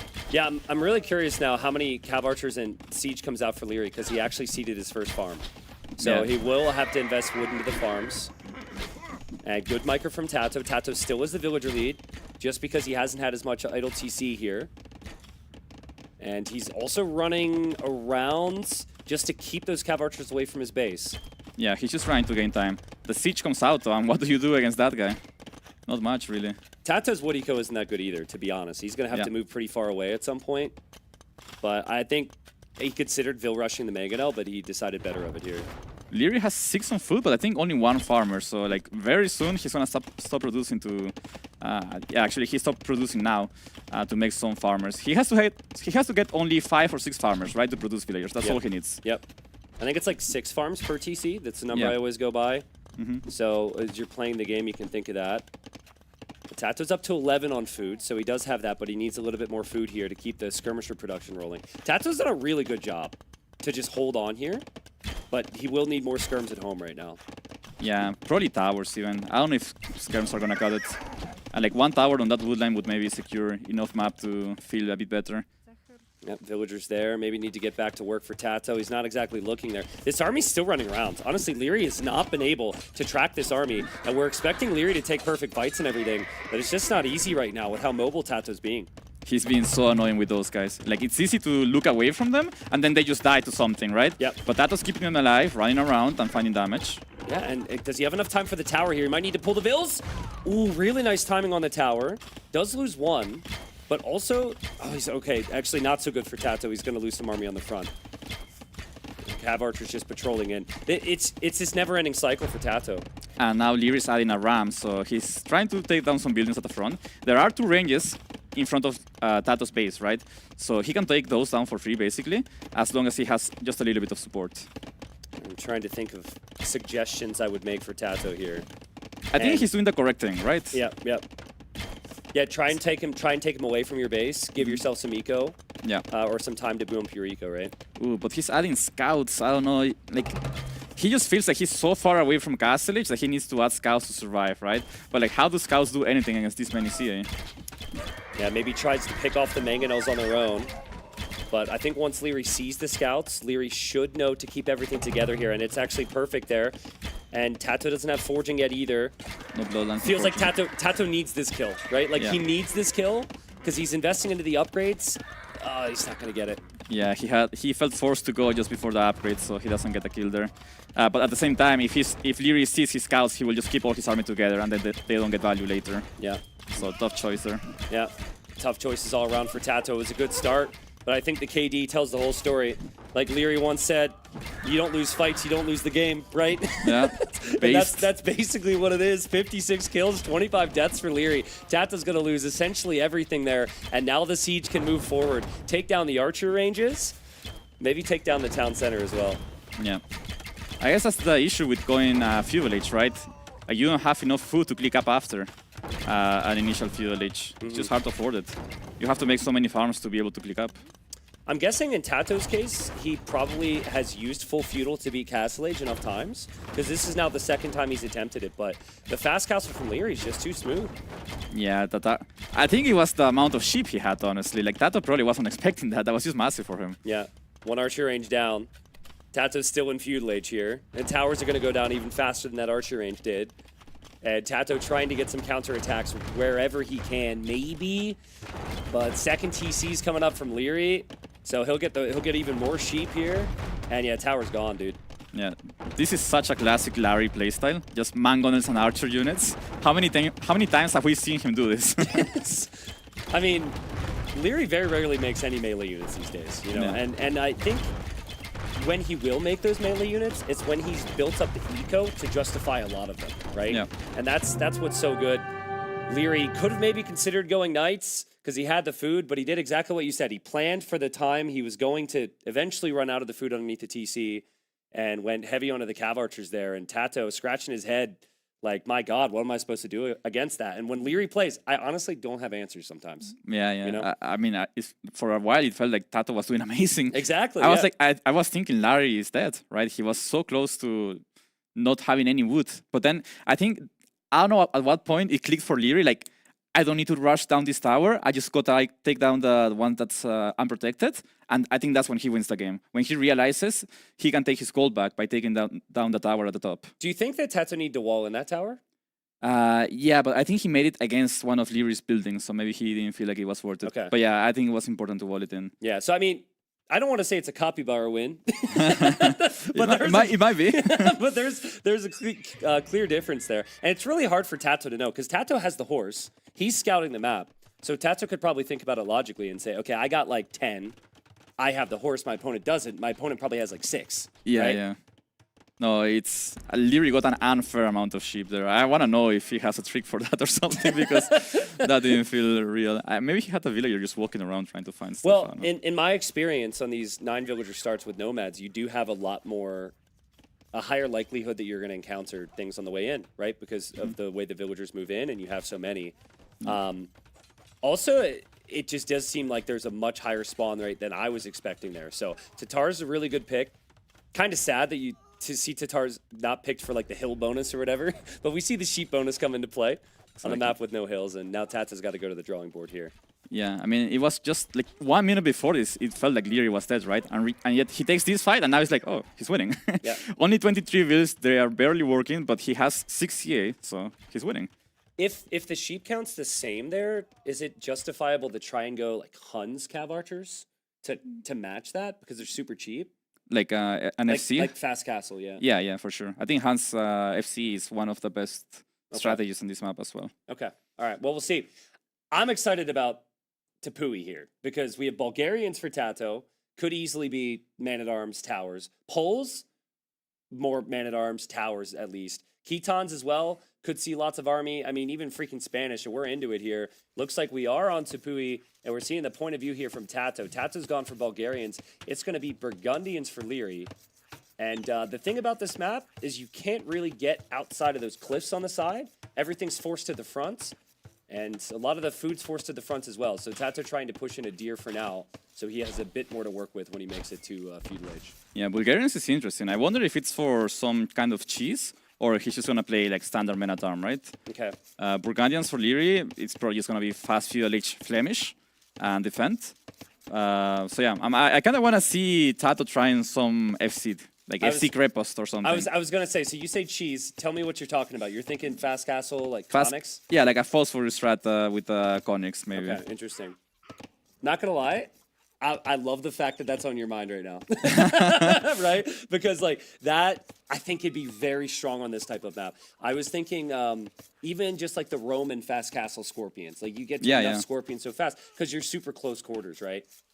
But I guess what you have to worry about is not having enough food, but yeah, I mean you have those foxes even, so it's easy to get gold to click up, right? Yeah. It's like 35 gold for Pox. Both players are going to take advantage of that now. I think there is still decay rate, so you end up getting like 29 or 30 or something like that. Some viewer in chat's going to know the exact number you'll get.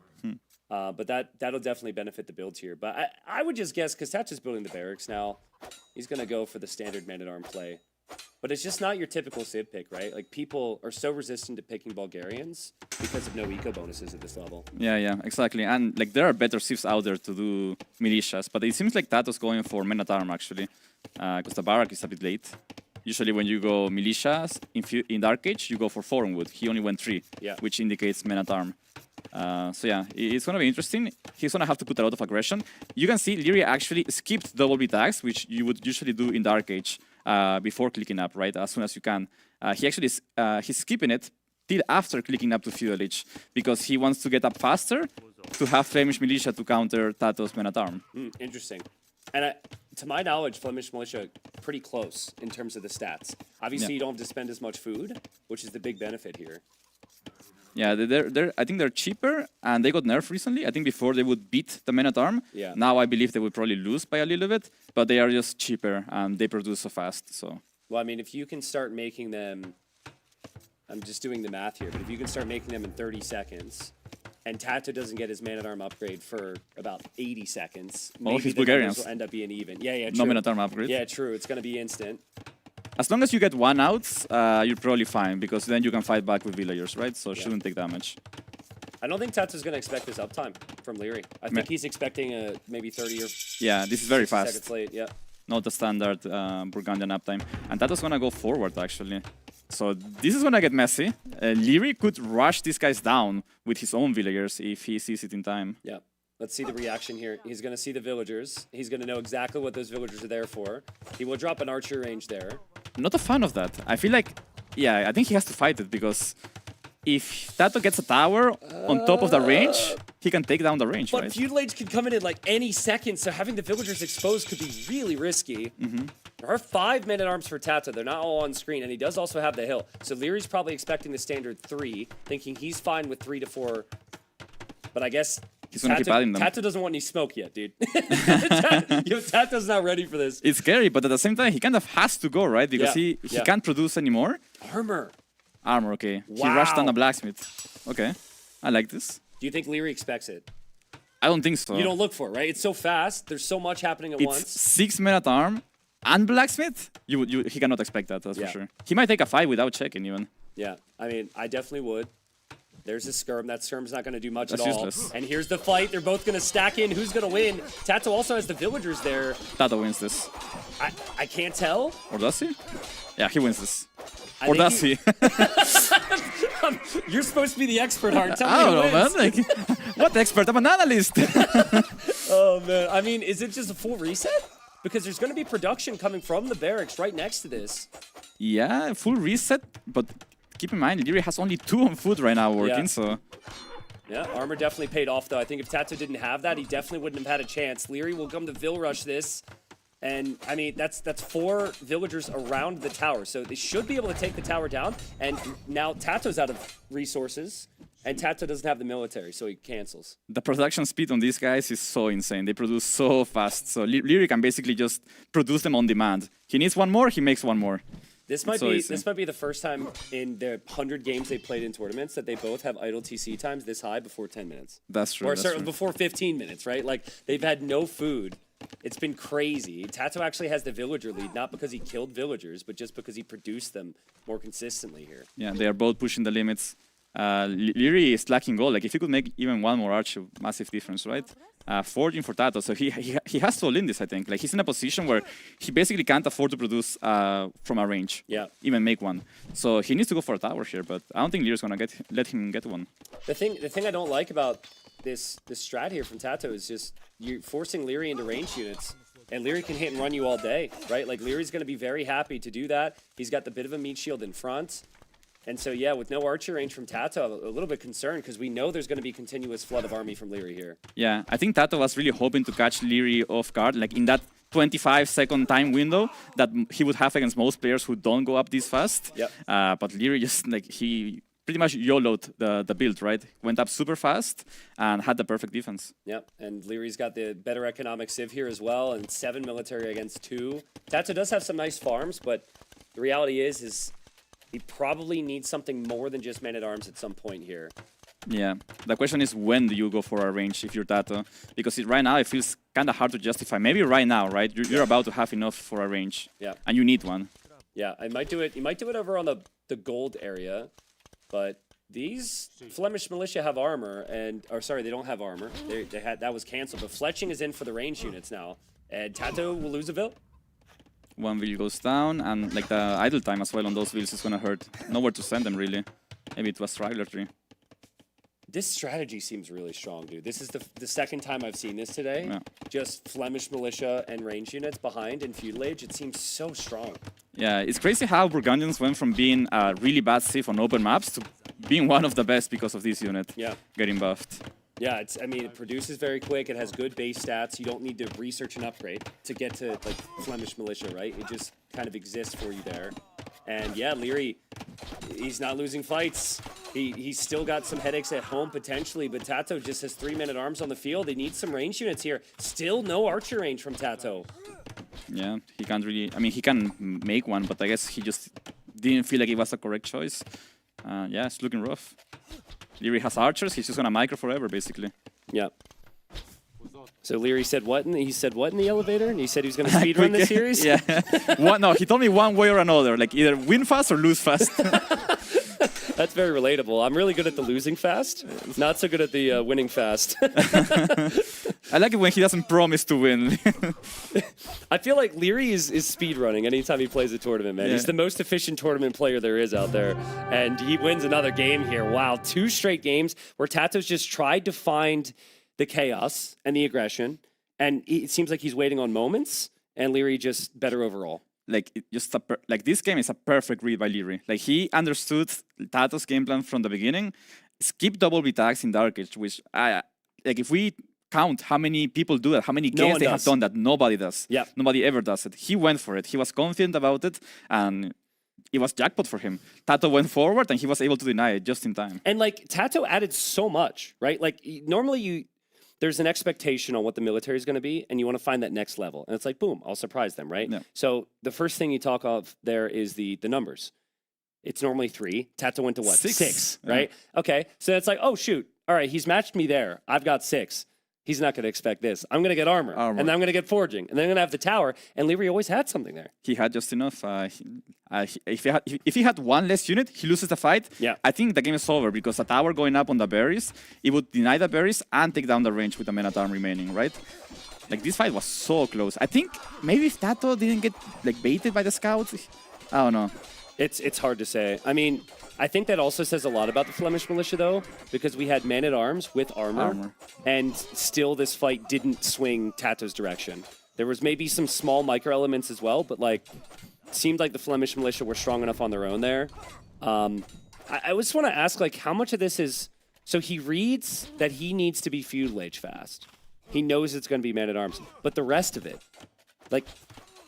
How do you have that intuition there if you're Leary? Like, is this something that he's practiced against, or is it just he somehow finds a sense for a completely unique scenario? I think he's just thinking, like, how do I lose this game? I'm Burgundians, he's Bulgarians, right? Yeah. How can I lose this game? So he's just thinking, I avoid dying in early feudal age, and then I go from there, because he has the better seed, right? Better economy, better units. Yeah. So he's just trying to survive. If Tato doesn't go for something super aggressive like he did, then it's okay. I'm still Burgundians, maybe I sacrifice some economy, but I played it safe. Right, so yeah, just a good read. So here's another question. So let's say it's a different opponent that tries the exact same strat there against Leary. Do you think he skips double bid axe? Like if that's Mr. Yo, for example. No, I don't think he does. Okay. So that's like respecting that Tato's going to be aggressive and knowing the opponent there. Yeah. I mean, I don't really know what you advise there if you're Tato, right? Because like you gotta go kill Leary, otherwise he's gonna kill you. If I'm watching the game as a spectator and I was surprised by how much Tato made, like if you're playing against that, no way you expect that, right? Yeah, like, you might rush down the man-at-arm or something when you see the tower coming up and just lose the game on the spot. Like Leary just had the right intuition. Interesting. All right. Well, I mean, Tato's got 3 very different civs that he could go to for the next game. Important for Tato, he's gonna want to snag every game that he can. Yeah. He's got Poles, Ketons, and Spanish. not really sure what to expect here. I actually could see Poles being very good for like an Poles. extended feudal age game. But like Ketons as well, maybe the safer pick to go for lots of scouts, lots of spears in the mix. And he's going to end up going with Poles. So here we are. This is the third game where I'm thinking Tato could potentially consider towers. Poles getting a bit of gold income when they mine stone. But more importantly than that, I think just amazing when it comes to their farming. And then Leary on the other side, maybe the best civilization for lots of scouts. With the free forging upgrades. And with Leary's micro, it's going to be dangerous out there. And this map is similar to Arabia, if you know that. Very open, very expansive here, so expect army.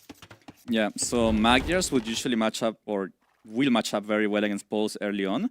But once Poles gets the forwards going, they can outproduce Magyars, right? I don't think I'm going to see towers from Tato this game, just because Magyars will produce so much army. I don't think you will ever be in a position to drop towers. Yeah, makes sense. I mean, when I think of some of the most enjoyable Tato games, it's always full feudal. Yeah. Like full scouts, full archers, full spears. I know he'd love to pick Romans on Land Madness to just mass tons of spearmen against heavy scouts from Magyars. I was actually curious on that. I don't know if you recall, but I feel like Leary might have considered banning Romans against Tato because of the history there. But Magyars are dangerous. So I'm thinking like 18, 19 pop scouts. When do you consider switching out of scouts here if you're either player? I think Poles will stay on like Lycaf line the whole game, scout line the whole game. It's just what they play. Like even in Castle Age, if you're up against CA, you probably go Lycaf and Scorpions, right? For Leary, on the other hand, I think you just match scouts. Like if Tato manages to full wall, then you stop making scouts. But if he's open, you keep making scouts. Okay. And you can even consider playing Lycaf yourself. Like there's Magyar scouts or Lycaf are still amazing. But if you find yourself in a position where you're like greeding your way to Castle Age because you didn't have to make that many scouts, then you switch to CA. What do you think about long ranging golds at a certain point just to get enough gold for bloodlines, and then everything else is food and wood? Yeah. Just for full feudal. I like that. For Poles specifically, right? Yeah. Cheaper bloodlines. I think it's cheaper on the foot only. But yeah, I think it's a very good bonus. And I would be surprised to see Tato not using that. Okay. Yeah. Yeah, I mean, there was an old school trick we'd do back in the 22 pop feudal age scout days, right? Back when maps were horrible, we're walking uphill both ways, where when you go to lumber camps, you send 5 of those Veils, go into the one lumber camp, collect gold, and then build the second lumber camp with that just to have that sneaky amount of gold for bloodlines. I remember those times. Yeah. I don't know if you were getting tower rush as frequently as I was because we're at slightly different ranks, but So sometimes I would actually. Yeah. I played some games against team, full wall team. Yeah, dude, that's those crazy. Well, I don't think a lot of people realize how far back you go as a player, right? Because I think you had that period of inactivity before returning to the game. But I think it was King of the Desert 1, you were in the semifinals and lost to Leary? Yeah. Yes, exactly. KOTD 1 was my first tournament, and I did lose to Leary in the semis. Yeah, not a bad first tournament. Yeah. Don't ask me about my first tournament. I don't want to tell you about that. You can tell me later if you don't want the stream to know. I'm pretty sure they already know. Wall's coming up here from Tato. Yeah, which makes sense because you need that time to get your eco. And the starting scout goes underneath the TC there for Leary. That is kind of massive for Tato. Like that's gonna relieve him of some pressure early on at least. Yeah, Losing HP like that on a scout is pretty bad for Leary. Do you think horse collar is just 100% necessary here if you're Tato, or with the new farming change, can you delay it a little bit with Poles perhaps? I think with the uptime he had, I think you do it. Yeah. You can afford it, I believe. Yeah, he's going to get the kill there. That's huge. That's never a fight that Tato would normally be able to win. He'll get to move forward now. There is the nice thing of just knowing exactly what your opponent's likely to do for both. Whereas the previous game, maybe there was a little bit of worry on how much they'd invest, but it's going to be scouts and spears. Yeah, it's going to be scouts and spears for both, probably. So Tato actually skipping horse collar for now. Leary as well. Leary went up really fast, so it's kind of expected that he would skip it. And also, he's trying to put aggression, right? You can see he's still producing spearmen. So he's trying to just send spearmen forward. Probably take some risk at home, right? You don't have to spearmen at home. But yeah, he wants to find damage. Well, it's kind of tricky for Tato. First off, he doesn't know where Leary is. Second, he's trying to wall a lot. So if he gets caught out on any of these walls, he's going to have a real issue. And he might just end up having to pull his army home because he doesn't know where his target is, essentially. But he is going to pull the villagers to the side, and now he knows. The TC's right there. Yeah, and it's so awkward for Poles here, right? Because Magyars has better scouts and better spearmen. So you basically can never fight one-on-one. Oh, that's, once again, pretty massive for Tato, finding that damage. Yeah, maybe a little uncharacteristic here for Leary. A bit more chaotic for him than we've realized. And Tato, assuming he builds this, I think he should be fully walled here. I think there is the one palisade, though, super weak next to the gate. I kind of doubt that's going to be spotted by Leary, though. Yeah, should be fine. I think Tato managed to full wall himself, which is very important here. The question is, how does he approach the game from here? Does he keep making scouts and like go for an all-in feudal age of some kind? Or just try to agree to Castle Age? I don't think you want to agree to Castle Age because that gives like an opening to Magyars to just play CA, right? Yep. I think as Poles you want to go for a longer feudal age. So when you get to Castle Age, you have enough economy to spam scouts brainlessly, basically. I'm just keeping an eye on gold right now. It's always the question. It's like, how many farms you add before you extend that archery range? Jag's going to take down Tato's unit there, which is not great. That's unfortunate. Also, the distance between the players is very, very far. Sometimes they spawn closer, so this is like a perfect map for scouts against scouts. So Leary's not fully walled. The opponent is fully walled. There's a lot of guessing games here. So if you overinvest into defense and you're late to Castle Age, you're screwed. But like, if you underinvest, you also could be screwed as well. So, yeah. So really tough situation for Leary here. Like, if I was in Leary's shoes, I would always keep adding army. Why? Because I'm against Tato. I know Tato will never agree to Castle Age. Okay. Well, he's not really doing that, and Leary does save the villager there. Yeah, saves the village. He's still open, though. I kind of... Like, it has to be worth it to wall that top side for Leary, right? He's against Tato, man. He's so known for doing this. Well, Tato's hiding it so far. I'm actually really curious how long Tato waits with the scouts. Because he's also gone to stone, which to me felt like he was going to come forward and drop towers. I think he might do that eventually. Like, once he knows he has a superior army, he might send a few guilds forward. But they are so far away, so I don't know. Maybe he can just make a market and sell the stone, right? Yeah, you're going to get what you're hoping for here. Your teammate is going to wall up a little bit. Maybe not exactly how you're envisioning it, but the walls from the wood line to the TC should be fine. And he shifts to gold as well, and here comes Tato with the additional scouts. This is the army we're talking about. Tato waited a long time to move forward with this. Will Leary get the walls down in time here? Yeah, I mean, he can always keep massing scouts and then just run through the town center, right? He knows that Leary is most likely not going to be able to wall in front of his town center just because of the layout of his base. So there's always that possibility. You can just run under the TC. Yeah.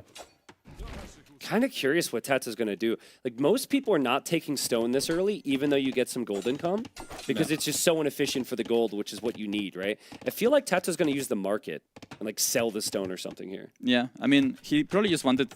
I guess it's more efficient long-term to do this. Not forever. Okay, Lear's he's being very smart here. Like, he is trying to cover all angles, walling in front of the town center like that. So Tato's gonna see that, and then he has to decide, do I go now, or do I wait, or do I just hit a building? I think also Tato's expecting this to be a bit more open than it really is. And losing that scout on the right side of the base without being able to know exactly where Leary was is maybe the problem. Okay, there it is. And Bills are going to have wheelbarrow in a second as well, so they'll be forward a lot faster. You can only build one defensive tower here if you're Leary. Yeah. So you got to be really careful about a counter tower. Actually, is Tato building that tower so Leary counters, and then he can just tower where his initial tower was? I think so, Okay, interesting. He wants to make sure one tower doesn't protect the whole side, basically. So that's... I don't know if he's thinking that way, but that's very smart of him. Well, we saw the foundation. Let's see what Leary does. Leary wouldn't have known about that foundation, but now he needs to immediately react. So there he goes with a counter tower. Scouts can't run through. Yeah, so he's going to get a tower here. He's going to defend his gold. I think Tato is just going to abandon this position once his tower goes up and then move to the right side and go through there. Okay. Now that he forced a tower out of Larry, he has the whole right side open. Yeah, exactly. He's just going to move to the right, make another tower there. Yeah, but, I mean, in 2 minutes, we'll see Castle Age for Leary, so Tato's got to do this quick. Tato's scouts engaging against a bunch of spearmen here. It's kind of forcing the issue. Leary's done a good job to add the spears, but the spears don't kill Vils quick enough. And the archer range is behind for Leary. The plan is always cav archers, but he needs the gold for that, and there's the tower that Tato, I think, originally maybe wanted to go for. Now he should be able to push some of that gold back. Yeah. And I think he just wants to keep Leary open as well, right? I don't know if this is the correct move by Leary. He has 2 Spearmen in the queue though, and 5 on the field right now, but those are scouts with Wills as mid shield. I can't. These are impossible to cast, right? I feel like it's similar to the previous game where you don't really know how the fight is going. Spearmen go down. Now Tato can build the tower again, and the villagers are exposed. And this is really bad for Leary. Yeah, that might be 5 dead villagers. Did he really need to rush this down? I don't know. It feels like Tato quite often puts Leary in a position where he doesn't know what to decide to do, right? Yeah, he makes you commit, right? Yeah. And Leary, so far it's worked, but the games have not looked easy at times, and it certainly hasn't been the comfortable sit-back macro game that Leary's kind of known for. And yeah, the villagers will go down. He is still mining the gold, and he is in Castle Age though, so he's going to produce a knight, and 3 cav archers are in queue. Yeah. Tato needs to keep massing scouts. He probably has 2 stables by now, if I had to guess. Might need a tower. Yeah, 2 stables. Kills the scout. That's nice.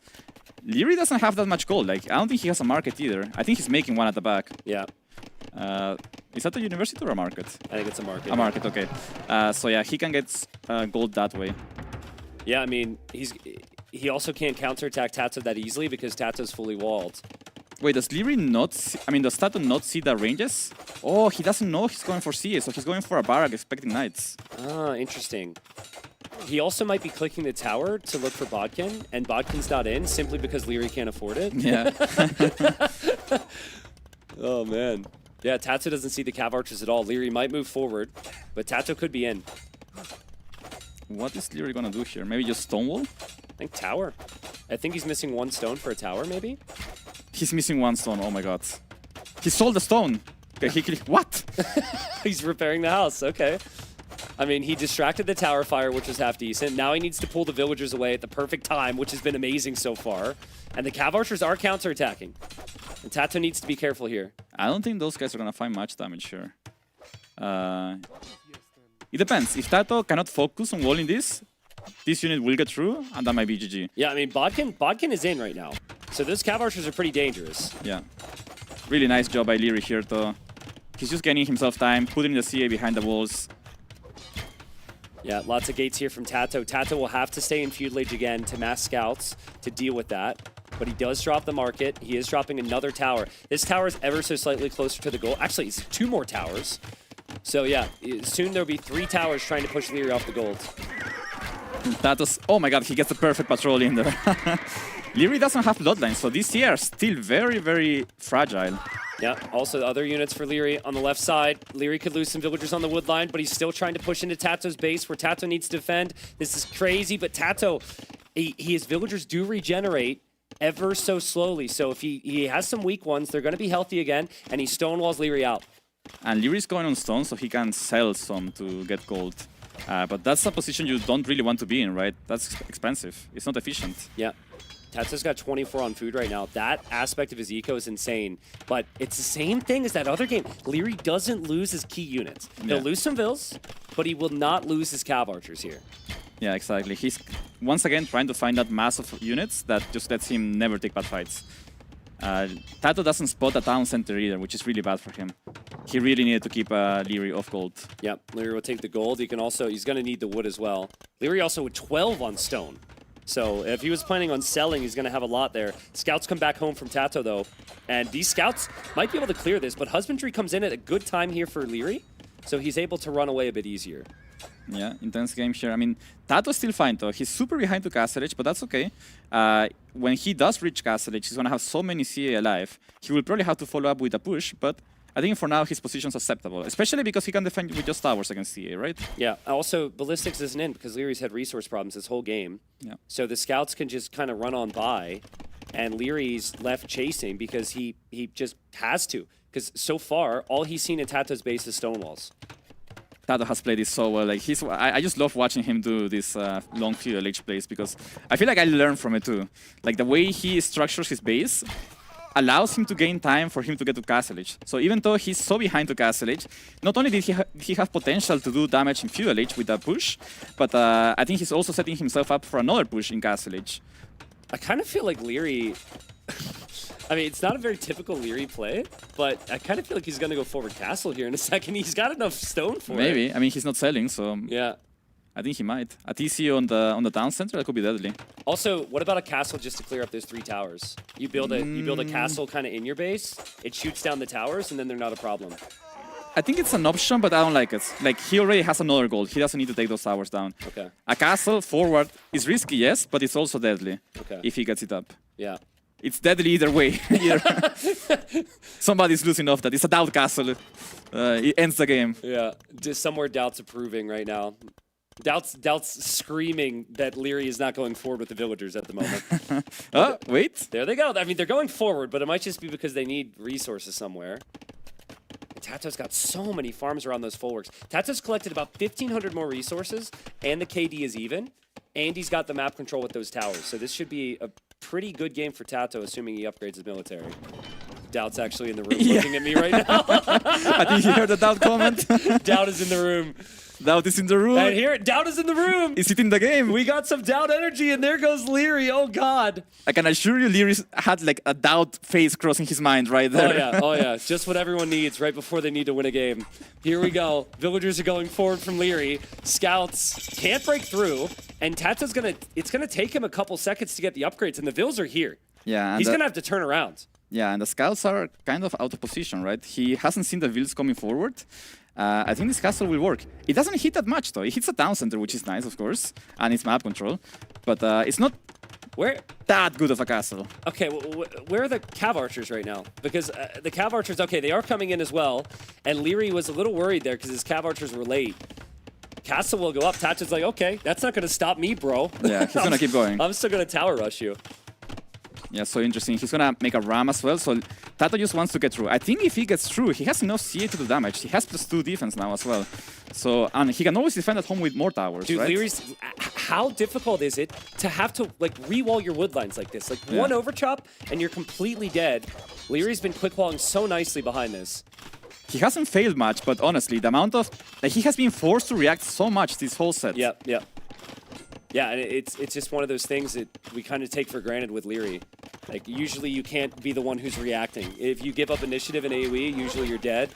But Leary's kept the Cav Archers alive. He's kept the Light Cav out for now. Tato knocking on the door with a Ram. And getting Bodkin, getting Ballistics. We might even see Guard Tower here from Tato soon. Yeah, I think Guard Tower's up next. This is a very, very scary push. I mean, Leary has so many CA, which are enough to deal with a Lycaf, right? Yeah. But Tato can just run in and go for the Vills. Yep. Also want to know, like, okay, as the Light Cav actually run through there, they'll die. Where does Leary have gold after the gold underneath his current TC is gone? There's not a lot around. Yeah, the gold is pretty scarce on this map. He would have to expand very far out to get more gold. Yeah, Tato's units, he can replace them easily if he's got the full works. And for now, he does. So nice defense from Tato. Guard Tower's on the way. Leary with this nice villager lead. We do have some Magyar Hussar coming home. Bloodlines as well. An upgrade that he really needs for his Cav. So more HP soon. I think Leary's army, if he can micro this perfectly, should be insane. The Magyar Hussar can snipe the Scorpions with their siege bonus, and then the Cav Archers can kill everything else. But there is a Guard Tower there. Yeah. On paper, Leary definitely has the better army, right? But it's not an easy fight to take. Yeah. Also, the Guard Towers are just gonna make everything more difficult. Ballistics is in for Tato too, so these Guard Towers are pretty damn good. Tato doesn't have any more stone. Leary is banking up his stone. He's mining it underneath the forward castle. I think Tato just realizes he can't really engage into that. Yeah, it's a tough army to deal with, for sure. Tato's economy is still looking very good, though. Only one town... I think, well, he has 2 town centers, actually. Will soon lose the one forward. That second town center he made is just to make sure that when he loses the first one, he has some protection there, right? Pretty soon, Leary might have to do the same thing. Leary's got a lot of eco back here that's exposed, but yeah, you just can't push this too easily for your Tato. The thing, though, is that's open. So if I'm Leary, I feel like I can never leave my base. Yeah. Because if you do, the Light Cav can just run in and kill those vills. Yeah, now he has stone for another castle. Do you make it here defensively?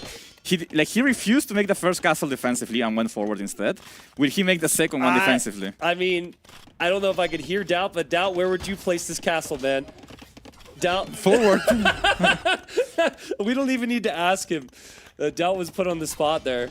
Always forward, man. Always forward. I mean, you have the vills there. You're taking the stone, and you're going to need gold. So just place another castle there, and then it shoots down the towers, and then you can just take your opponent's gold.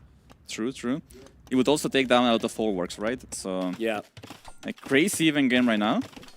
Leary has the better army overall, but this CA, I mean, these Lycaf are so easy to spam. So I think I actually prefer Tato's position slightly here. Oh, the Lycaf finally get through. They finally get through. Finally He's been trying for so long to get through but here. Leary is through. With Magyar Hussars into the farms at the same time. His castle shot down a piece of wall. Chaos on both sides. Magyar Hussar go in for the Scorpions. They kind of get body blocked, though. And that's a really good fight for Tato. And I don't think Leary has more ranges, right? He has one range remaining. And I mean, he can always stick to Magyar Hussar, which are really good, but Oh, man. it's not ideal. That's crazy. It was like back and forth, neither player making mistakes.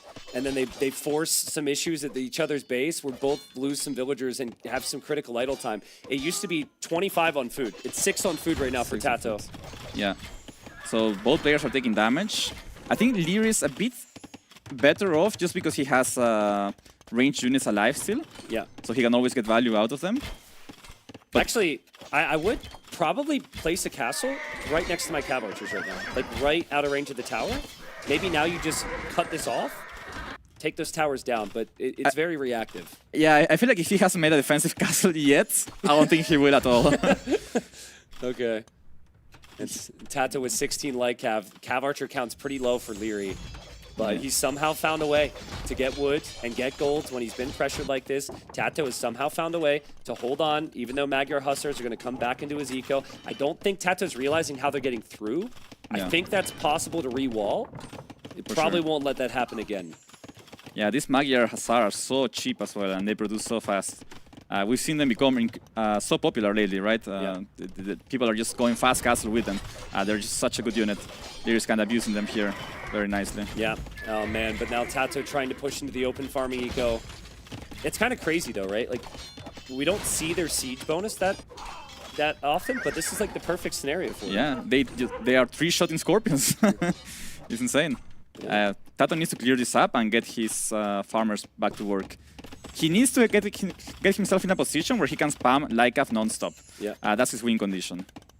Yeah, I mean, it's kind of tough because he's also losing Lycav so consistently. I think that's the issue for Tato, and Tato sees the overchop, and Magyar Hussar running this way as well. I'll also love Leary's TCs. They're like in a line in the middle. Yeah. Like, look at this. It's just this straight line right through the middle. It's worked out for him. Losing a couple vills there, though. And losing a couple vills here, too. And he's out of gold soon as well, so he might be... Okay, he's trying... Finally makes a defensive castle. Took him like 15 minutes. He probably wants to take that gold back. He has Tato's gold, I believe, in the front as well, right? So he could always expand to that one. Yeah, What a crazy game, dude. This game is so sick. I don't think we're going to see many games like this. I don't think so. In this tournament, honestly. I think it would have to be Tato against somebody. Tato forces this out of his opponents. Yeah.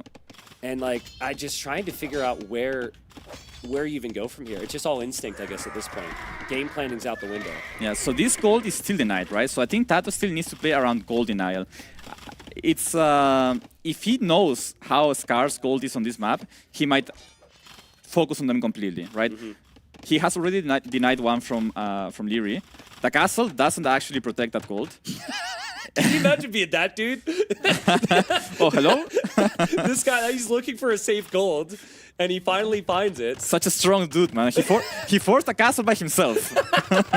It's funny because Tato probably thinks there's a whole army coming. Yeah. Oh, but this is still an issue for Tato. He still cannot fight this army straight up, ever. Like Towers. The Magyar Hussar and Cav Archer is still such an issue for him.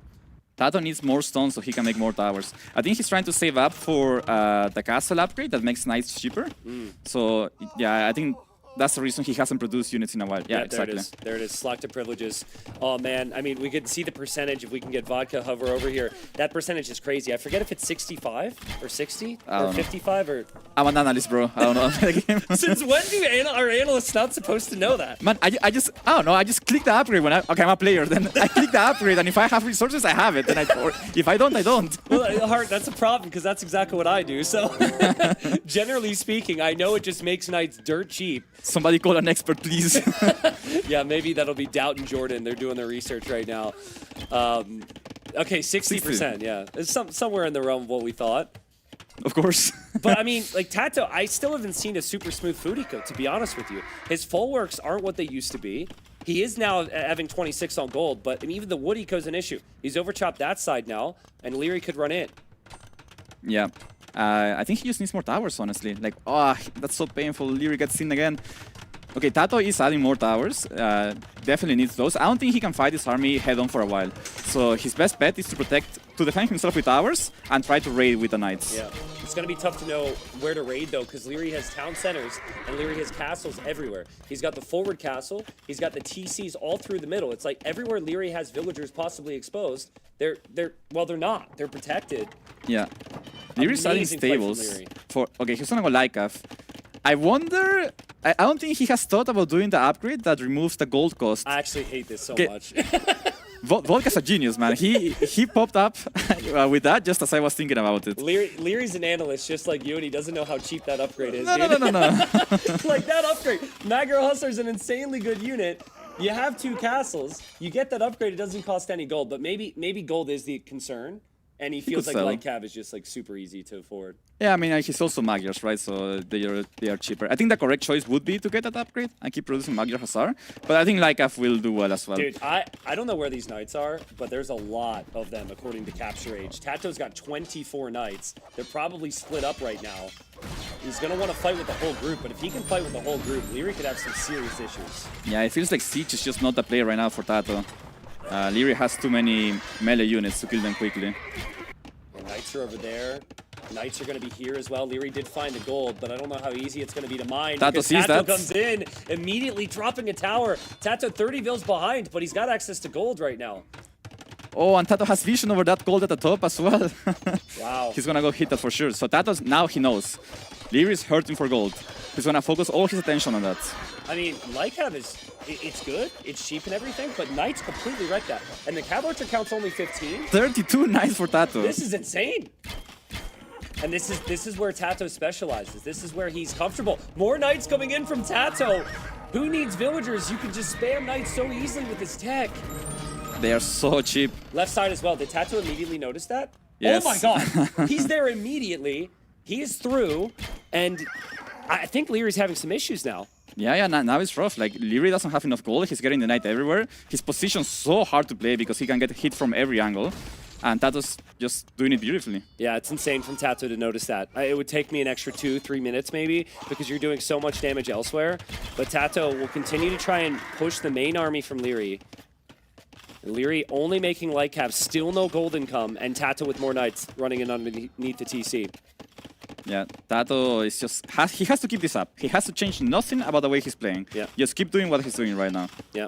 Don't add siege till he has enough units, basically. Yeah. When you get 50 knights, you can think about siege, but I think by then the game might be over. Yeah, for now, the knights are your siege. Don't think about anything else. Leary's trying to raid him a little bit with some light cap, but the massive cab archers is still going down. And Tato just seeing these red dots everywhere underneath town centers. Leary can keep those protected, yes. But like, if Tato can keep spamming knights like this, Leary's gonna eventually run out of villagers regardless here. We can't even follow it all. There's knights everywhere. Yeah, still at 30 knights for Tato, right? So he has more knights than Leary has army, but the knights are just more powerful one-to-one than whatever Leary can make. Yeah, murder hole's on the way as well, just because Leary might end up pushing underneath some of these towers soon. This is so good from Tato. Because it's been so good from Leary the whole game, right? Like, Leary needs to find a way to break into Tato's food economy.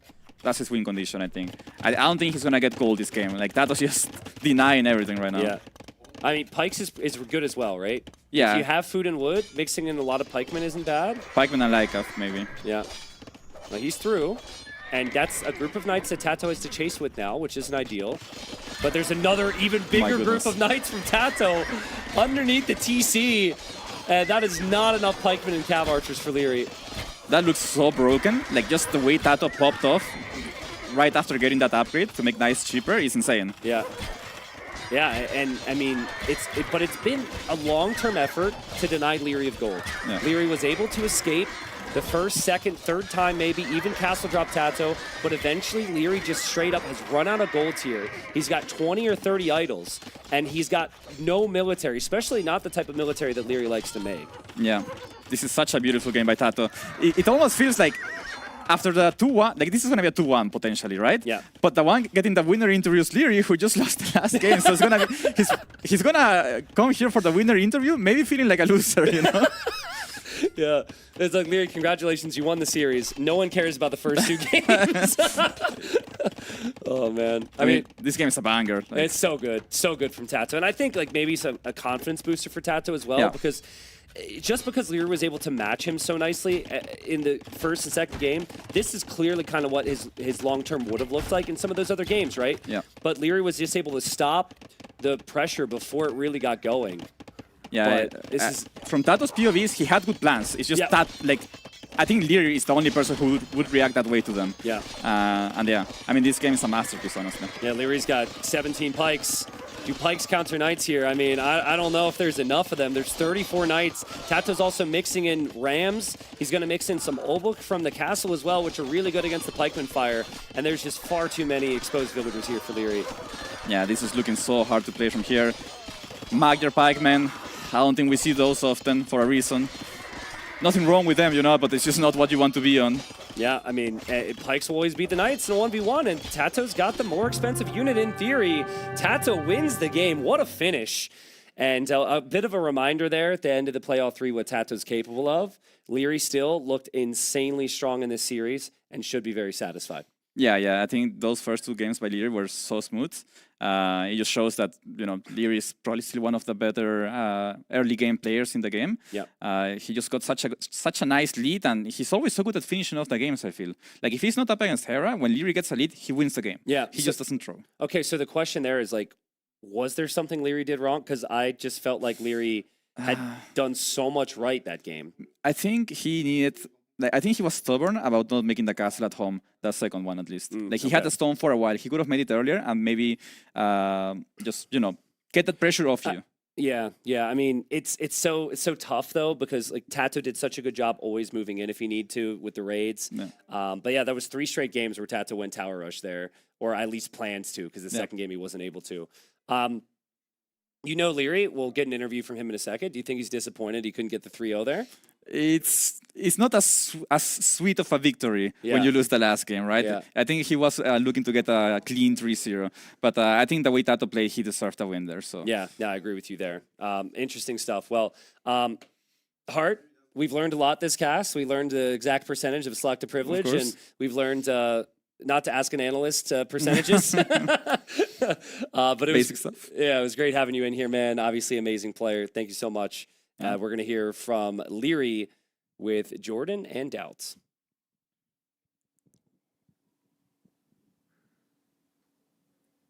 Thank you very much, T90 and Hart. And we are here with the winner, Leary. Congratulations for this victory. Hart mentioned it earlier. It might be a bit strange for you to come in onto the couch, and but losing the last game. How is your feeling right now? Yeah, it has been a while since I got an interview after I lost the last game, so Yes. it's a bit weird, but I will still take the win, obviously, so I'm still happy. Yeah. In general, Tato played a very unique style. I mean, you have faced him a couple of times already in the tournaments. Were you expecting him to fully go for the feudal age aggression in all the games, or were you expecting something else? Something tricky, right? Something unique. I know he's not going to play archers or the same way I play. We have very unique styles. He's very creative and very good with his special strats. So I knew something was coming, so I banned out all the cheese, but obviously there's like 15 left more, so can't ban them all. Yeah, absolutely. Dad, what are your questions? Before last game, we were not thinking it will get to the castle age, honestly. Like, every game was over in feudal age, like, very sure. Yeah, That tower got denied and was like, okay, it's over. But Tato managed to make a comeback. Not even sure how. Like, what even happened that game? Like, we climbed here to wait for you in feudal age because we were like thinking it's over. But same. It just felt like Tato was able to deny you from the gold income, right? And that over time he just managed to, I don't know, Yeah, kind of weird. denied your CA production. not even on the picture. Why are you here, Dart? All right, so first game, Panantanal, Tatars against Hans. Were you surprised by the feudal approach by Tato? I think we had the exact same approach, same strat, almost same civs as well in the qualifier. So I had an idea it was coming. Obviously, Hans, they have the horse. So I knew he wouldn't play FC War against me. So I thought something was coming, and yeah, I already played against this, managed to hold, and then yeah. Do you think he doesn't go for the FC as well to play the CA war against you because he doesn't feel comfortable, or is it just because the tower is just better because of the thumb ring and the sheep? Yeah, I mean, it's just playing into the Tar strength a bit more. Hans, obviously, you have the horse, you have endless amount of sheep exploration, so just playing their strength a little bit more. So, yeah. I also felt like there were certain moments, especially beginning of Castle Age for you, where it could have been a little bit more dicey, but him not walling the tower in front of your archer range kind of felt like that was the biggest issue. Do you also see it like that, or did you feel comfortable no matter what? Yeah, like starting Castle Age when he got the 2 towers up, it was a bit annoying because I wasn't having gold access anymore. I think I could have deleted the buildings though, because he built it right onto my building. So in worst case, I would have deleted that barrack or something and then do the same thing. Todd, you can also ask. In this game, do you know who wins, Militia or Man at Arms? I do actually. It's even. Almost. It didn't feel like this is the crucial Well, fight. well, yeah. Him had armor upgrade, did you know that? I realized halfway through the fight. I And was you like, still no. kind of won. Yeah, because, well, it's like even. Man-at-Arms have 1 more attack, but Flemish Militia have 1 melee armor from a get-go. So if he gets armor upgrade, he's supposed to win, but mine are twice as cheap, right? Or mine are like 20 res cheaper. So it's easier for me to mass them, and obviously as long as I hold, I don't get a tower up. Eventually I get 2 archers, and then the game is just over. So I even idled my TC for like 2 minutes, which was on purpose. So did he. Otherwise I would have probably died, or the situation would have been way rougher. But yeah, it was the correct play. So why do you think in that situation it's more important to invest into army rather than villager production? If I keep making villas, I can't really afford Flemish Militia. Then I would lose the fight. I would give him the position. He would make towers. He could raid me all over. While if I just idle my TC and fight him back, his whole game plan is ruined, right? That was his whole plan, like blacksmith timing, and that's it. So I just played my game and didn't let him force his game on me. All right. Yeah, and in this situation, in this game, it was interesting, right? You denied the first tower, the second tower as well with your villagers and the spearmen. You reach Castle Age. He is ages away from that. And I personally thought at that moment you almost won the game at the spot there. Was that your feeling as well, or were you concerned about certain things? I mean, the thing is, Poles still have insane eco, so I knew the game wasn't over yet. Quite a lot of decisions where I wasn't really sure if what the right. I could have made the castle here too, but I think the castle fort was actually pretty good. Forced him a lot of reaction, lots of walls. I guess Lykev wasn't the play. Maybe later pikes earlier. I'm not actually sure. Hard game to play. And now what would you have done? Only kill the archer, more and more of them. But he didn't have gold income, no? Sell. I sold already the halfway through Crude Lake. Sell stone. I sold stone as well. Then just losing. Like, That's what I did. Yeah, it was. Yeah. Well, Lykev wasn't the play, that's for sure, in hindsight. But I had so much food, so many villas, but I had no gold. And eventually, once he gets knights and unique tag upgrade, it's just unfair on that open map at least. So. Do you think it would have been an option to go for siege ramps, no, for ramps, sorry, and go for his towers, which denied your gold? I was thinking about that, but he had like 4 towers there, so what do I even gain from that? I'd rather just raid him and do something else. Yeah. Those why didn't guard you towers. show gold? Maybe I spawned with less, I don't know. I don't know why did you show gold. And you did not. Like, Well, I remember one gold I had in front, which I TC'd, and then I think another goal of mine was on that hill he was camping, on the right side. So he camped 2 golds. Then I had to go forward with some weird gold. Obviously, he could rate that, so... No gold. I was poor. Thought there was no gold for Lyric. I sold. But he sold everything already. I sold. Right, man. Well, I've seen the market prices. They were in the gutter. Yeah. Also, the problem is with the pikemen, they're not too fast, right? Yeah, that's the issue. So that's kind of a problem. Larry, who would you like to face in the second round now? If It's you gonna had be to a winner, choose. right? Because like Buchholz system. Yeah. Not sure actually. Who were the winners so far? I think Sebastian, Andy, Sebastian, Viper. Viper. Right now you match with Andy, right? 2-1-1. Also Viper. Yo as well. And Yo as well. Everyone basically Yo won. Yes. Nobody's 3-0. No, Oh, Sebastian. Sebastian, yeah. I mean, either one is fine. It's a fun system. We'll see how it goes. I'm looking forward for Dowd to explain the Buchholz, so either way. Everything is done by AI. Do you want to explain the Buchholz right now? No. Ask AI. He will answer. Who passed the group? We Read don't the have- script. Yes. All right. That helps. All right. Then I would say next set is going to be a banger as well. I'm looking forward to that one the most for today's set because we will have Winchester against Hera, and I think both are going to show a nice performance here. Thank you very much, Leary, for joining. Dowd, it was a pleasure to have you on the Appreciate couch it. as well. Yeah, I Fresh as helped. always. Yeah, I'm tired. But All right. I guess we take a small break and then we will have another set.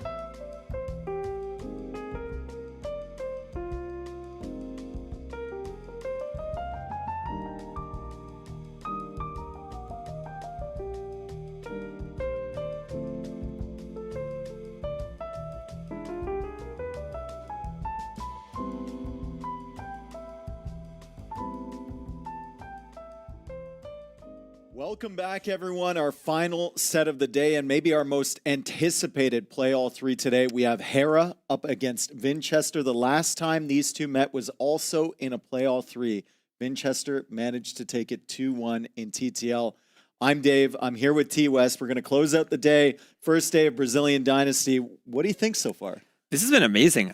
Although I have to say, the one restart was the game I casted, and I'm hoping we don't have any more bugged maps that I need to go fix. But other than that, this has been absolutely amazing. We've had a ton of great sets, and just individual games inside the sets. I think players are still figuring out some of the maps and some of the more meta decisions to make, what their Civs drafts are going to be.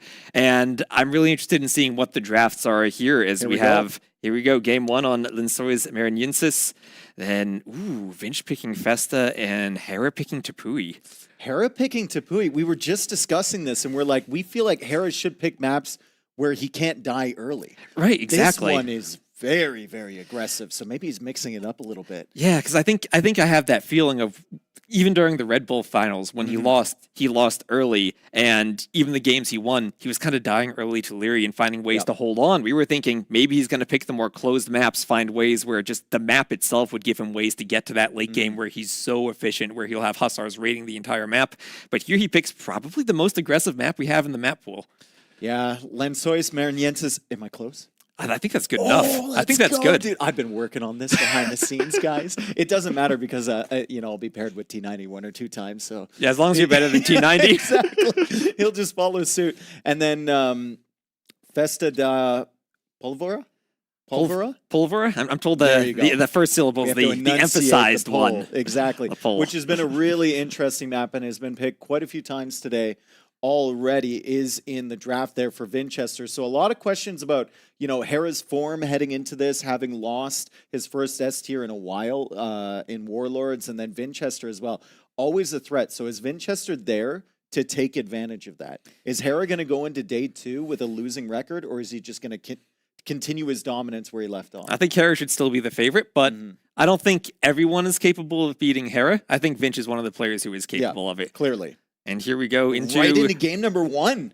Into Hera's point of view.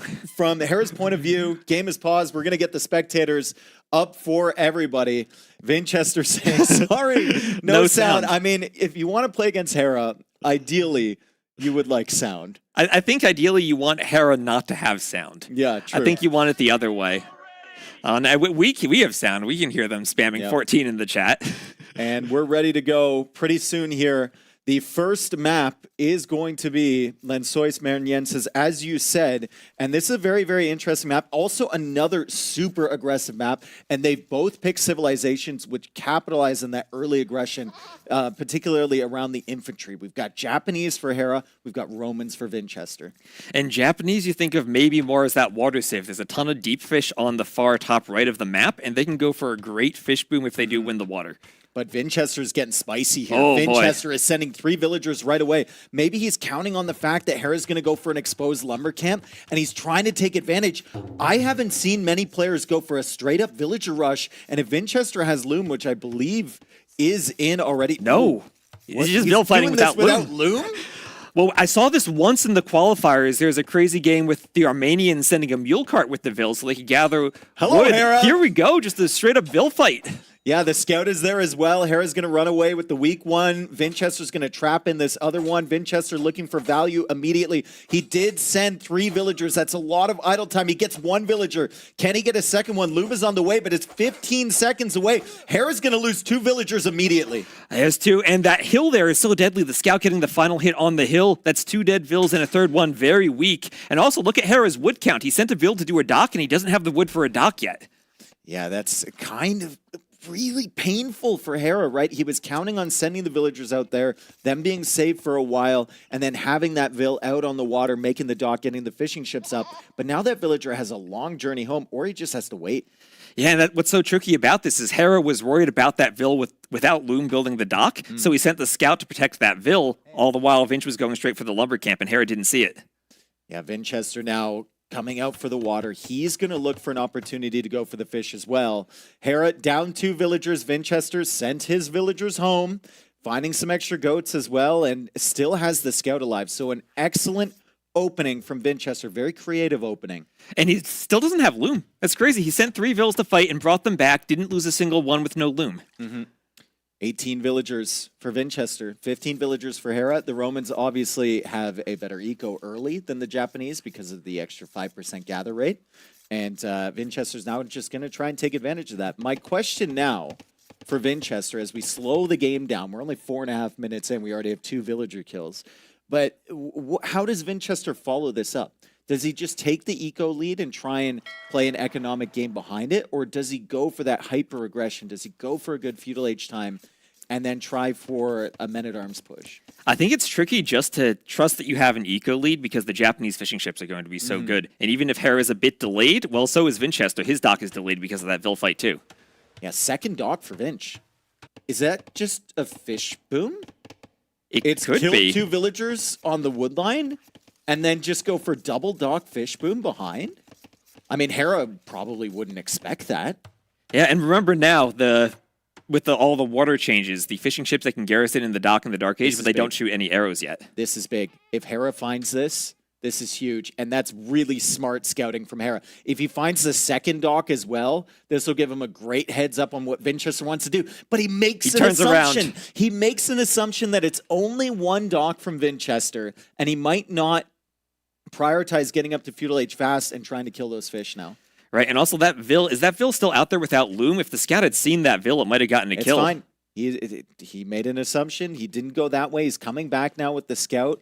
Maybe searching for the villager around here, right? Wondering why the Vil isn't collecting the food, and something just seemed a little bit fishy, pardon the pun, to Hera as the scout now moves along, and he will find the second dock from Vinchester. He will find the villager without Loom, but Vinchester leaves just in time. Yeah, I think Loom actually just did come in for Vinch as he clicks up to Feudal. So they're both up to Feudal at around the same time, but look at the difference in resources collected. Around 200 to 300 more for Vinchester, thanks to those two dead villages from Hera. And Vinchester now, in addition to the extra fishing ship that he's had over Hera for a minute here, he has 2 docks to produce down in the south. So if he wants to go and protect his fish or attack the fish from Hera, he's going to have an advantage inherently on the water. Hera's going to have to make a decision here. Does he want to go for the second dock, which he's doing at the moment, or does he want to add in some land pressure as well? And also remember, the Romans do have that extra armor on their galley line, so they do have a bit of an advantage against the Japanese in the water fight. It is also huge with the way that the map is set up here, with the whales being included. If you are the first person to your opponent's docks, you can cause them to garrison their fishing ships, and then they're not bringing in the gold to pay for the Navy, right? So you're severely handicapping them on trying to get the Navy out that they need to defend or push your fishing eco. Right, so it looks like Hera does have a mining camp on his gold, and if he takes the whales and has to go back, it's good to be the Japanese because that mining camp is cheaper. If you're relying on the whales as part of your builds, it's a bit less of a risk because if you lose them, you can still go to the gold more easily. So I've got my opinions on what to open with Navy, but what's your thought process here? Are you opening Hulk? Are you opening Fire? Or are you going Galley? My thoughts are Hulk into Galley unless you're up significantly faster, and then you can go Fires to pressure the docks. Okay. I still think it's Hulk into Fire into Galley, but I don't think it's like 100% of the time. It's very adaptable, right? As we see Hulks now from both players, 3 dock production from Vinchester. He obviously agrees with you, and the Roman galleys do have a bonus. They do. They have that extra armor. And the Hulks don't kill each other all that fast, but they might force the Vil away from the scout. Villagers are fighting back. This is tricky if the galley hits the scout, though, or the Hulk hits the scout. And Hera gets the snipe. Hera gets the snipe at the last second, saves his scout at 1 HP. Vinchester still has his scout alive, but he's got bigger fish to fry here. He's trying to clear up these Hulks before the fishing ship goes down. Excellent blocking there from Hera, and he snipes that fishing ship over the Hulk of Vinchester. Is it worth it to sacrifice all those fish to kill the Hulks, though? I think he might just want the naval advantage to try to win the water in the long run. I mean, I think he was just trying to get that fishing ship home, and Hera did an excellent job, right? Look at the food as well for Hera. He's got 12 on food. He's got 12 on food right now, and he's got 500 food in the bank. This should be an excellent transition for Hera, even if he does lose the water. I mean, at the moment, all he needs to do is keep Vinchester busy over here, try and get that Castle Age timing, and then he can hit him on land. And look at the food he has. He's almost up to the Castle Age, but just perhaps in the nick of time, the galleys are going to get forward and force the fishing ships to garrison. Yeah, good galley mass here from Vinchester. He's going to take out the Hulks. Really good pathing from him. He's managing to stay in front of those ships before he takes that volley. Then he can take those out. He's pushed Hera off the whales and the fish to some extent. Hera's still sending units forward, and I think he's going to try and get that time into Castle Age. And then once he gets there, feels like the Japanese have a very smooth transition from Navy into Cav Archers on land, because it's both wood gold units, right? That they do, and we've seen Romans play against Cav Archers so many times. They have great Scorpions, but they're not as mobile as the Cav Archers. On this map, mobility matters so much if you're trying to take those mills on those shorefish ponds. Well, and it also matters, like playing Cav Archers against Scorpions, if you're so far behind a Castle Age, you're just going to be walling up in field. You're going to be going for towers. By the time you get that first Scorpion out, Hera's going to have like 6, 7, 8, 9 Cav Archers, and he's just going to be running around. He has lost the water now. Vinchester can try and take advantage of that. But critically, let's look at the food count for Vinchester. Let's look at the gold count for Vinchester. He's just not where he needs to be to find a competitive Castle Age time. Yeah, he invested so much into the water, and casting the qualifiers for this, I got the feeling that whoever invested more into the water ended up losing the game. Yeah, I got the same feeling as you on that one, as Hera now going for the gold mining upgrade. So he's really prioritizing that. He has been pushed off of the whales. There's the barracks right there. I wonder what he adds behind. I suspect that it's going to be a couple archer ranges. And we still have 8 fishing ships for Vinchester, so he will collect food, but he's not going to be anywhere close to the time. It'll be knights coming out. So a couple knights coming forward. There's still gaps in Vinchester's base. Vinchester's on the shorefish. To the right, he's got a lot of exposed farms and maybe exposed woodline. And a knight, much more difficult to deal with than just one Cav Archer is. Vinchester now adding the market. He's going to try and click up, but he spotted the stable now from Hera. Excellent scouting from Vinch. It's absolutely key that he knows what's coming. If he sees it's knights, he can be a bit safer just by walling. They're a bit easier to keep out, even if they might be more damaging than the Cav Archer. Still taking the whales as well, Vinchester. He's got 8 fishing ships behind this. Res collected, still 600 ahead for Vinch. He has the archer range. He's going to some archers now. And double workshop from Hera. He is not messing around. He is going to hit Vinchester with a really, really powerful attack on this side. And he's got the wood and he's got the gold to produce from both of these right away. So stable, double workshop, and what also scares me are Japanese monks. They have such a good monk tech tree for pushing the Romans, so if Vinch has to go for a Mangonel defense, Redemption could come in for Hera. Yeah, but at the end of the day, it's going to be this, and it's going to be nothing else, because Hera has 32 food in the bank. At one point, he only had 1 on food there. He's been kicked off the fish, right? So it'll be siege monk push for Hera as Vinchester tries to wall the knight out. That's good work. And Vinchester will have the fish, and that will be able to back up his own knight production behind from the double stable. Does Hera see the double stable? I don't think he does. He was close. He sees one of them. Okay. So he has some expectation of what's happening. The monks will help with that a little bit, but it's a very expensive army comp that He's Hera's opening double attempting to ram. go for. Dave, he's opening double rams. He is being so aggressive right now. He's not even messing around with a Mangonel. It's just a ram followed by Scorpion push. And I think he needs to, right? He needs to take out the production buildings. He needs to take out the houses. He needs to apply a lot of pressure. He knows that that fish is going to scale very well for Vinchester. Still 57 seconds away. Vinchester momentarily concerned about maybe losing his town center before Castle Age comes in, but it's a good villager defense here. Hera is finding value, though. So many villagers going down from Vinch.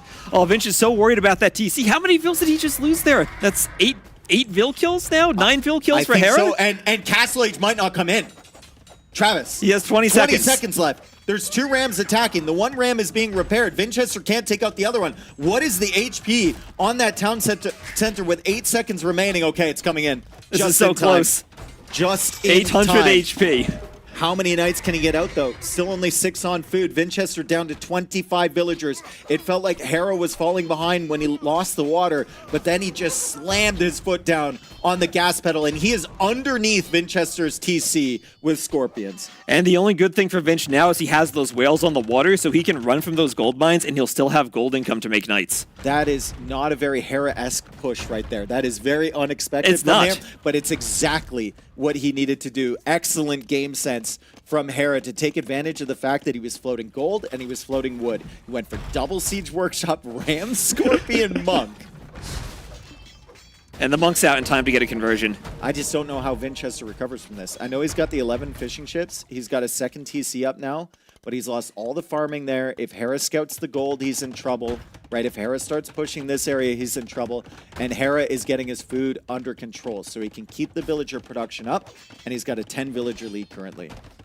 And that was insane. In like one push, 15 vills dead from Vinchester. He had a vill lead, a huge vill lead, but now that has all disappeared. And it wasn't even a bad play from Vinchester, because if he doesn't fight with the villagers there, he loses Castle Age. He had no option. He had to fight. Exactly. The timing was impeccable there from Hera as more scouts come out to deal with these monks that are trying to convert the knights. Excellent control from Vinchester to take out a Scorpion on the right side to save his knights from being converted on the left. But Hera's control is amazing, as well as he dodges away from another Mangonel shot. This is the last stand for Vinchester up here. At the very least, he has a hill to defend with, but that's just so much pressure from Hera. The good thing, though, as we said before, for Vinchester, is the fish, right? And that fish is just going to scale very, very well. Vinchester now takes out the Mangonel from Hera. Can Vinchester hold up here on the hill and hold long enough to start taking advantage of his superior fishing? Oh, he loses the Mangonel. He needs to keep all of his Mangonels alive. His advantage is since he's uphill, he'll tank one Mangonel shot without dying. But if the Scorpions pick it off, that's going to be so deadly. And there's the expansion from Hera. So Hera, he knows he's done a ton of damage. He knows how many villagers he's killed, but he also knows he's behind on the fishing ship count. Doesn't have anything on the water at the moment. He's trying to get some more villagers on the field. He hasn't spotted those vills that were still on the gold. And a nice sneaky TC coming up from Vinchester to try and take advantage of all the food flying in towards his docks. Yeah, now it's so important that Hera scouts properly. We have some monks out for Vinch, and with some monks and a few Mangonels, he might be able to hold that hill by the wood line. This might be one of those games, as we kind of slow down again. We sped up at the beginning, you know, through the water fights, to that TC attempted snipe. We slow down again. This might be one of those games that ends up going a very long time. One of those early scrappy games. Hera does a ton of damage. Vinchester takes him off water, and then they both start expanding on the land. And this is also one of those games where the conversions on Knights are extra valuable for Vinch because the Knights pick off Hera's siege. He got a couple of them. Hera got a couple good shots, though, with the Mangonels. 43 vills now for Hera. 32 villagers for Vinchester, but 5 extra fishing ships coming in for him. So he's going to take all of the available resources from the water. And he gets another conversion. Hera instantly tries to convert that back. How long until Hera notices that town center? He was picking up a relic. Did he scout it? Oh, he sees it. He sees it. He knows it's there. And that TC is all alone out there. It doesn't have the hill. It doesn't have the monks or the Mangonels to defend it. If Hera has the army to swing over there, he can destroy it. But look at his siege count. He's down to 1 ram, 1 Mangonel. He's kind of stalled out trying to push up that hill. One great thing that Hera has done, instead of trying to push up the hill with the rams, he's used the rams to clear all the houses. He's clearing the barracks. He's clearing the farms. He's going to clear the market as well. And you can see Vinchester is housed right now as he's trying to expand his fishing economy. Hera now coming in with more knights. Vinchester out of position on this side. Hera, no respect for that town center. He dives right underneath, takes out the Mangonel, forces the monk to garrison, and all of those villagers are doing nothing inside of this town center. Hera is idling half of Vinchester's economy. Okay, Vinch might have gotten a Villa 2 there, but Hera gets the TC up, and now he's ahead in town centers too. And the market's going down, which is such a crucial building for Vinchester right now, with Hera causing so much idle time. He's trying to take advantage of all the whales he's getting with the fishing ships. Hera, defensive with a monk now, is going to be able to take out that knight. Good delete there from Vinchester. And I now wonder if it's time for Hera to start moving towards that town center, that random town center in the middle. Speaking of markets going down, Hera might lose his. We might just have a marketless game here. The galleys on the water are going to destroy that market 1 arrow at a time for 2,000 arrows. This is Age of Empires 2. T-West. There is no such thing as a marketless game. There is always possibilities to drop a market. Scout now coming in for the monk. Vinchester, risky, gets away just on time and sends his own Mangonel forward. The monk dodge. This is where it gets kind of risky for the Romans because you don't have Sanctity, and those monks will die in 1 Mangonel hit. All right, so we have knights searching for the villagers. Hera might have spotted that town center, but I don't know if he's aware that it's actually up there, because he hasn't really moved out in that direction at any point. Great dodge on the attack ground there from Vinchester. Hera's going to try it again. He thought Vinchester would dodge back, and Vinchester just went straight forward. And well, Vinch, I mean, we see how valuable ram, 1 or 2 ram cab is on units. Oh, the ram's going to attack the scout. I mean, the ram's destroyed houses, farms. Now it's going for scouts. All right, so Hera starting up his farm eco. Look at the economy from Hera. Unbelievable. 4 TC coming up, 28 on food, good gold count. He's still got some presence in the middle of the map as Vinchester expands his eco over here in the emptiness. Hera doing all the right things here, considering that he lost the water early. Vinchester just trying to take advantage of that water Again, it's 78 population for Vinchester. Still behind is Hera with 72, but a lot of that pop is useless Navy at the moment. Yeah, and as the fish get farther away from the docks, as Vinch continues to do fishing lines and add fishing ships, it's going to get less efficient. It's going to get farther and farther away. He's already taken, I think, 2 of those whales, so he doesn't have much gold income left. Hera spots the second TC as well. What's the decision here from Hera? I mean, he could keep running around with Knights. We've seen he doesn't really respect TC fire that much. Does he move forward with Siege? Does he make another Siege workshop up there? Does he go to Stone? I think you want to push the outside TCs. They're on level ground. There's not much wood defending them. There's no monasteries or and workshops if you take there. them out, the villagers have nowhere to run. They have nowhere to go. I mean, Vinch could make a transport ship and try to run the vills out to sea. Another excellent thing that Hera has done to add to the list of excellent things that he's done this game. It's a long list. He has 4 relics. So he's thoroughly taking advantage of his map control on the land. And I think that monk was going up to pick another one. So it could potentially be 5 relics here for Hera. Excellent gold income potentially for him. And a conversion on the low HP Finally. scout too. Yeah, he's been working on that one for a while. Been trying to get that guy. 20 on food for Vinchester, 15 on gold. He's trying to stretch out to the farms again, but there's a threat from Hera to push those top 2 TCs. That's a nice snipe on the Mangonel there for Vinch.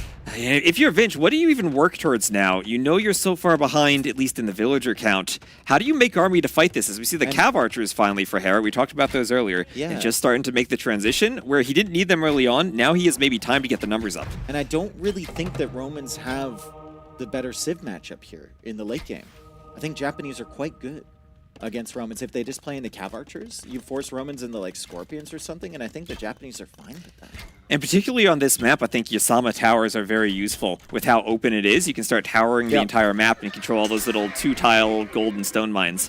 89 villagers now for Hera. 12 villagers in the queue. 40 villagers on food. Vinchester's still in recovery mode. He's still in this game. But it feels like he's going to be the one that has to make something happen. I don't think he can sit back and just simply wait.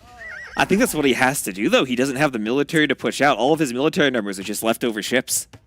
Is there like a sneak attack he can pull off? Can he go for a castle drop? Like, what is the solution here for Vinchester? And if he wants a castle drop, Hera has more stone. If he wants a sneak attack, Hera's walled by his wood line. I think Hera has the map locked down with his 5th town center. Yeah, and he can just play patient, which we know he does so well. He's buying stone now. Hera's thinking about a castle. He's going to put it on. Is he going to put it between those 2 TCs? I think I see a little bump of a hill right there's there. a hill right there. That's perfect. That's on both of the TCs. That's the perfect castle for him. And Vinch has no land army. He can't stop that. And he's going to have the military to support it as well. Like, he's got a couple knights on the field. Vinchester coming out here with Scorpions. Ballistics did come in for Vinchester. Okay, well, Scorpions will be good. The question is, can Vinch actually get the mobility to use them in the fights against Cav Archers? I mean, we also still have Knights, right? And the Scorpions, while they're excellent against the Cav Archers, they don't have the mobility to quickly get up to this castle and potentially deny that. So now we're going to have 20-plus villagers from Vinchester just in the middle of nowhere. In the middle of nowhere. They have nowhere to run. I mean, now he has the Rams. He's pushing those workshops back. Where does Hera have those relics? Maybe Vinch could grab relics from that monastery. If it's in the forward monastery, potentially. Oh, all 5 of them are in that monastery. Oh, man. Okay. Suddenly we're seeing options for Vinchester. I mean, let's not ignore the fact that there's a castle going up on half of his eco right now. But the relics being forward, potential maybe for a comeback. And that's a forward castle from Vinchester on the town center, on the farms over there from Hera, if he can hold off these Cav Archers and the Mangonel for long enough. And we talked about the lack of mobility for those Scorpions. Maybe Vinch doesn't need mobility. Maybe he can just control the wood line and play in one location for the rest of this game and try to deny Hera from wood. Counter castle from Hera. I think both of these castles will go up. Hera's got significantly more villagers, but Vinchester started building earlier. He's got that extra 5% from the Romans. I think Hera might lose some bills here. He'll lose a few vills, but he has vills to spare at this point. It's going to go up. Yeah. It's going up. It's going to go up. We have faith. Scorpion's now working away on that monastery with the 5 relics in it. Hera needs to run away with some villagers. Feels like at any point Hera can unqueue vills, unqueue light cav, and maybe click up to Imperial Age, but at the moment, he's thinking of a Castle Age investment. And here comes the ram push. So Hera lost those 2 forward workshops, so he doesn't have any siege production. There's no Mangonel to defend the castle, and Vinch has 3 rams queued behind this. Was Vinchester able to get away with some of these villagers too? He's trying to tower. Went for a watchtower. He saw the gold over here. Hera just goes for another castle up on that TC. Vinchester still trying to push this castle from Hera. Hera has a couple mangonels coming from behind this. If he can keep this castle alive long enough, and you can see he's dodging the castle shots by ejecting and then garrisoning the samurai. That micro is insane. This crazy micro from him. Excellent timing from Hera, and the mangonel is up, and the castle has been saved. Vinchester with a big investment. 4 Rams already coming forward for that to try and take that thing out, and it feels like Hera will keep this alive. It's crazy what one mangonel does to protect against Rams. One Hang on a mangonel second. destroys all of them. He didn't have it in the right position, though. He did pulled not back. have that in the right position. So the castle will die. Is he going to give it up? He's trying another castle, but the Scorpions are there now. A rare mispositioned mangonel here from Hera. The castle does go down. The monastery goes down, but Vinchester can't take advantage of that and snag those relics. So Hera's going to bring those back to a much safer location, and he also goes for another castle behind this. 138 villagers on the map currently for Hera. At the very okay, never mind. At There's the a very GG. least, Vinchester resigns. But, I mean, wow. The problem solving there from Hera after he loses the water and he sees he's floating tons of wood and tons of gold to go for double siege workshop that far forward is amazing. And also, I think we missed him going out to fish early with the villagers. He lost his fish near the docks, but suddenly he had 500 food. So I think he made a couple mills on the shorefish and managed to take in a lot of food and got that really good castle. Right, and that's another advantage of the Japanese on that map because the Mhm. mills are cheaper and it's so much easier to spread out to the shorefish. Mm-hmm. And we'll have some stats here, and we can look at those economy stats. You see Vinch, and this is what I think makes the map so awkward to play. Vinch is so far ahead in resources collected, but he invested into fighting on the water, and he was so much slower to the castle age. Yeah, heavily invested into that. I also think he probably had, because he was heavily invested in that, he had most of his fish on or a lot of them on the whales and not on the deep fish. So you didn't have that food coming in. You were spending the gold on the ships, and then you couldn't go up to Castle Age fast enough. We see the replay here. I mean, this was an amazing play from him. He came forward and instantly killed 2 villagers, and I can kind of feel the surprise there from Hera as Vince shows up. You can also feel just how Vinch has practiced that and how he was so prepared for Hera to send the scout out to protect the Dockville. Mm-hmm. And the audacity from Vinchester as well. No to go loom. up there with no loom. That is crazy. Do you think that was planned, or do you think 100%. 100% that's planned. forgot to get it? Okay. Seems very strange to me. There's the double siege workshop play from Hera. Phenomenal play from him, and this was just necessary from Vinchester. I mean, sometimes you just get unlucky. In Vinchester's case, sometimes you get lucky in Hera's case, but a lot of times you just make your own luck. And this push forced Vinchester to try and take out the Rams before he loses Castle Age, and he lost so many villagers for it.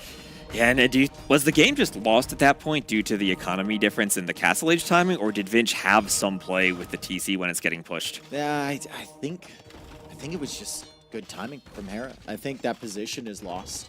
Maybe he could have retreated and made another TC, but I mean, it takes so long, right? It takes so long. He needed almost to stone wall in front of that to just give himself another 20 seconds before those Rams arrive. Yeah, that's so tricky to stone wall when you have your farms there already, Yeah, right? there's, Because and you have there's to delete them. Scorpions as well. Yeah, it's very, very tough. Vinchester tried to make something happen. He had all that income coming in from the 15 fishing ships, but even at this stage, I mean, it's 114 villagers for Hera, and it's 80 for Vinchester. So the fishing ships already completely negated at that point. Right. I always look at the Vil numbers and say it's more valuable to have villagers than it is to have fishing Oh, ships. 100%. And as long as you're equal in Vils, you're fine, even if you don't have the water. Yeah, because the villagers can become more and more efficient. They can take different resources. The fishing ships, I mean, they're getting further and further away from the docks, right? And that food is coming in slower and slower, and they're also not as versatile. They can't shift onto wood. If there's no oysters, they can't shift onto gold, right? So it's difficult for them. Monkeys, let's go! Let's go. Monkey Rock right in the middle, and then some more monkeys surrounding it. These are the new DLC assets. I looked through all the assets and was like, what can I add to the maps? And I was like, gunpowder barrels, monkeys. Yeah. They need to go in the maps. Excellent map here, T-West. Well done designing this. It is very interesting with the gunpowder barrels. You will see these barrels around If you're not familiar, if you haven't watched yet today, as we have a brief Have a pause, brief pause. here, admin talking to them, you'll see the barrels around. I don't know what their radius is. Looks like it's 3. It's about 4 tiles. Are we getting an admin restart? Is this a map I'm gonna need to stay up late fixing again tonight? Not enough kegs. Not enough kegs. Not enough kegs. Anyway, if you kill those kegs, they will explode in a 4-tile radius. Like, And I've heard Hera on his cast. He was telling everyone they need to destroy the barrels. I want to see Hera destroy some barrels. yeah. Well, I remember in the qualifiers there was a couple moments, man, where people would have a giant army next to a barrel, and I'm screaming And they at wouldn't the shoot the screen. barrel. Yeah. And they're microing, they're dancing back and forth, and it's just like they just And don't, they don't see go the for barrel. it. And then there was a moment earlier today, and I don't think you caught it. At least, I don't suspect that they caught it on the main broadcast. Andy lost 9 villagers to a barrel. Yeah, ACCM had a raid and he didn't see it. Okay, so I asked Andy later, and he was like, "What?" And Andy lost didn't see it villagers either. No one saw to it. a barrel. Okay. Hopefully ACCM saw it at least. Yeah. It couldn't But- help him out in that Yeah, game. that's what makes it difficult though, because when someone attacks the barrels, you don't get the attack notification Yeah. because it's the barrel getting attacked. So your walls blow up and you might not notice it. So, Vinchester getting an excellent start last game, huge advantage, killing those 2 villages. He had a little bit of idle time, whatever, but he also won water. Hera manages to pull it back. Is Vinchester going to go for some hyper-aggressive strat here as well? He is playing the Koreans. Less common civilization, I think, in this current meta than the Vietnamese here. I mean, what a Civ matchup this is. It feels like both these Civs want to go Fire Lancer plus Skirmishers. Yep. We saw Koreans so much in those Red Bull qualifiers when we had ACCM winning 37 games in a row with the Koreans. They're a bit different now after some balance changes, but I think they're still an incredible Civ. Oh, yeah. Fantastic Civ. The only issue with Koreans over Vietnamese is Vietnamese have a better economy. And this Civ, or this map, rather, you start with walls, right? So you can wall yourself off. You've got a lot of extra food to take in, which means you can get your eco upgrades in earlier. The Wei are very strong here. The Vietnamese are very strong here. All those eco-focused civs. Koreans are more of a late-game kind of military-focused civilization. I'm actually wondering if Vinchester wants to go for either towers or maybe even like a war wagon play.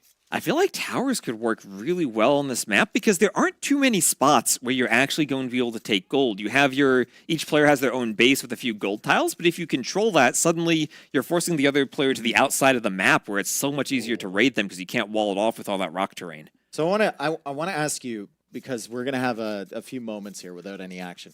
What was your thought process with this map? Because it is a really, really unique design with the kind of 3 different bases. Hopefully we don't have another admin rig. My thought was, let's make a map that breaks so that we can extend the stream and get more view time. That's it. You're staying up till 3 in the morning scripting this. Oh my goodness. The best part is when players play thousands of practice games and we don't get any bug reports, and then we play the game, and then we actually tell the admin, hey, check for this one thing, and we realize they're missing. Looks like we're going. So, or not. You were the right person to have. Okay, so what was your thought process with this map? My Let's go thought back to process that. was there were, I think, 2 maps that inspired it. There was, what was it called? Lookout in the LY Cup. That was a 9-Vil start, but had separate bases for the Vils. And there was a Basmo from Warlords 4. Basmo that had the woodline base. Right, that had the with woodline stone. base that was separately walled. So my thought process was, we can kind of do something similar with a 9-Vil start where we split up Vils into separate bases, and then we'll have the barrels there so you can go in and out of the separate bases. Were you the maniac that came up with the idea of the barrels? Or was that That was, they were in the campaigns, and I was just looking at the new DLC assets, and I was like, gunpowder barrels. This is a good idea. The Spanish just kept leaving those around. They just left them over. The Portuguese and the Spanish just kept leaving them everywhere. And now they're breaking through our walls and they're raiding our villages. And this is very, very unfortunate. But we will get into game number 2 again.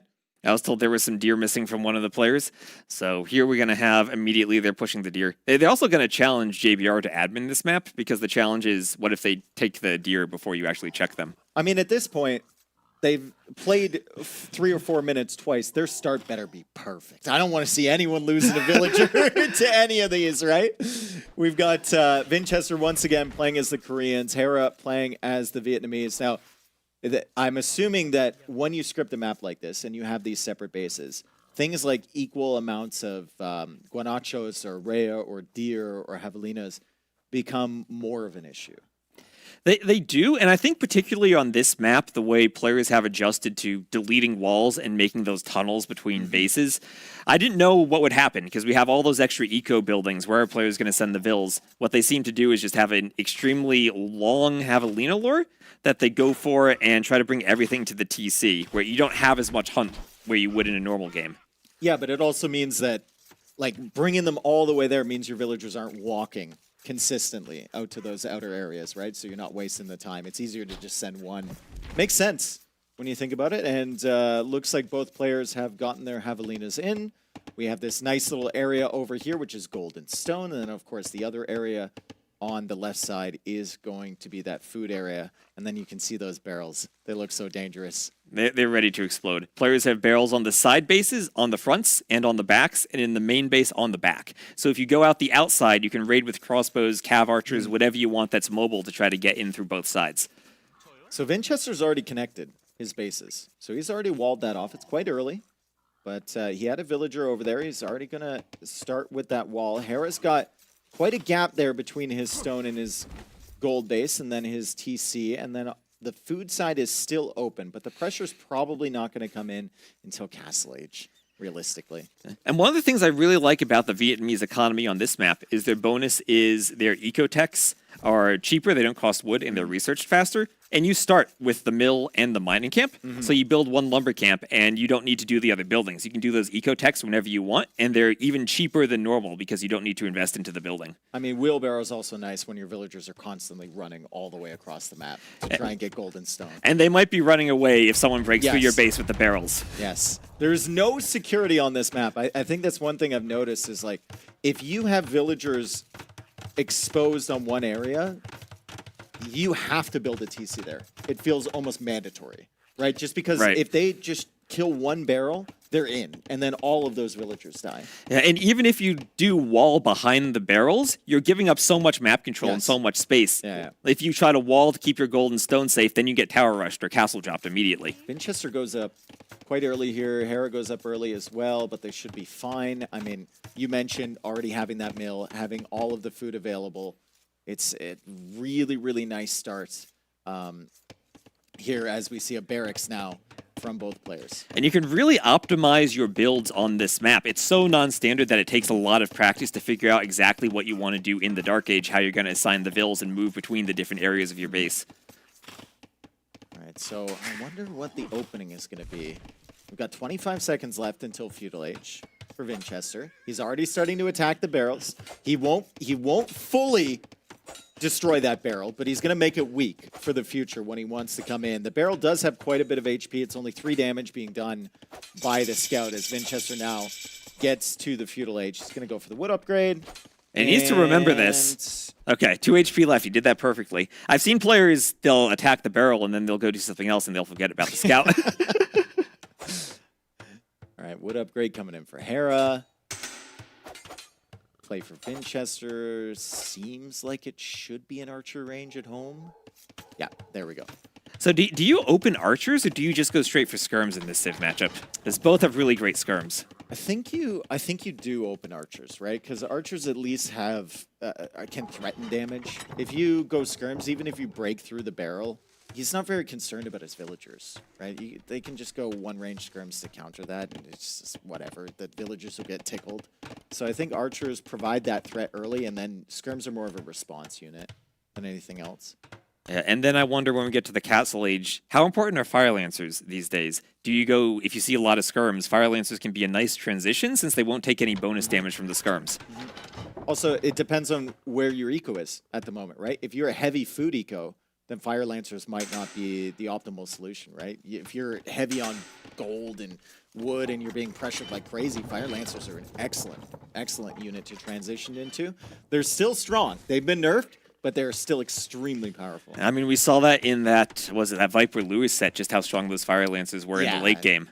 Viper, even when he came out of this set, he's like, man, I just didn't know what to do against Fire Lancers. That 140 villagers, couldn't really come up with a solution for them. But then again, he was playing Persians, right? Koreans and Vietnamese both have better counter options to that. I mean, they both have Fire Lancers. They can both go Fire Lancers. Oh, nice job from Vinchester. Snipes the scout. Can he keep his scout alive? This is actually important. There's a lot of extra resources on the backside of the map to scout. There's also some relics there to find. So he keeps that alive on 1 HP, and Vinchester can definitely make use of that. Yeah, and you want to have that scout everywhere on this map because it's so hard to go in and out of the two bases. You need to know where someone's expanding. Yeah. Archers now pushing Hera back.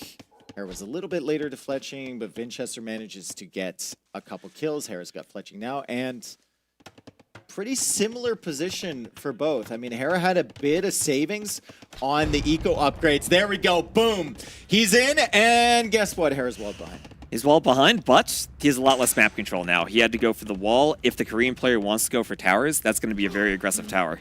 Remember that Vinchester gets the armor for free with Koreans. So Hera's getting the armor right now. He's going to try and match that. Vietnamese do have a little bit of extra HP on their archers, but Vinchester consistently with more archers here, and he is taking out the archer mass from Hera. Hera can't leave his base yet. Vinchester can decide whether he wants to add more archers or whether he wants to go for the Castle Age timing, right? Does he add a market soon? Does he try and sell a stone? Does he try and get up there faster? Looks like he's just going to expand his eco and stay in Feudal Age a little bit longer. Yeah, and this is a map where we've been talking about the different eco setup at the start. You really need that practice to know what the different options are for you on this map with how many farms you need to add when you still have that hunt area versus if you lose it. Keeping Hera pendant still. Hera, only 3 archers, 1 skirmisher. Vinchester going to explode over here. That's a lot of extra res that Hera has spent trying to wall behind, right? We see 5 houses over here. We saw an equivalent number on the other side of his base. And once again, as you said, it's just giving up map control. So Vinchester can pressure forward here. He can push these villagers back. Excellent use of the Vietnamese bonus there from Hera to get Wheelbarrow at the moment. And that's going to boost his eco quite a bit. But Vinchester should be the first player to click up.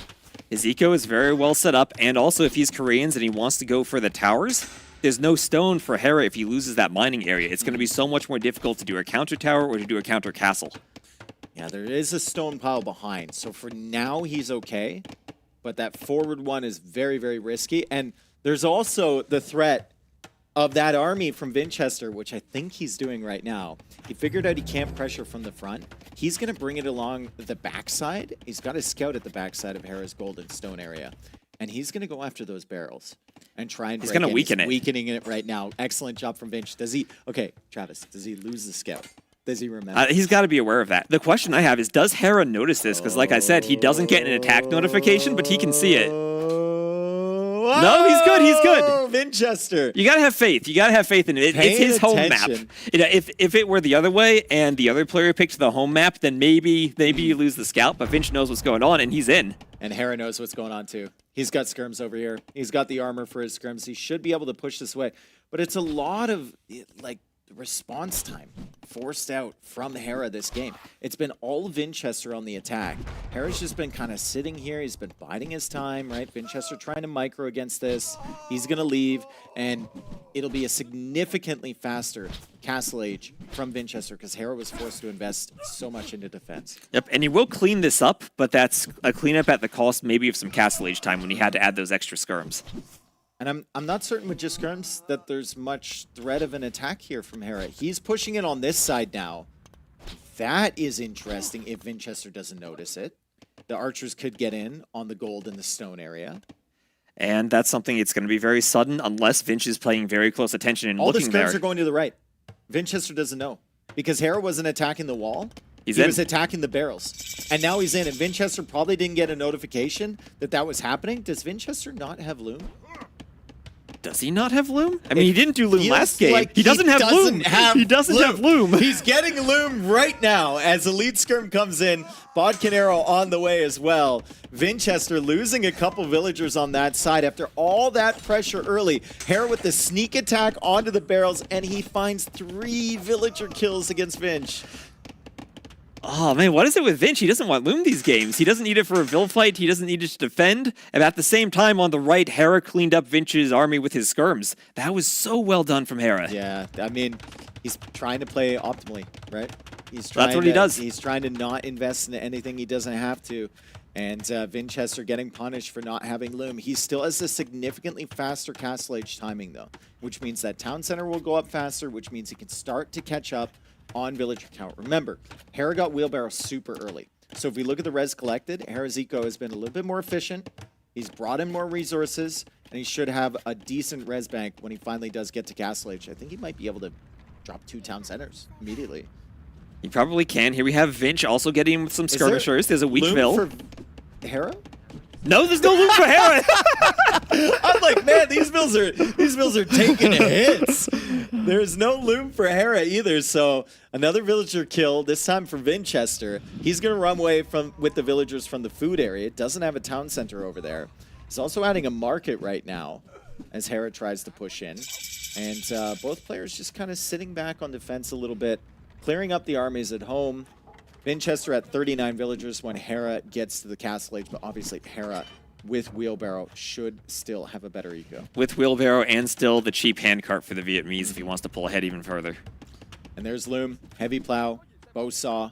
A lot of upgrades coming in for Hera, and the pressure is forward. Now the question is, how does Vinchester play from this point forward? Does he go for Siege Workshop?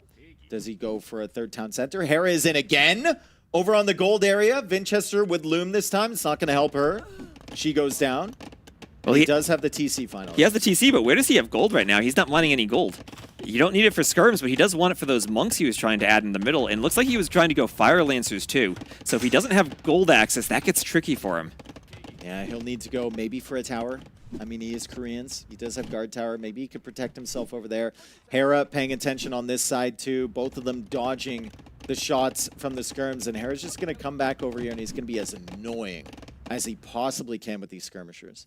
It takes so long to clean up skirmishers, because what unit do you make? You can go Fire Lancers, but they're a melee unit, and Hera's just going to pull back. You can't really kill them all that easily. That's a good solution from Vinchester at the back. So Hera's going to camp the gold in the gold area. Vinchester says, he agrees with you. He says, it's going to take me forever to clear up those skirms. I'm just going to stretch to the side of the map. I'm going to go for a town center on that gold as the Fire Lancers now push back Hera from across the middle. He's just going to retreat, and he should be able to deal with these once a monk is out. But like I said, that town center, the third town center from Vinchester, secures the gold. And it's so crucial to scout those corners, too. Make sure you figure out where those resources are. How many hits does it take to kill a house with the barrels? Well, I don't think they destroy houses. They destroy walls. They don't destroy houses that well. It's like, what, 250, 300 damage? Something like that? Something like that. Okay. Vinchester trying to take out this army still. Hera seeing that there's no villagers on the gold anymore. Vinchester is back on gold, of course, with that third town center. But he's still behind an eco. And he has those Fire Lancers out now, but he doesn't have all that many of them. I think that gold pressure kind of ruined his plan of maybe making that Fire Lancer switch to deal with the skirms. Yeah, ever since the raid that killed those 3 villagers, Hera just kind of feels like he's been in control of this game. He's getting ballistics now. He's got a fantastic eco behind it, and his skirmishers are absolutely mopping the floor with the skirmishers from Vinchester. He got some really good engagements early, but now it's been all Hera for the last few minutes. Like I said before, he doesn't respect TC fire. He hasn't for years. He's just constantly under the town centers. If he sees a villager, he can snipe. He'll snipe it, and then he'll retreat. He doesn't even have the armor for the skirms. He's just diving that. Ballistics now on the way, making life even more difficult for Vinchester. And you really don't know which unit Hera's going to target with those skirmishers as he adds a 4th town center. All of the pressure on Vinchester, going after some more of those barrels at the front. And this whole time, Hera is up by around 2,000 resources collected. You're going to start looking for army count and imp timing for how he's investing that. This is exactly the type of game that Vinchester does not want to play against Hera. He doesn't want to play the stalematy type of eco games. He doesn't want to play the skirm war games against Hera because Hera is a master at that. He wants to get an advantage early, get up to Castle Age faster, and then get a villager lead if possible. It's weird seeing that this was Vinch's home map pick too, because it feels like this is exactly the situation where Hera will Hera's thrive. going after the barrel. Ooh.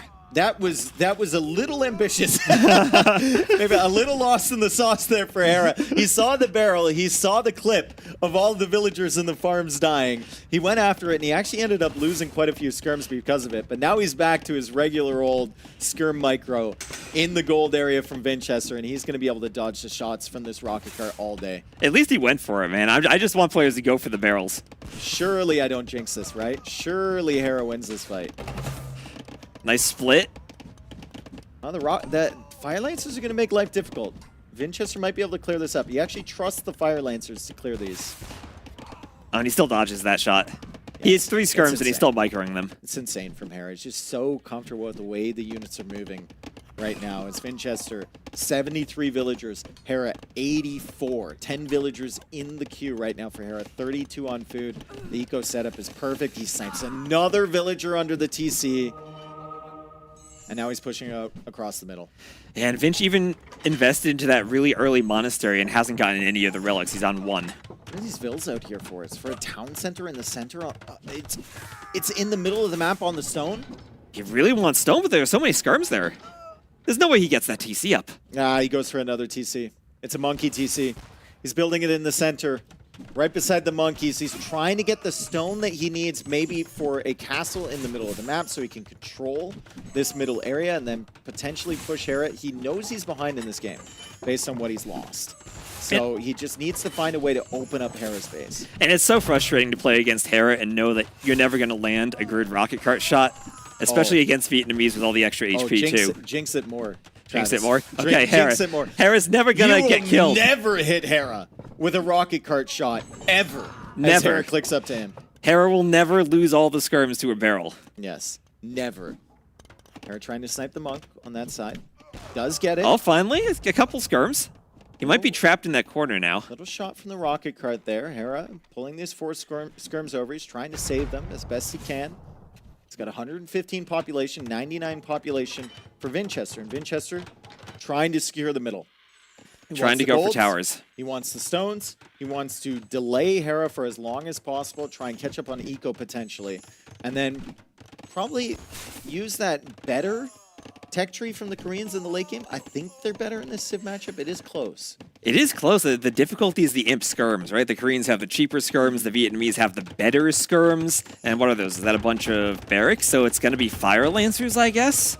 I mean, from Hera? I think he wants Fire Lancers. That's going to be barracks 2 through 8 at the back of his base, and he's actually hiding them from Vinchester. So he's just going to swarm Fire Lancers. It could be problematic, though, for him if he does run out of gold. And you can see that gold area being pressured by Vinchester with the guard towers. Yeah, but Hera's still expanding towards the back now. He's going to do another TC out there. He just needs to find the golds in the corners. The thing I don't like from Hera here is that he doesn't have anything on stone.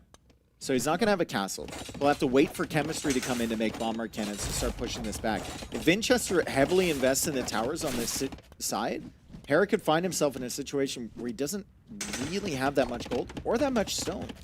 Yeah, and it's tricky to clean those Korean towers because if he does get imp and does his unique tech and does all the upgrades, then the keeps have the same range as the bombard cannon. So if you're not investing into trebs in the long run, those towers are really difficult to remove.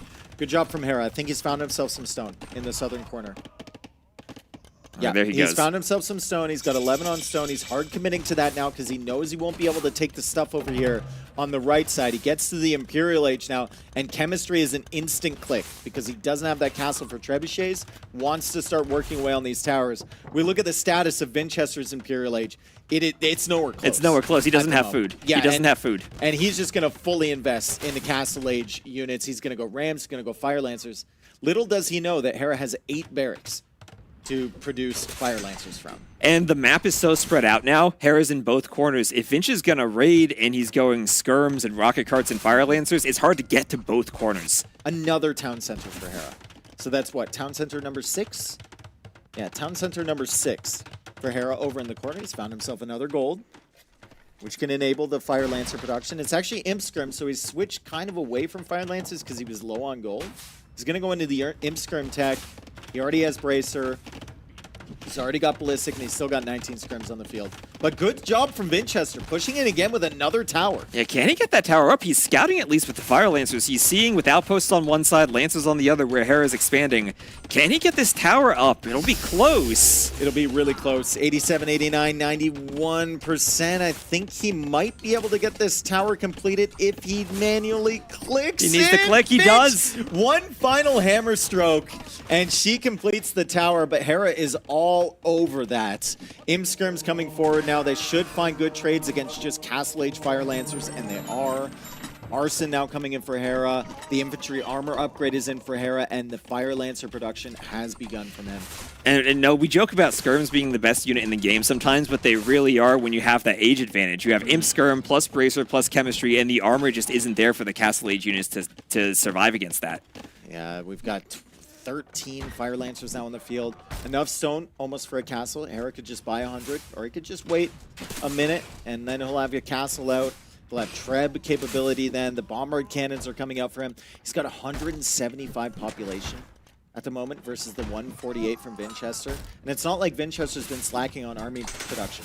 He's like fully invested in the Castle Age units, and Hera is still overwhelming him. Fully invested into army, into towers, into murder holes even for the towers. He really wants to keep them alive against the Fire Lancers, but Hera's just so far ahead in technology. He's even fighting the towers with Vils. Yeah, that was a sneaky tower over there from Vinchester. I mean, he's just doing whatever he can to try and drag himself back into this game. Murder Holes is going to be very valuable on that side. I'm not certain that that tower goes down, but Hera now will have Bombard cannons coming out with Siege Engineers on the way. One thing that's been really bad for Hera, to us, he's been consistently housed for about 3 minutes now. He has been. Vinch keeps destroying houses. He's been at 175, 180. Hera finally takes a rocket cart shot. Taking a huge fight against the Imskirms. Vinchester's towers are still up. Hera now going for a castle over on this side, but that is a risky castle from Hera. I feels like he almost needs to cancel that. Vinch has army there. That castle shouldn't go up, Dave. That shouldn't go up. Vinch is there. Where's the rocket cart? The rocket cart's behind, but I mean, the skirms are still here. Vinchester not paying attention on this side. I think he's trying to repair the towers on the other side, and the castle might end up getting completed by Hera. Vinchester having all of this army over here, but he wasn't paying attention. He was looking somewhere else. He notices now. That's going to be close. There is a ram behind this, but he can't push it. Yeah. That's up. That castle is completed. Hera's going to be able to take out those towers. He's going to take back the gold. He's going to take back the stone. It was a valiant effort from Vinchester to lock Hera down to try and keep him away from those resources. He's on the way up to the Imperial Age now, but I don't know if he's done enough. He has a lot of map control, at least with those towers, so he's buying himself time to get Imp and at least get his technologies in. And if that happens, you're hoping, well, maybe the Koreans might still have a better Civ matchup in the really long run. I think he's going forward for another tower on the right side as well, the right corner. He saw this earlier with some Fire Lancers. Hera sees that, and he's actually pulled the villagers away over there. But this is the right idea for Vinchester, right? This is the way that the Koreans drag their way back into this game. It's just towers, it's just skirms, it's Fire Lancers of their own, it's sniping the Bombard cannons like that. This is the win condition for Vinchester. And what really worries me now is Vinch's food. If you're Koreans, you probably don't want to go too heavy into the food for your army composition, but you do need your upgrades still. So it's an awkward transition when you only have around 30 Vils on food to get those upgrades first. I think he's actually managed it quite well. I think Vinchester with the all-in Castle Age play has bought himself so much time. That is not the MTC, that is the handcart TC. Do not panic. Vinchester would never. It's a safe TC. It's in the center of his base. Wow. He should be fine. I wonder if he wants Fire Lancers as well. He's already got 4 barracks here. He's going to lose a bunch of them, so that's a smart play to replace them at the back. But both players just hard committing to Fire Lancers. It's Fire Lancer and Skirm, but the advantage for the Koreans here will be the towers. Well, the advantage for the Vietnamese is going to be the extra HP, right? And Imskirm as well. I feel like if there's a Civ where you're trying to come back, though, you probably prefer Koreans because of the discount. It's easier to get your numbers up. Yep, and the towers as well, if you have constant stone access, Vinchester's still with 594 stone. Critically, he does not have a castle yet. And if he wants his techs, like the extra range on the tower or conscription or whatever, he's going to have to get that castle completed, and that will take stone away from the towers that he desperately needs as well. Great push from Hera. The timing just wasn't there for Vinchester. He bought himself so much time to get up to Imp, but as soon as he's in Imperial Age, where's Hera? Knocking on the front door of his base. He's doing Bombard Tower even. That's scary if Finch can't get Siege out and if the Bombard Towers can keep Fire Lancers away. Blacksmith going down too. That armor tech does not go in. Hera cleared the Blacksmith. So Vinchester is going to be missing that final armor upgrade. Hera's got 46 Fire Lancers. Vinchester has 35 Fire Lancers. Plenty in the queue. But where's the gold now for Vinchester? 5 on gold for him. 16 gold in the bank. 2 relics is not going to be enough. And Hera almost saves the Treb with some great shots from the Bomber Cannon. Vinchester does eventually snipe it. He does snipe it, and he's holding at least at the front of his base, but his population is dropping. He's losing the fight in the long run, and he's now losing all of the map control that he had. He was so late to Imp, he's late to the upgrades, and his only gold now is in that back corner. I think if you were to ask both of them, they would say this is an absolutely degenerate late game with Fire Lancer skirmishers. Like, just Fire Lancer spam, but I mean, it's the best unit they can make.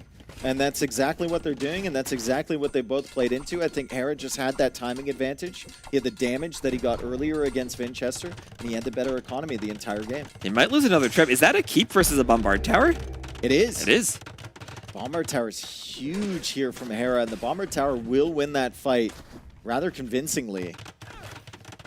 What worries me a bit is all those barrels in the farms for Vinch. He might lose some farmers to the barrels. It's the last time we saw murder holes from both players in a game. Usually it's only one, right? Hera just got it. Vinchester's got it as well. Hera's Bombard Tower is going to clear that up, and Hera, sensing that Vinchester may be on the edge of the map, is going to send some Fire Lancers around that side. While he still pushes in through the center with so many, 57 Fire Lancers for Hera. It's only 10 for Vinchester. This is not a good situation for him. I think he knows it's over, but he's gonna give it a solid try. He's gonna give it a try, but he's dropping in population down to 120 pop. The Fire Lancers push in, and I don't think there's much he can do at this point. He's losing all of his economy, and GG. Well done from Hera. Well done. I really liked the early pressure from Vinchester. He took some excellent fights in the center.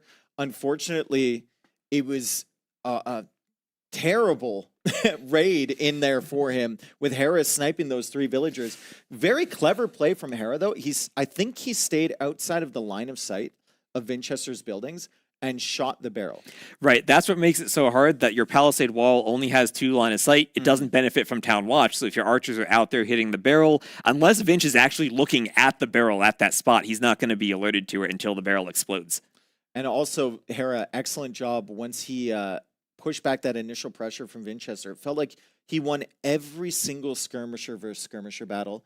He won every single ranged battle, and he was constantly pressuring that gold and stone area from Vinchester, and Vinchester was just reacting the entire time. Right, it was both sides of the map. When Vinch has to react on one side, Hera forces a fight on the other, and all of a sudden he wins 2 fights. It's a cool map, though. We should tip the designer. We should, yeah, you should give him a tip so he can stay up late and fix the bug so we don't need to restart it. Oh, man, of course you had to be the one casting, right? Yeah, 2 every restarts restart, in a row. and I'm the one casting it, right? Well, here we have some replays. We'll see some nice barrel explosions and some archer micro. And it started off well for Vinch. It started off so well. He had a great fight here. Yeah. And this is the type of thing, though, Hera can recover when he loses those early armies. Some other players, things might snowball a bit more. And Vinch, even with the raids, Hera, he was prepared for it. He had the skirms in position to defend the stone. This was just brutal. And Vinch was not prepared. I mean, you don't see it, you don't get a notification, and then to add salt to the wound, you don't have Loom. And he loses 3 villagers like this, and then he's forced to send his entire military over there. Hera knew exactly what he wanted to play into, but Vinchester denied him off gold for so long. It was an extremely valiant effort from Vinchester in a game that he probably knew he had already lost, to try and just get some value.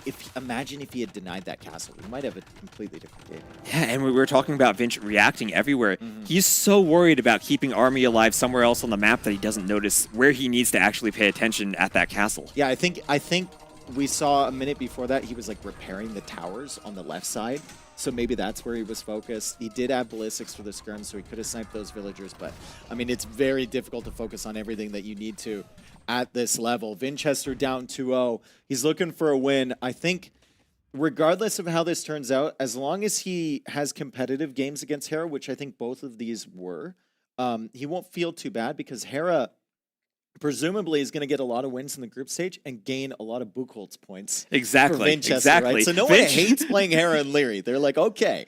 Exactly. They want the first them. round, and also their next rounds will be somewhat easier because they have a loss. They'll be matched up against someone else who lost. And then you're happy that when Doubt comes on, he will explain the Buchholz. He will talk about how you have a great Buchholz score.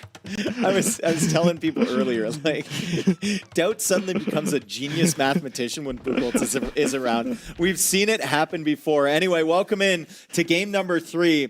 Tepui, Vinchester playing as Bulgarians, Hera playing as the Koreans. So they both drafted Koreans. I guess that was the hidden Civ pick. Vinchester used it last game. Hera's going to use it here.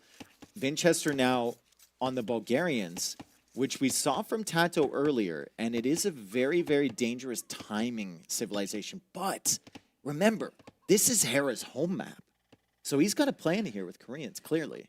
He clearly does, but I wonder if Koreans are a civ that you can really do too much that's special with other than towers and skirms. Is there something unexpected they can pull out, or is he just going to try to have a very clean metagame with skirmisher wars? Knowing Hera, it might just be like skirm defense. He's like, I believe in my skirm defense. And he's just going to soak all the damage from Vinchester. But, I mean, Hera does surprise you from time to time, right? Look at that double siege workshop push on the first game, right? Hera, as much as people call him a meta player, he has some really, really innovative strategies that he's pulled out in tournaments. So we'll see why he picked this as a home map. You see the scout there from Hera now expanding. He's looking for extra deer, and he's going to push that from a very long distance away. Well, I heard him talking the other day, and he said both of the new maps might be fast castle maps. I wonder if there's a chance he might try to do a fast castle on this map. He's got 4 villagers in the queue. 4 villas in the queue. He's pushing the deer from so far away, right? Plenty of food with the capybara and with the tapirs if you manage to get those extra deer. Thank you for the picture-in-picture on top of the picture that we're looking at. It's really important that he gets that one particular deer in. Loom now coming in for Vinchester. Well, that's key. Both players doing Loom. We don't see that too often between them. Not in this set, apparently. And we know what Vinchester's going to do. That's the thing about picking Bulgarians. You basically telegraph your strategy for your opponent, right? You're like, I'm going men-at-arms. It is too powerful. You know it's coming. You cannot stop. And we'll see how Hera reacts to that. I mean, he goes up with 19 pop. There's the riddle. Taking the foxes. You can take the foxes and get some gold if you're going forward. And then you don't have to make a mining camp. And you can skip the mining camp. Yep. And you can just make them and you get the free men-at-arms upgrade plus the fox gold. And you can apply a ton of pressure to all of the resources that are forward. You can do a little semicircular wall to keep yourself safe, but you're not protecting anything. All of the golds, the stones, the berries, they're all at the front of your base. I feel like Bulgarians just have fantastic synergy on this map. Because it's so close, because people want to play infantry, and it will be the men-at-arms tower approach. Now, Vinchester's sending 3 villagers. I believe Tato sent 4 when he went forward against Leary. So Vinchester doesn't want to sacrifice as much eco as maybe Tato wanted to. Yeah, I'm sure Vinch and Tato have been practicing together at their Onamara boot camp, so they might have some similar ideas on how to play Bulgarians here. Oh, that's a gate. That's like what I said earlier. If you're in the same building as the Viper, useless gates are just going to be something you do. They're just infectious. Yeah, Hera did manage to kind of push back the units there, so maybe the gate had some... I wonder what the thought process was there, because there was already a villager house falling behind it. But we'll never know. We'll never see inside the mind of the genius as a tower comes back a respectful distance away from the wood line. And that's a tower that Hera cannot see. And also instant arson. He didn't need to do the man-at-arms upgrade. Can he see the villager building that, though? Oh, he wanted a gate to trap the men-at-arms. He sees the villagers building the tower. So he knows the tower is going up. He's going to make a counter tower over on the wood line. I don't know if that actually ranges, but speaking of ranges... Double range skirms. He just wants to go skirms. All the resources are forward. The gold, the stone. You don't need them to do skirms. I told you. Nobody listened to me. It is double range skirmisher with Hera, or for Hera.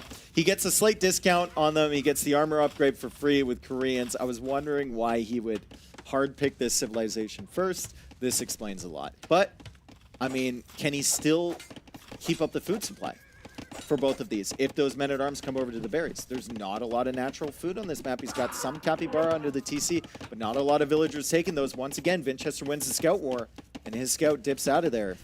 And also, both the stones now are forward. Hera's walled, but he's walled out from stone. If Vinch keeps the pressures up with the towers, Hera's going to need a market to buy stone if he wants more counter towers. Yeah, and Vinchester, we just saw him setting up that mining camp, so he's going to have enough stone to repair that long term. He will need to make sure that at some point Hera doesn't just send villagers out to attack that. That would probably be a good play, but only if Hera is convinced that the army isn't over there from Vinch to support it. Right, but Hera could run out of stone if he keeps repairing. Vinch is mining more, and those men-at-arms with arson are hard to repair against, but Hera will get the skirms over, and he should be safe. I think if you're Vinchester, you just keep making men-at-arms, and you don't respect the skirmishers at all. You could just go full men-at-arms. Yeah, but the eco is also weak, right? Like, I think he's already taken all the foxes around there, so maybe he doesn't have the gold to make that long term. Maybe he doesn't have the food supply. He's just going into skirmishers of his own. Now, there are a lot of deer and chickens you could think about milling if you have forward vills, but you're so exposed to skirmisher raids if you do that. I mean, he had, we think about his eco, right? He had 3 villagers forward the entire time. He's still got 3 villagers forward, right? It's kind of nuking his economy and all the options he could go with. We look at his economy right now, 7 on wood, 6 on food, 4 on stone. It's nothing. It's nothing for Vinchester. Well, it's not much for Hera either. I mean, they're still neck and neck in terms of resources collected. And Hera, is they trying to do a mining camp on that stone? There go the vills. There go the vills you wanted to see rush the tower down. And no military. Hera made sure the military was on the other side first. Very, very smart play from Hera. He's tracking where the units are from Vinchester. He's attacking the tower now because he knows he can't repair long term. However, there is another tower coming up on the right side from Vinchester, and Hera does not have stone available. Look at Hera's resources. I know skirms are cheaper for Koreans, but I mean, you won't even be able to keep making villagers. This is a crazy game now as Hera finally gets stone access, but the more vills he puts on stone, he's not going to have any food. He needs to seed farms, and he's seeding farms when his second wood line now is denied. Yeah, he does have control over his first one, though, so good job from Hera.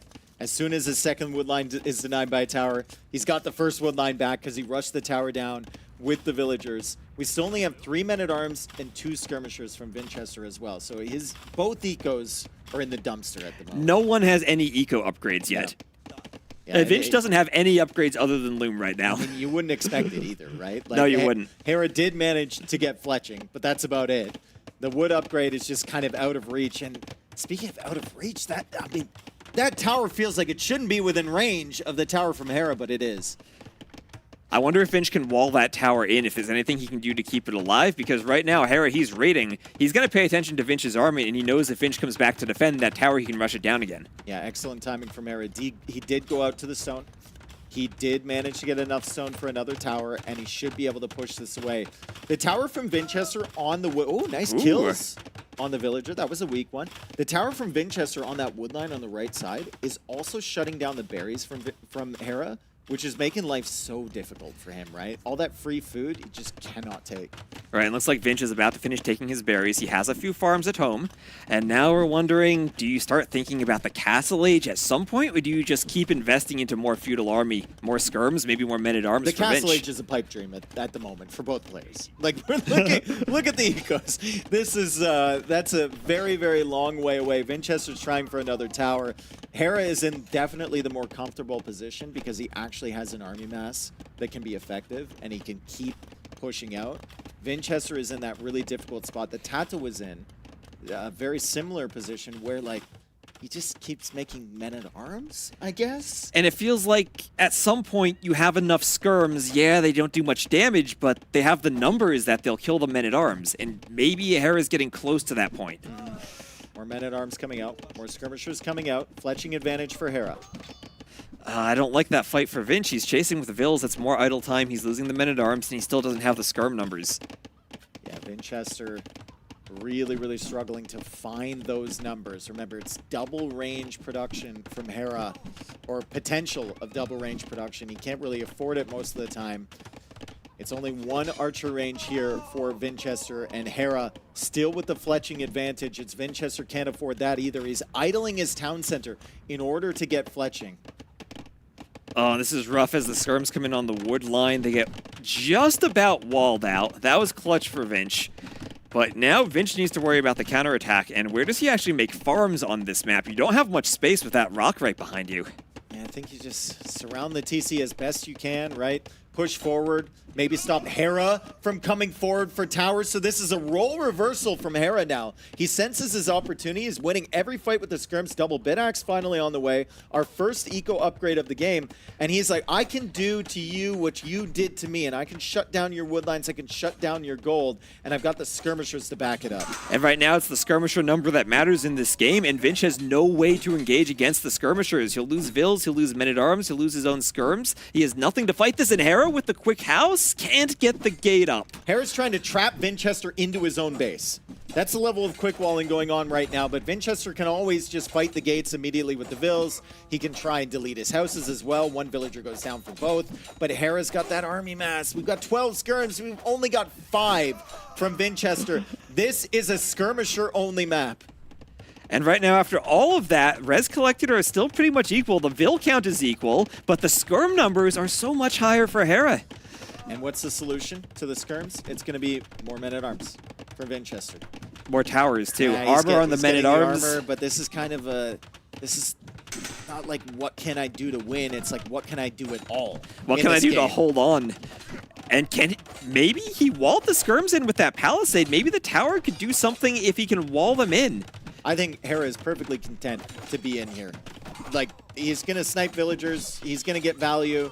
The Vils from Vinchester attacking the tower from Hera, but those are being ranged by the skirmishers now as well. That's so much idle time for Vinchester.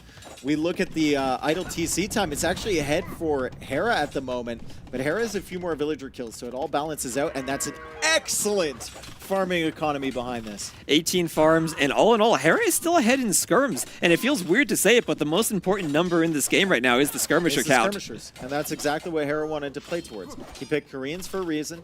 He went double range with Koreans. They have the discount on the skirmishers. The men-at-arms have not been able to find the value that Vinchester potentially wanted them to. And does the armor even make a difference against skirmishers? The armor doesn't matter, but fletching does because you have extra range, and they both have fletching now. No, I mean the armor on the men-at-arms. Oh, on the men-at-arms? That, I think it matters if the skirms have fletching. Have fletching, and then they do an extra 1 damage. Okay. Yeah. Another tower from Vinchester. Wheelbarrow from Hera. I mean, he's got so many farms. He's got the eco upgrades now. Double Bidax, Horse Collar, Wheelbarrow, and he even has skirms to annoy the tower. And at this point, if you just pick off skirms here and there, you're more than happy. Yeah.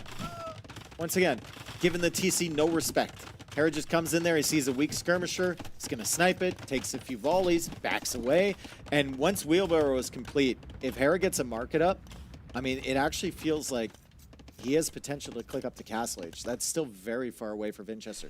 This is something we didn't really mention. We saw it earlier, but Vinchester has had those 4 villagers out there collecting the extra hunt. And I think that's the only thing that's kind of kept him alive in this game. Yeah, he has no eco upgrades. Even his farms were disrupted by those skirm raids. And right now, he has 1 scout and 1 skirmisher. Hera has 14 skirms. And Vinch, is he trying to wall all the way to the side? Well, maybe that's one thing he can do against the skirms. If he walls them out, they won't be able to raid him as well. The problem here with walling is that once Hera gets to Castle Age, I'm noticing something, and it's 550 stone. Yeah, Vodka was there first. 550 stone in the bank. Like, palisade walls against a forward castle doesn't do much for you. It does not. I mean, Vinch has a lot of stone too, but he can't do the Krepos until he gets to the Castle Age, and Castle Age is nowhere in sight for him. I think Hera can afford to sell like 100 stone, sell 100 wood, maybe sell 100 food, and then just click up. He's still got 0 on gold, Hera. Well, he mines the stone faster as Koreans. He can sell it and then just mine it again. Yeah, he didn't, he just sold food and wood, so he's going to keep the stone. He definitely wants a castle. There's a big old hill in the center of the map if he wants to put it safe. There's a big old gold and a tower at the front side of Vinchester's base if he really wants to pressure that. I mean, there's plenty of options for this castle from Hera. I mean, there's no reason to do it safe right now. We have 1 skirmisher from Vinchester. He can't stop anything if Hera comes forward. Damn, look at the resources from Vinch. I mean, a couple minutes ago we were looking at it. nothing was there, right? And Vinchester's going to click up to Castle Age himself. He can go for Krepos, but I think the timing is just slightly It's off. not there. It feels like every game this set, there's been something where Hera has had a timing where Vinch hasn't had the food, whether it was Well, think Castle about Age in the first game, one. Imp in the second. Yeah, game 1 was the big one, right? Right. Where he's just a little bit too late to Castle Age, and Hera's still going to have the map control with the skirms. Oh, I mean, Conics are great, Krepos are great, but if you can't stop the castle from going up, I just don't know how you're ever going to take control. And Hera has 20 scrims, so even if you get 3 or 4 Conics on the field, if Hera gets ballistics and elite scrim, he can just snipe those down. Yeah, the skirms are going to be so strong. If whatever you're making is in low numbers, Hera will out micro it with skirms. It doesn't matter how much pierce armor it has. Yeah, it's going to be a forward castle. Nothing to stop this if you're Vinchester. It's how forward is it going to go? It's going to be forward, Dave. It's going to be forward. I think like touching the barracks and touching the house. Like just touching everything. Okay, 4 seconds and he's up. There he goes, right there. There we go. Hera with a super forward castle. It shuts down the goal that provides entry into the base from Vinchester. Vinchester just retreats. Still thinks he has a chance here. He's going to go after that tower, and his castle edge is only 25 seconds away. But it's another tower behind from Hera to defend that first tower position and slowly creep in from the left side. Yeah, and now Vinch, does he go Krepos to remove guard towers? I feel like the spot he'd want is already occupied by the guard towers. It's so brutal, right? It's so brutal. He goes for a siege workshop. Can't even afford a Krepos right now. It's just such a brutal position for him. He's actually going longswords just because he gets the upgrade for free. But there are so many skirms out there, he'll be able to kill the longswords. Yeah, I didn't read the memo. Skirms just counter everything, especially once Hera gets ballistics for these things. With the towers combined as well, Hera's just ignoring the longswords in the initial engagement. He takes out the villagers. Yeah, he's still targeting the villagers, doesn't respect the longswords at all. And he's just going to slowly run away from those, keep his tower alive, and now he's got 2 towers shooting at these longswords in addition to the 17 skirmishers. A ram is coming out from Vinchester. So many idle villagers over there to the left. More longswords in the queue, but what will they realistically do? I think they're just going to die to skirms, Dave. We have another raid coming in as the GG is called, and Hera will win this set 3-0 over Vinchester. What a set by Hera. It felt like in every game there was something Vinch was doing where it's like, this will work against other players, but Hera always finds that way to stay in the game, and even if he loses 2 vills in the first minute, he comes back. Lots of confidence there from Hera. And that's, I think, what Hera fans wanted to see after the loss of the streak and the loss in Warlords, right? A lot of questions around Hera, how Hera was going to look here. He matches up against Vinchester, one of the best players in the tournament, and it's just a convincing 3-0.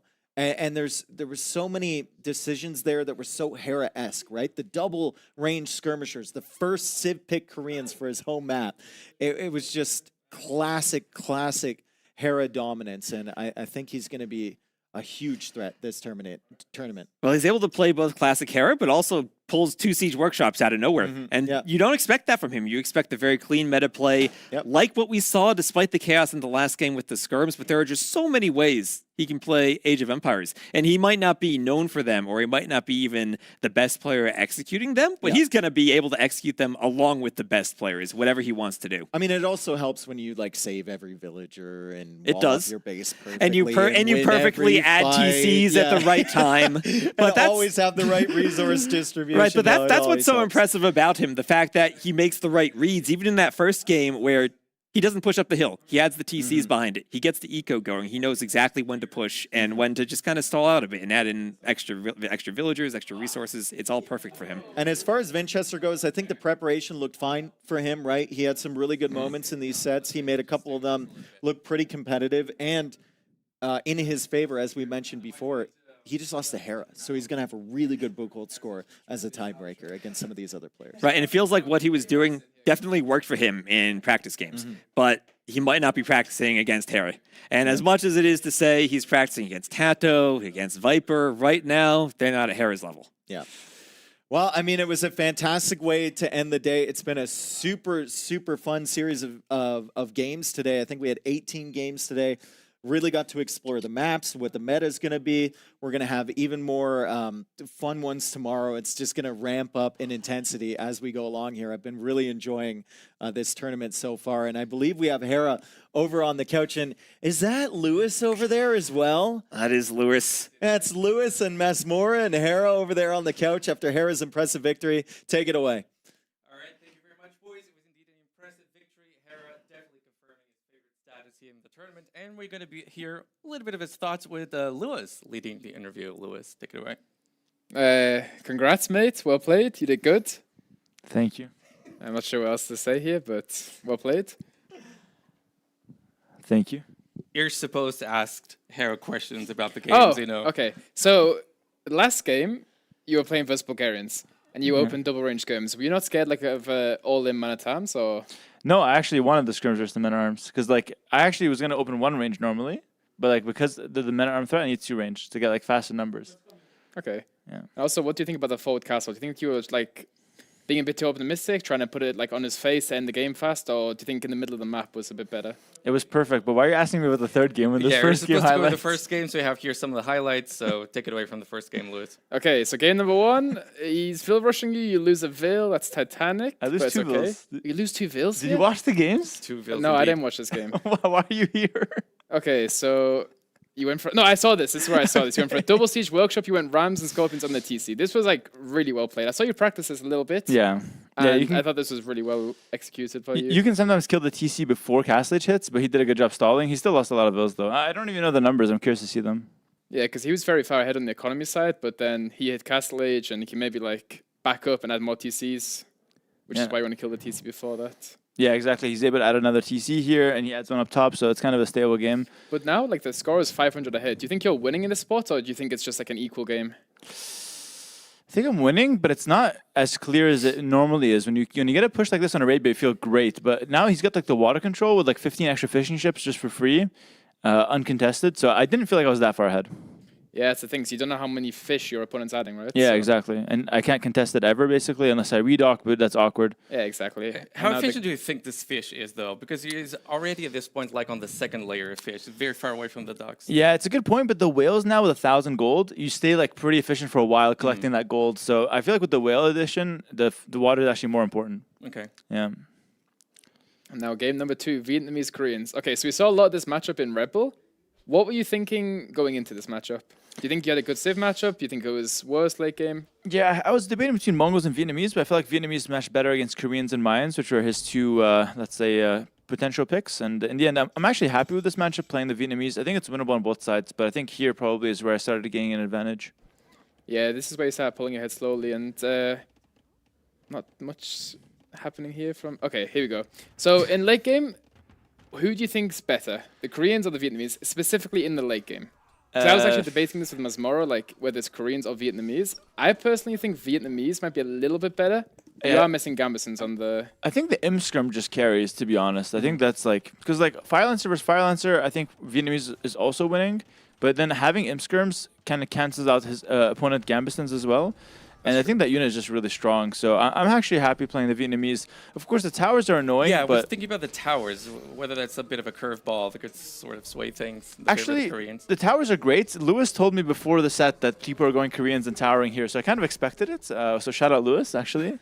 Plus 500. So I thought that was like having a little heads up there was nice. And I feel like since I knew it was coming, it was not that big of a threat.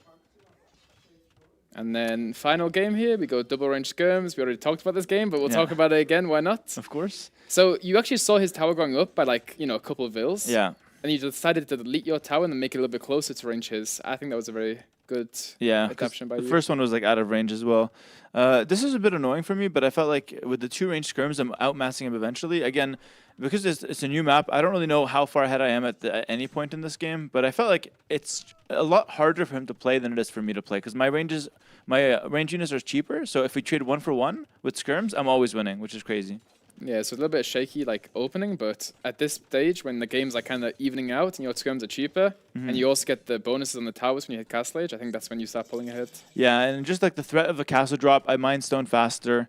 I don't know, Koreans are just such a smooth civ if you don't completely die. That's kind of the way I view it. Yeah, it's a very good comeback save, right? Oh, this was disgusting. I felt bad, honestly. This is just so annoying. Like, This is not even my style. Like, I'm never doing this, but I just kind of feel like I have to on these maps, and this is just maybe I should do this more often. So it's so fun, kind of.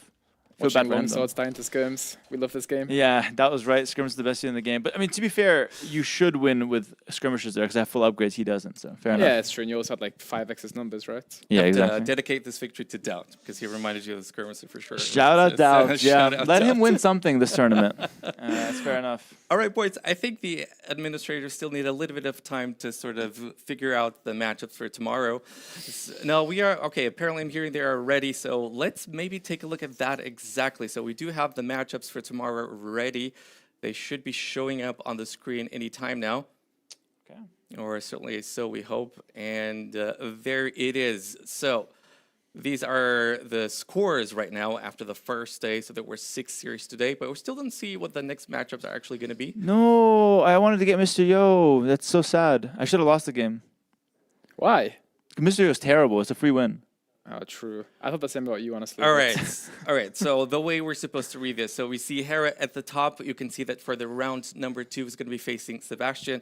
I believe that one was pretty much expected after Sebastian himself gets a 3-0 win against Nikov.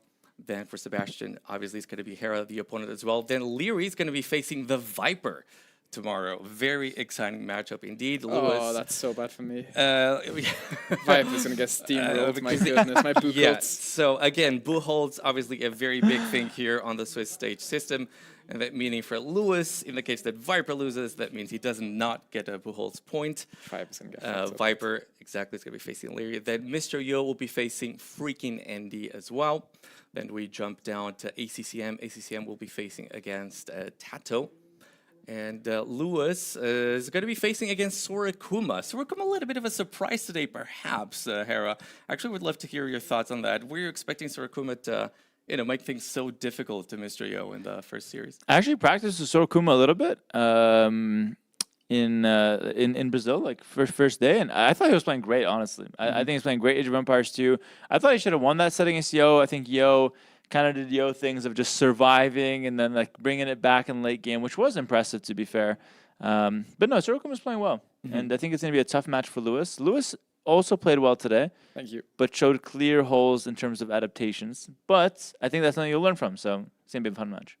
There you go. All right, so this was obviously a very long stream. Tomorrow we're going to be live again at 13 GMT. Now, I was told that maybe perhaps I have a surprise going on here. I don't know whether that's still going to be the case or not, production. But,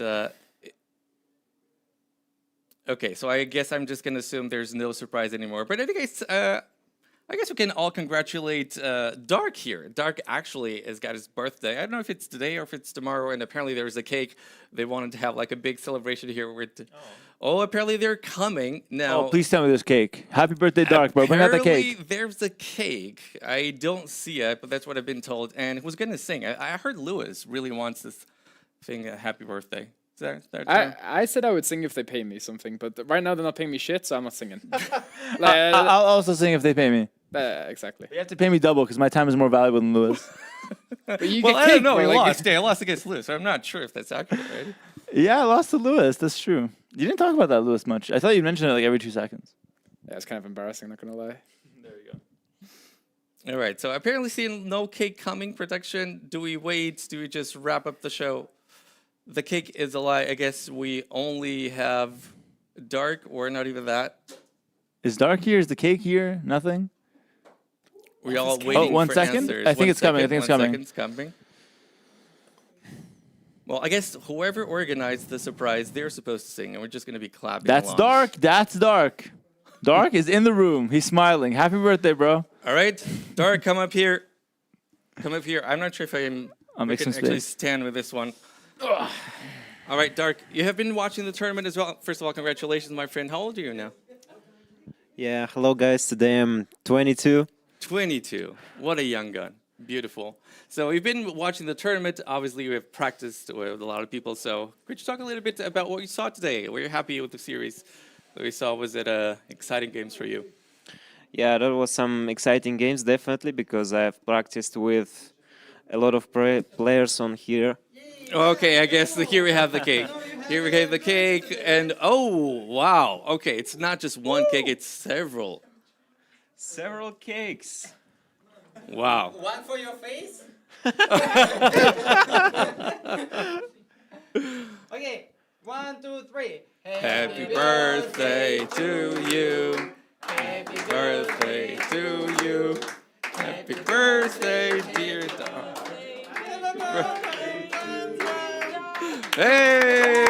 Hey!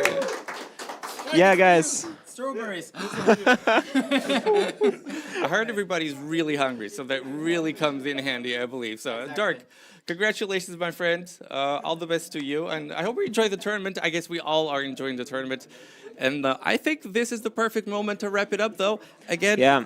Thank you very much. absolutely, absolutely. And production, I believe I've been told that tomorrow we're going to be live yet again at 13 GMT. Obviously, I want to apologize for the technical difficulties that we did have today.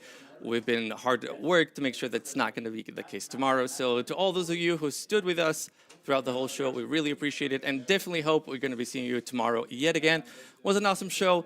See you, everybody, and hope to see you tomorrow again.